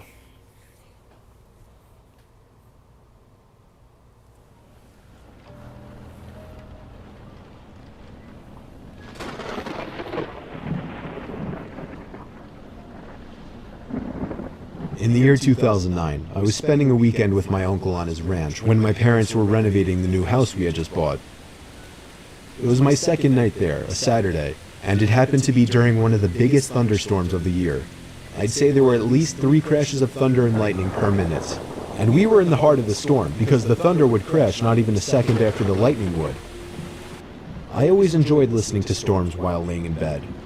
So I stayed up a little later watching TV, just enjoying the ambiance. After the movie I was watching finally ended, I turned off the TV and tried to fall asleep. Yo, SG, what's good, SG? Wait, what that noise was? Oh, nah. Damn, boy, that's something else. As I heard the lightning strike from outside, I could have sworn I heard some kind of metallic thud coming from outside at the same time. I didn't pay it too much mind. 20 seconds later, oh, nah. I could have sworn I heard it again. A very distinct metallic thud coming from outside to match the timing of the lightning. I really don't mean to make this sound like a cliche horror story, but my uncle really is a kind of creepy guy, and I was never close with him even remotely. So for that reason, I didn't feel right going to wake him up. I just tried to forget about it. What? What is that noise? Now I was getting concerned. What the hell could that be? After the 3rd time, I finally got out of bed and walked over to the window of the guest bedroom. The water pouring down on the window made it extra hard to see what was out there in the dark fields. A flash of lightning momentarily lit up the property, but I couldn't see anything. However, once again, the sound of a metal hit accompanied it. The sound was so close now, it sounded like it was coming from the left of the window at a blind spot. I was going to do something I knew my uncle wouldn't be happy about. It would be a bit messy, but I was going to open the window and peer outside to see if I could see what the sound was. I unhooked the window lock and slid it up, and immediately the wind of the storm blew drops of rain into the room and onto me. I stuck my head out the window and looked to the left, and at that very moment, lightning lit up the property once again, and I could see a person dressed in all black crouched down by the outside basement door with his hand raised in the air. And before the sky went dark, I caught the briefest glimpse of what the sound was coming from. The person was bashing at the basement door lock. I pulled my head in and quietly shut the window, making sure to lock it. I was in a panic. I feared he might have seen or heard me. I ran back to bed and pretended to be asleep, facing away from the window. Lightning crashed once again, but this time there was no metallic thud. My heart must have dropped as I realized this. I just stayed put in bed for the longest time, hoping whoever was out there would go away. After maybe 3 more lightning crashes without any thuds accompanying them, I thought it would be safe to go tell my uncle. I would have called 911. I turned to face the window and screamed. There was a figure clear as day standing at the window, looking in at me. I screamed as loud as I could and ran straight to my uncle's room. He went outside with his hunting rifle with nothing on but his pajamas, not even socks.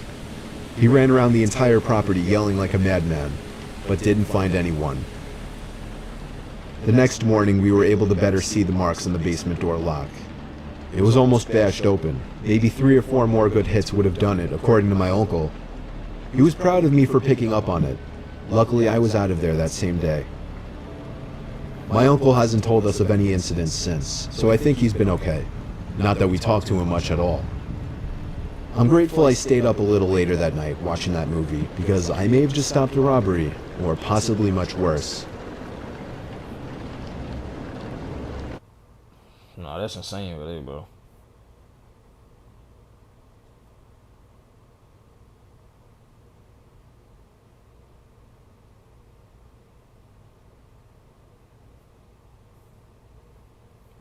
Oh, we got heat cycle. You gotta clog. Where you at, Fire? I thought it was you. Where you at?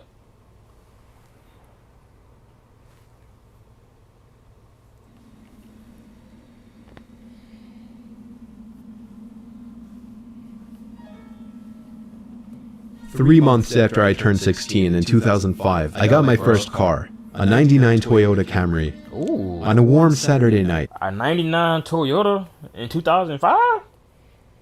Dang! Oh, yeah, the Bahamas relaxing and all that. When my friend Alex invited me over to one of his friend's big parties, I knew I wouldn't be in a condition to drive the Camry home afterward. So we carpooled with Alex's girlfriend, Brianna. We lived in the countryside of Virginia, meaning less big parties. Meaning when there was a big party, it was a huge deal and everyone would go. We lived about 5 to 10 minutes away from this kid's house. I knew where he lived as I was acquainted with him, but not exactly friends.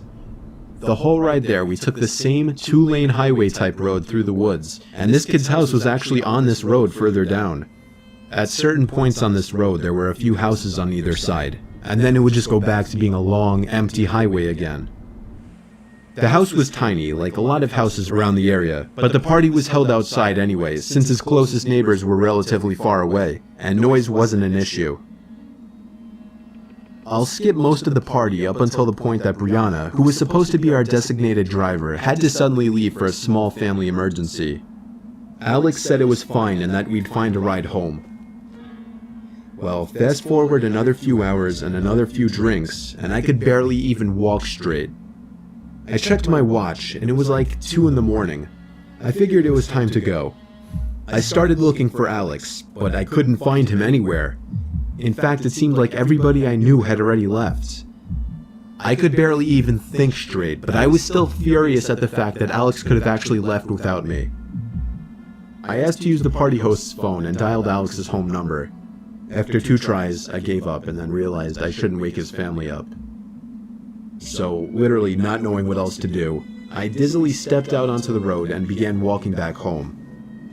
I knew this walk would take anywhere from half an hour to an hour in my condition. Maybe after 15 minutes of walking down the road, the slight shine of car headlights on the road was fading in from behind me. Jumping for joy inside, I lifted up my arm and stuck out my thumb. As the car neared, it slowed down and came to a stop right next to me. The man driving the '98 Ford Explorer rolled down the window and asked where you headed. I told him my house was just down the road and beyond a right turn, probably slurring my words beyond comprehension. He chuckled and told me to hop in. I thanked him and joyously hopped into the truck. I was exhausted, and I remember completely disregarding things the guy was asking me because I was so close to just passing out. And that's what happened. The memories of being in that truck turned to a fog, as I'm sure I passed out. Yeah, I don't think so either. You got in a random person car? Yo, I don't think you understand. This is how a lot of bad things be happening to people, bro. Asked where you headed.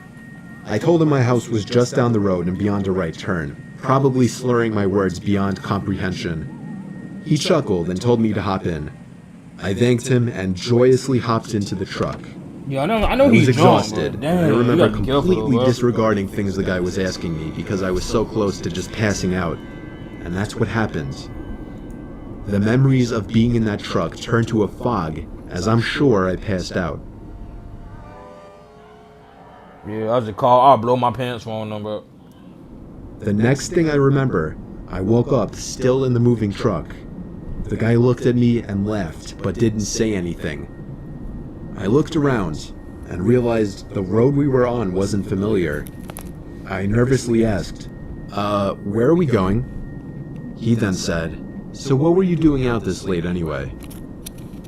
As the man answered my very straightforward question with another irrelevant question, the sobering reality of the situation hit me.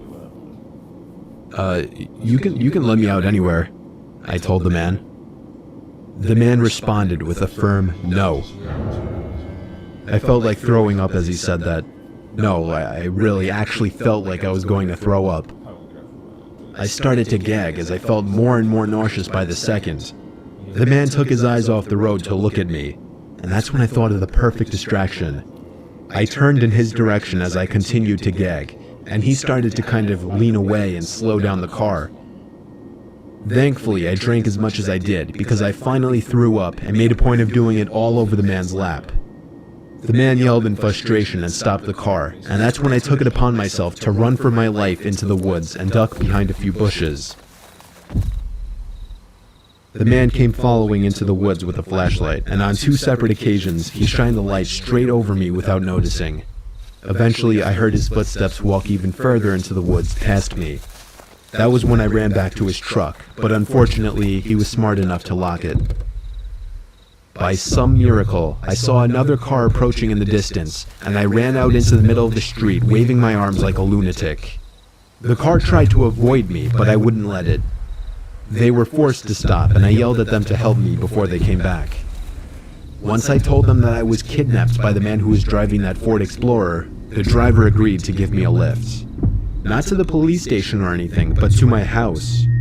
I made it back safely, where I couldn't thank the driver enough. I immediately woke up my parents and told them. My dad wanted to know if I got his tag number, and then I felt like punching myself in the face. I failed to get the simplest information from the guy that would have allowed me to actually properly report him. All I knew was that he drove a faded blue '99 Ford Explorer. I made sure to give Alex a piece of my mind, and part of me always held a grudge against him ever since just for abandoning me at a party without telling me. I haven't seen him in 4 years now, however, and this was actually the first time I even thought about this incident for almost a year now. As time goes on, even the worst of memories may start to fade, but after writing this to share with the internet, it's once again fresh in my mind.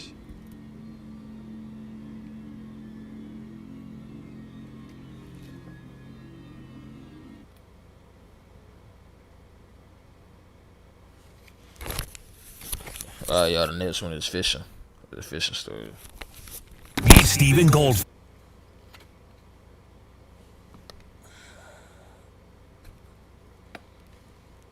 Hello.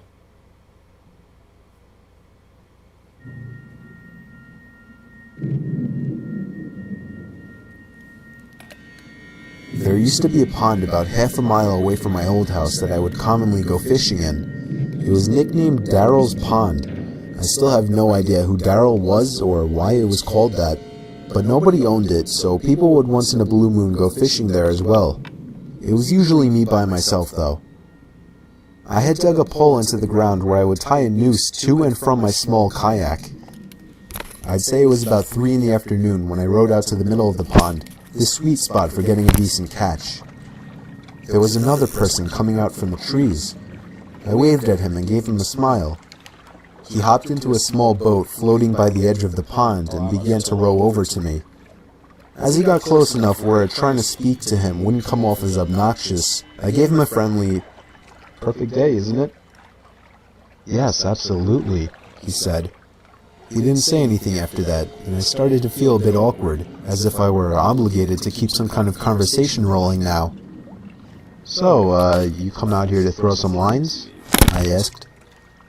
"No, I don't actually fish." "Oh, well, it's never a bad day to relax on the pond," I said. He continued to row closer to me until his boat collided with mine, creating a big thud. I was genuinely uncomfortable now. I didn't feel threatened, just weirded out. I was only 24 years old. This guy looked like he was late 40s or 50s. There was an awkward silence. I tried to just act like I was focused on trying to make a catch, but by now that wasn't even on my mind. This guy was weird. I didn't know what he wanted, and I was uncomfortable being so close to him.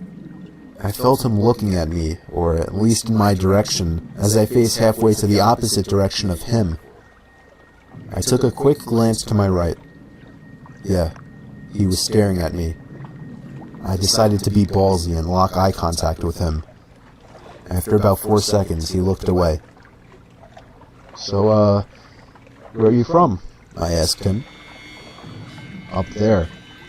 He pointed behind himself, in the direction of the woodsy hill leading past the dirt road. "Oh, you live by Suffolk?" I asked. No, I'm not," he said.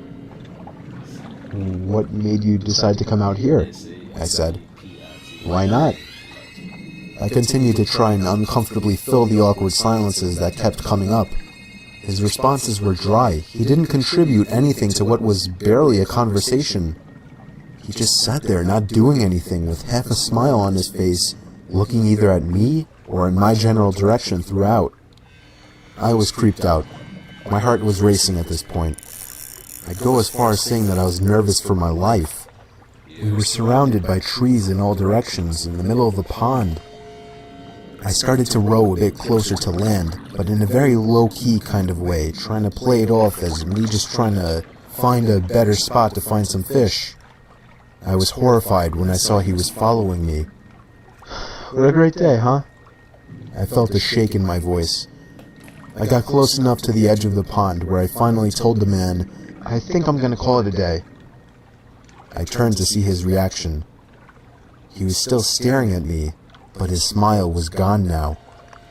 "I can't let you leave," he said. He lifted his flannel to expose a handgun sticking out of his jeans pocket. As soon as I could process what I was looking at, I dove out of the boat for land, ran the whole half-mile uphill through the woods back to my house, and locked every door and window as soon as I made it home. I pulled down the blinds to the dining room window, leaving it open just a crack for peeking outside undetected. It started to get dark out, and I left every light in the house off, still peeking out to the front yard, making sure I wasn't followed. The time came when I finally decided I wasn't followed. I realize now, like you, that not calling the police immediately was a huge mistake. I kept my bedroom windows open to let the room air out. My bedroom was on the second floor, so I wasn't worried about being watched through the window. About half an hour after shutting the light and falling under the covers, I heard the sound of leaves crunching from outside. I sat up to hear it more clearly. It was definitely something walking around out there. Normally I would assume it was a deer or a bear, but after what just happened, I was still in paranoia mode. I sat up as still as a statue, except for my shaking out of fear, waiting as the sounds of the steps stopped. "Hey buddy, you up there?" Are you trying to sleep? Sorry, I didn't mean to wake you. I felt like 100 pounds just fell directly onto my chest. It was the same voice. I knew it right away. I didn't make a sound. I crept out of the room quietly downstairs to the kitchen and grabbed the phone, practically crawling on my way out to avoid being seen through the open blinds. I called 911 like I should have earlier in the temporary safety of my bedroom. I made sure to whisper into the phone, as I was still hoping that he hadn't yet heard or spotted me. 20 minutes felt like an hour as I sat behind my bed, waiting for the police to arrive in constant fear that I would hear glass breaking from downstairs, or a thud on the back door, or even just a voice again from down below my window outside. The police did a thorough investigation of the property in nearby woods, turning up nothing. They suggested I stay with a friend or a family member for a few days, and so I did. I never heard from or saw the man again, but I still moved a month later. I couldn't deal with the constant fear and paranoia of being watched through my windows. I feel much more comfortable fishing out by the bay now.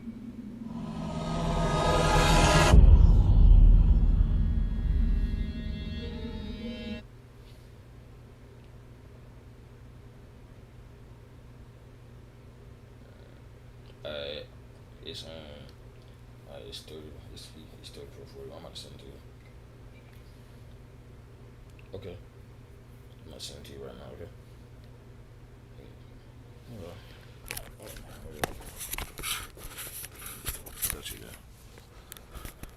Y'all, the next one we got is True Nightmare Stories. Every great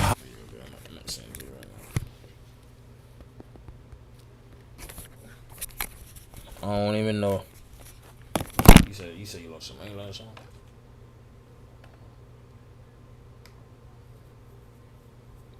Oh damn.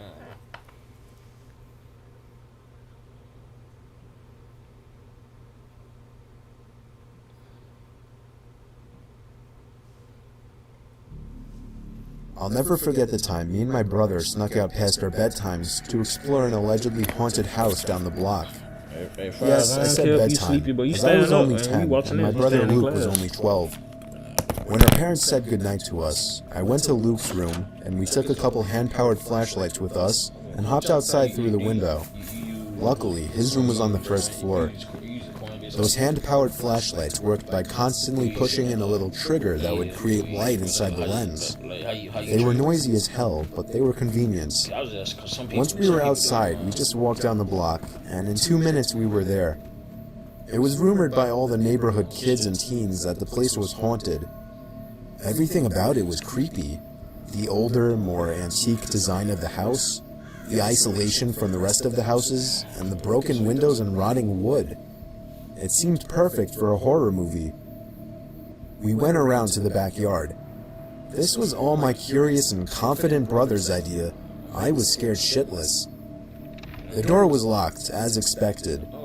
I felt a bit of relief, thinking we might just go home. But my brother made a shocking move next. He grabbed a plank of wood laying in the grass and began smashing the already chipped window. Eventually there was enough of an opening to unlock it and slide it up completely. We hopped inside and began cranking those noisy-ass flashlights. Immediately after entering the house, we both picked up on the fact that it was like 90 degrees in there, which was odd as it was a September night in the mid-70s. There was no graffiti or anything anywhere. In fact, it was relatively empty besides a few pieces of furniture that were clearly not worth taking along. It seemed we were the first to enter the house, shockingly, or at least from the back. We went upstairs to the main floor from the little den area and continued cranking the flashlights. That's when we heard the slightest crack in the floorboards from right above us. We both jumped. I tugged for Luke to leave, but he told me the place is old as hell. It's just house noises. I stopped cranking the flashlight at this point, and I urged Luke to do the same, but he only called me stupid for suggesting something so ridiculous. Then there was another crack in the floorboards from above us. He began walking upstairs. I didn't want to go up there, but I was not about to stay down there alone. I followed behind him to the upstairs. There was a door that led to a room right above where we were standing. I begged him not to open it, but he must have just wanted to be the big, tough older brother. He began to reach for the doorknob while still cranking the noisy flashlight, but then he stopped. I was confused. I could see in the dark he was moving his ear up against the door, listening for something. Silence. Then, the most deafening, nightmare-inducing moment of my life. A single bang on the door from the other side sent my brother staggering into the wall in pain, covering his ear. We dropped the flashlights and ran straight out the back door and back home. We were so loud when we got back that our parents found us out. We told them what happened, but they naturally didn't care and grounded us both for a week. 2 nights later, I woke to the sound of something from outside my window and a glare of brightness sneaking in through the slightly open blind. I sat up, and my heart sank when I realized it was the sound of the crank to my flashlight. I stood up and looked out. Later, didn't care, and our parents found us out. We told them what happened, but they naturally didn't care and grounded us both for a week. 2 nights later, I woke to the sound of something from outside my window and a glare of brightness sneaking in through my slightly opened blind. I sat up, and my heart sank when I realized it was the sound of the crank to my flashlight. I stood up and looked out the window, and that's when it stopped. There was nothing but complete blackness out there after that. I woke the next day barely remembering what happened, and I still hope today that that part was just a dream.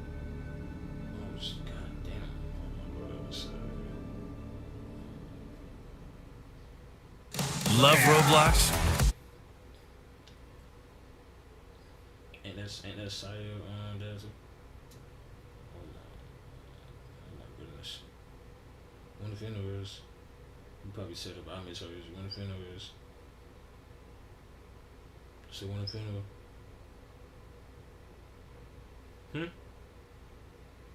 Oh, you're not going?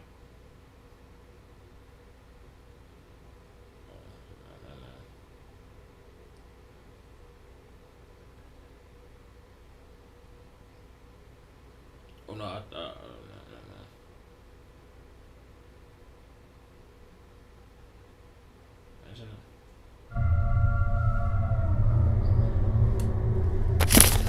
Yeah, this one called True Hunting Stories Animated. I was doing some night hog hunting in the woods near my backyard.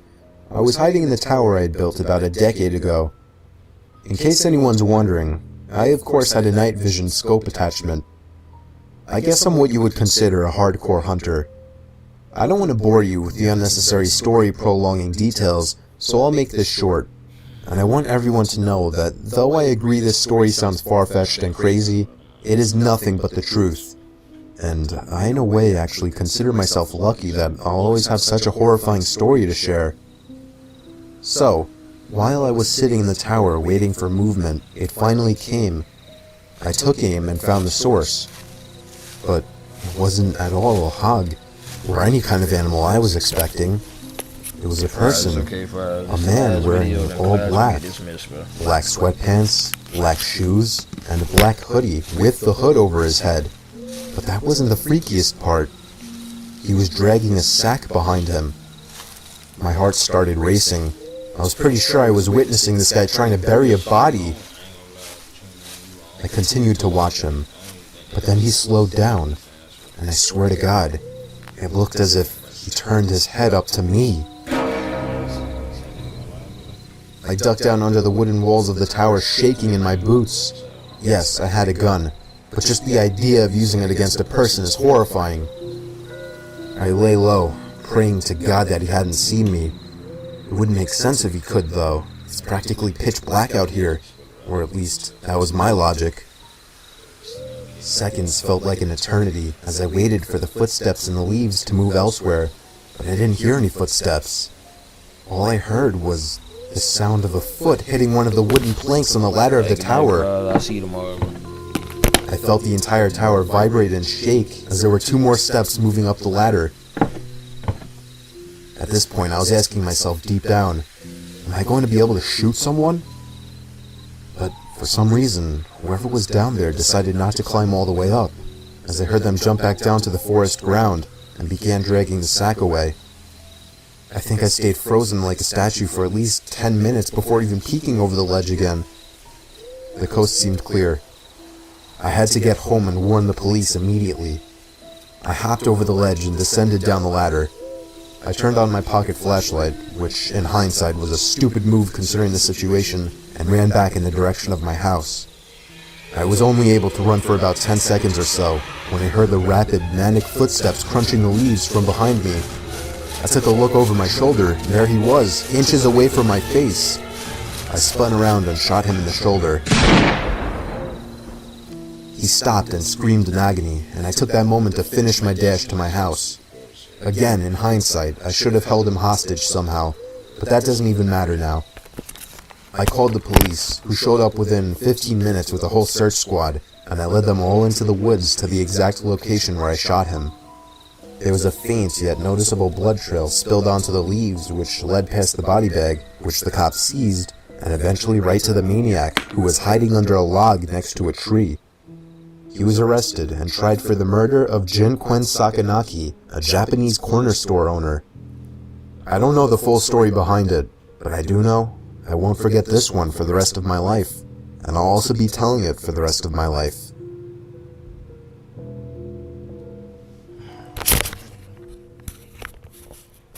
Creating custom clothing with Tap Stitch is simple. Start by choosing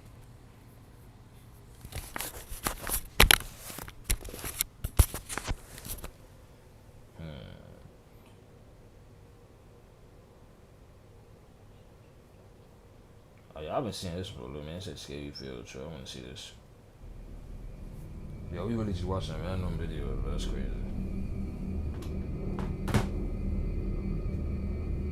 Back in high school, I took a mysteries and mythology type class, or something like that. I don't remember the name of the class.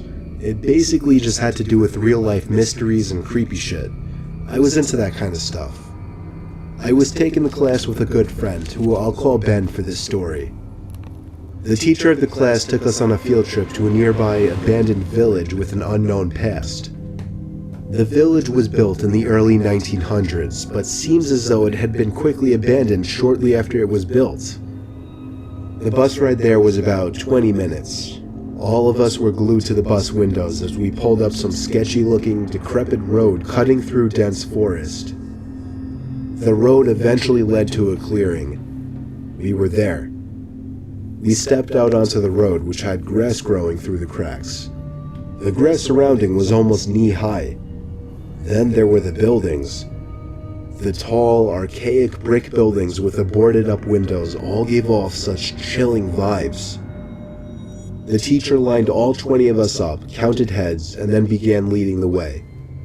The point of this little field trip was to use the so-called skills we learned in class to see if we could put anything together about why the village may have been abandoned so long ago. Some of the buildings had holes in the walls to serve as entryways. There were even holes in the ground next to some of the buildings, seemingly dug to get into the basements of some of the buildings, which seemed creepy. There was one building, though. It stood taller than any of the others. It just intrigued me the most. While the teacher was leading the group towards the village church, Ben and I decided to sneak off on our own to look for anything interesting. When we walked off in the direction of the tallest building, we saw a hole in the ground. It was dug by the back door of the building, which had been sealed off. In the hole was a ladder which led down to the concrete floor below. We both looked at each other and knew we had to do it. Ben climbed down first, then me. Luckily, this was just around the time Apple started putting flashlights on their phones, so we had a source of light. It was creepy down there. There were a couple of beer bottles, one graffiti tag on the wall, and dusty wooden planks everywhere. There was a wooden stairway which led up to complete darkness, since all windows and doors had been sealed shut from above. We had already gone as far as to enter the building, so we figured we'd go up the stairs too. I went first, and with each step, The creakiness of the 100-year-old wood made me feel as if I was going to fall through each and every step. Ben followed suit. This floor of the building was very tight. It seemed like there were many openings going off into different, smaller rooms. It was so dark in there, you would never even guess it was daytime. Ben and I were honestly starting to get creeped out in there, and agreed to go back outside. But just then, there was a noise in one of the tiny rooms. Nope. Like a big rock hitting the concrete floor. A normal instinct would be to run, but Ben and I froze, locked eyes for a moment, then both tiptoed over to the opening of the room.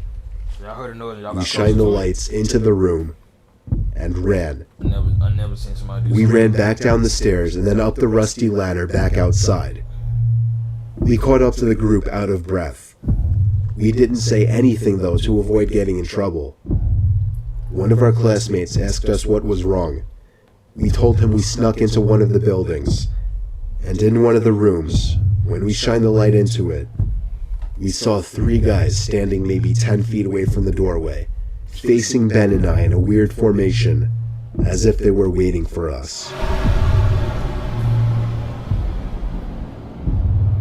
As we continued following the group, we paid extra attention to the tall building we entered from the distance. And before leaving, we saw a person's face at one of the higher level windows that had not been boarded up. We never told the teacher in fear of getting in trouble. We didn't know what to think. Were those just homeless people living in there? Were they gang members in hiding? Ben freaks me out with his theory. He says they were ghosts of the people who once lived in the town. Still, the way the 3 guys were just hauntingly standing there so calmly, staring at us the moment we peeked our heads through that doorway, I still can't get that image out of my head. I may go back to that village one day, just to prove Ben's idea wrong.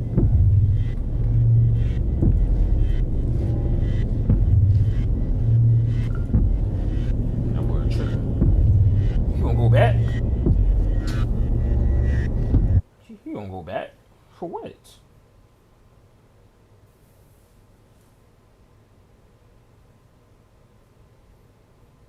Bro, like, go back for what? You. What are you talking about? Talking about some go back. Go back for what? What's the reason of going back? I don't know, y'all. It was 2 years ago. I was called in to do the night shift, 10 p.m. to 4 a.m. at 7-Eleven, since somebody called out. The store was located on a busy road in a rather quiet and rural area. During the night shift, you could expect anywhere from 10 to 20 people come in to buy a beer or something else. This one particular night, there was this one guy, mid-20s, that came in. He started making weird noises, like loud yelling noises.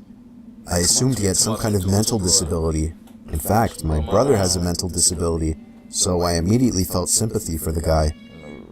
He walked up to the counter without any items, with his head facing me, but his eyes were looking up at the ceiling. I felt uncomfortable. I honestly didn't know how to deal with it. I tried speaking with him, but he only responded in loud noises. I kept checking if he was with someone outside, but he was alone. There weren't any cars in the parking lot, so I assumed he walked. He stood there for so long, looking up at the ceiling and making noises, that I tried to get him out by handing him a bag of chips and telling him he can go. I tried finding some kind of number to call for someone to help him. Then, out of nowhere, he finally turned around and walked out of the store. I felt so horrible for the man, but at the same time, I felt a bit creeped out. About an hour later, the phone on the counter rang. I picked up to hear the familiar yelling sounds of the man from earlier. It caught me off guard. I didn't know what to think, other than this has to be some kind of prank. I hung up on them and was now becoming paranoid of my surroundings, constantly checking the outside through the windows. It's crazy. Come 4 o'clock, the person working after me came in, finally allowing for me to go home. It wasn't my problem anymore. I got home and threw all my stuff on the table, ready to get to sleep.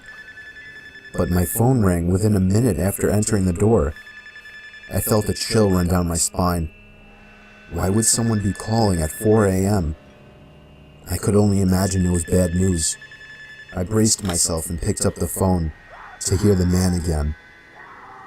I felt sick to my stomach as I listened to the loud noises he made. I struggled to slam the phone to the receiver. All night I felt like I was being watched, even with all the blinds shut. And I could swear I heard strange noises coming from all over my house. I refused to get any sleep until the sun came up. Weeks passed and I had forgotten about the incident, until one day, when going into the basement for the first time in a while, I found that papers had been scattered all over the floor, and when I went into the basement closet, I found writing on the walls. 7-Eleven had been written in Sharpie on the wall, along with the address to the 7-Eleven I worked at and my house address. The most disturbing part, I also found various kitchen knives, along with a large pocket knife sitting in the closet. What started out as seemingly just an innocent person turning into something of a prank ultimately turned into something much more horrifying. He had been living down there for God knows how long, and I'm just grateful that, for whatever reason, he changed his mind and left, because I haven't seen or heard from him since. All I can say is that man is dangerously ill. Nah, that's...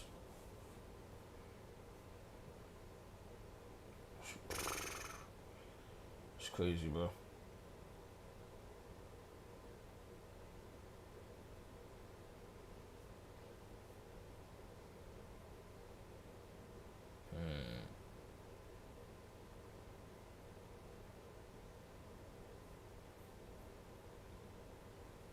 The perfect...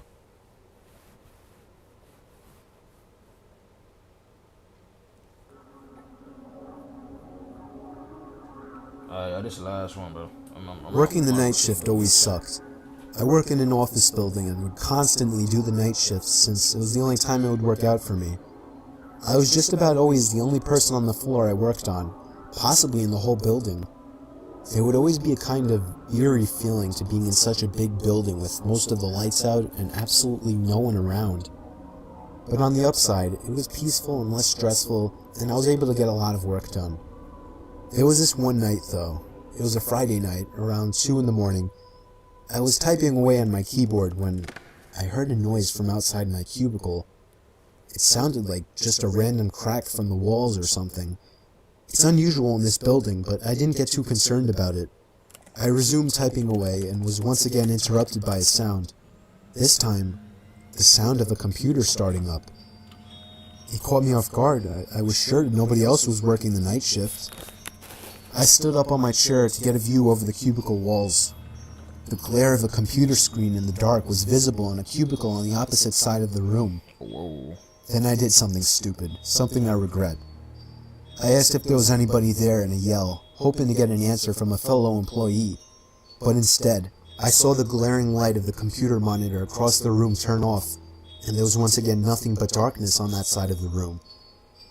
I started getting nervous. I turned off the lamp and computer screen so that I wouldn't give away my position to whoever that was. I crouched down and tiptoed out across to a nearby cubicle. There was just utter silence. I sat waiting for something to happen for God knows how long, but I eventually decided the coast was clear. I tiptoed down past all the cubicles until I reached the opening near the exit door to the stairs and elevators, and that's when I realized that my fearful suspicion was true. There was a man crouched down behind a plant in the corner of the room, dressed in all black.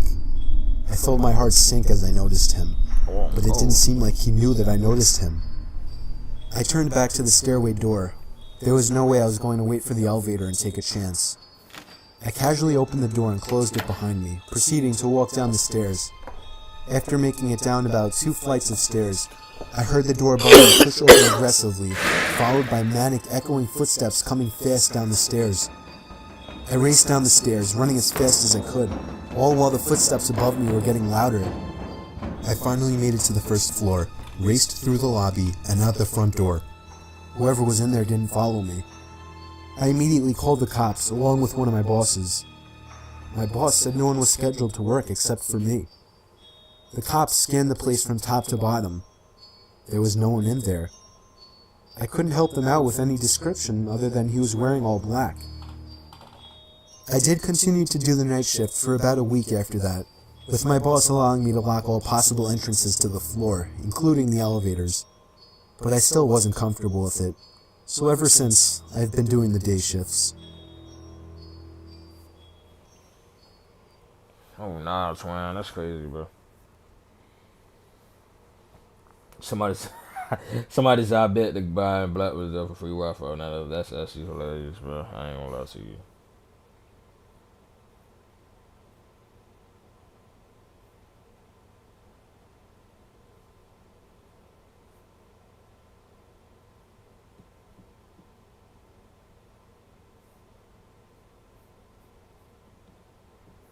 I run a podcast solo. No producer, no editor, no tech skills, just River. Hello.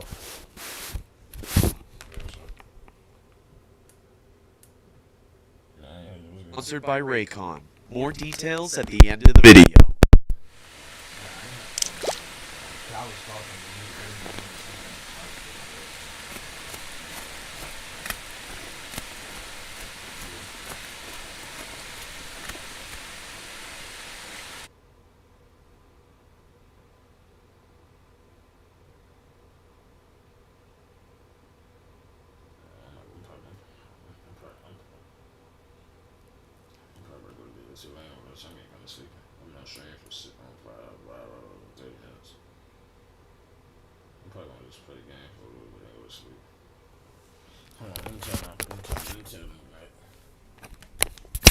I ain't gonna lie, y'all.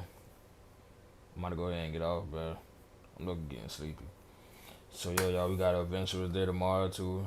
We got more games, more reaction videos. So yeah, I'll see y'all tomorrow. Y'all like, comment, subscribe, and I'm out.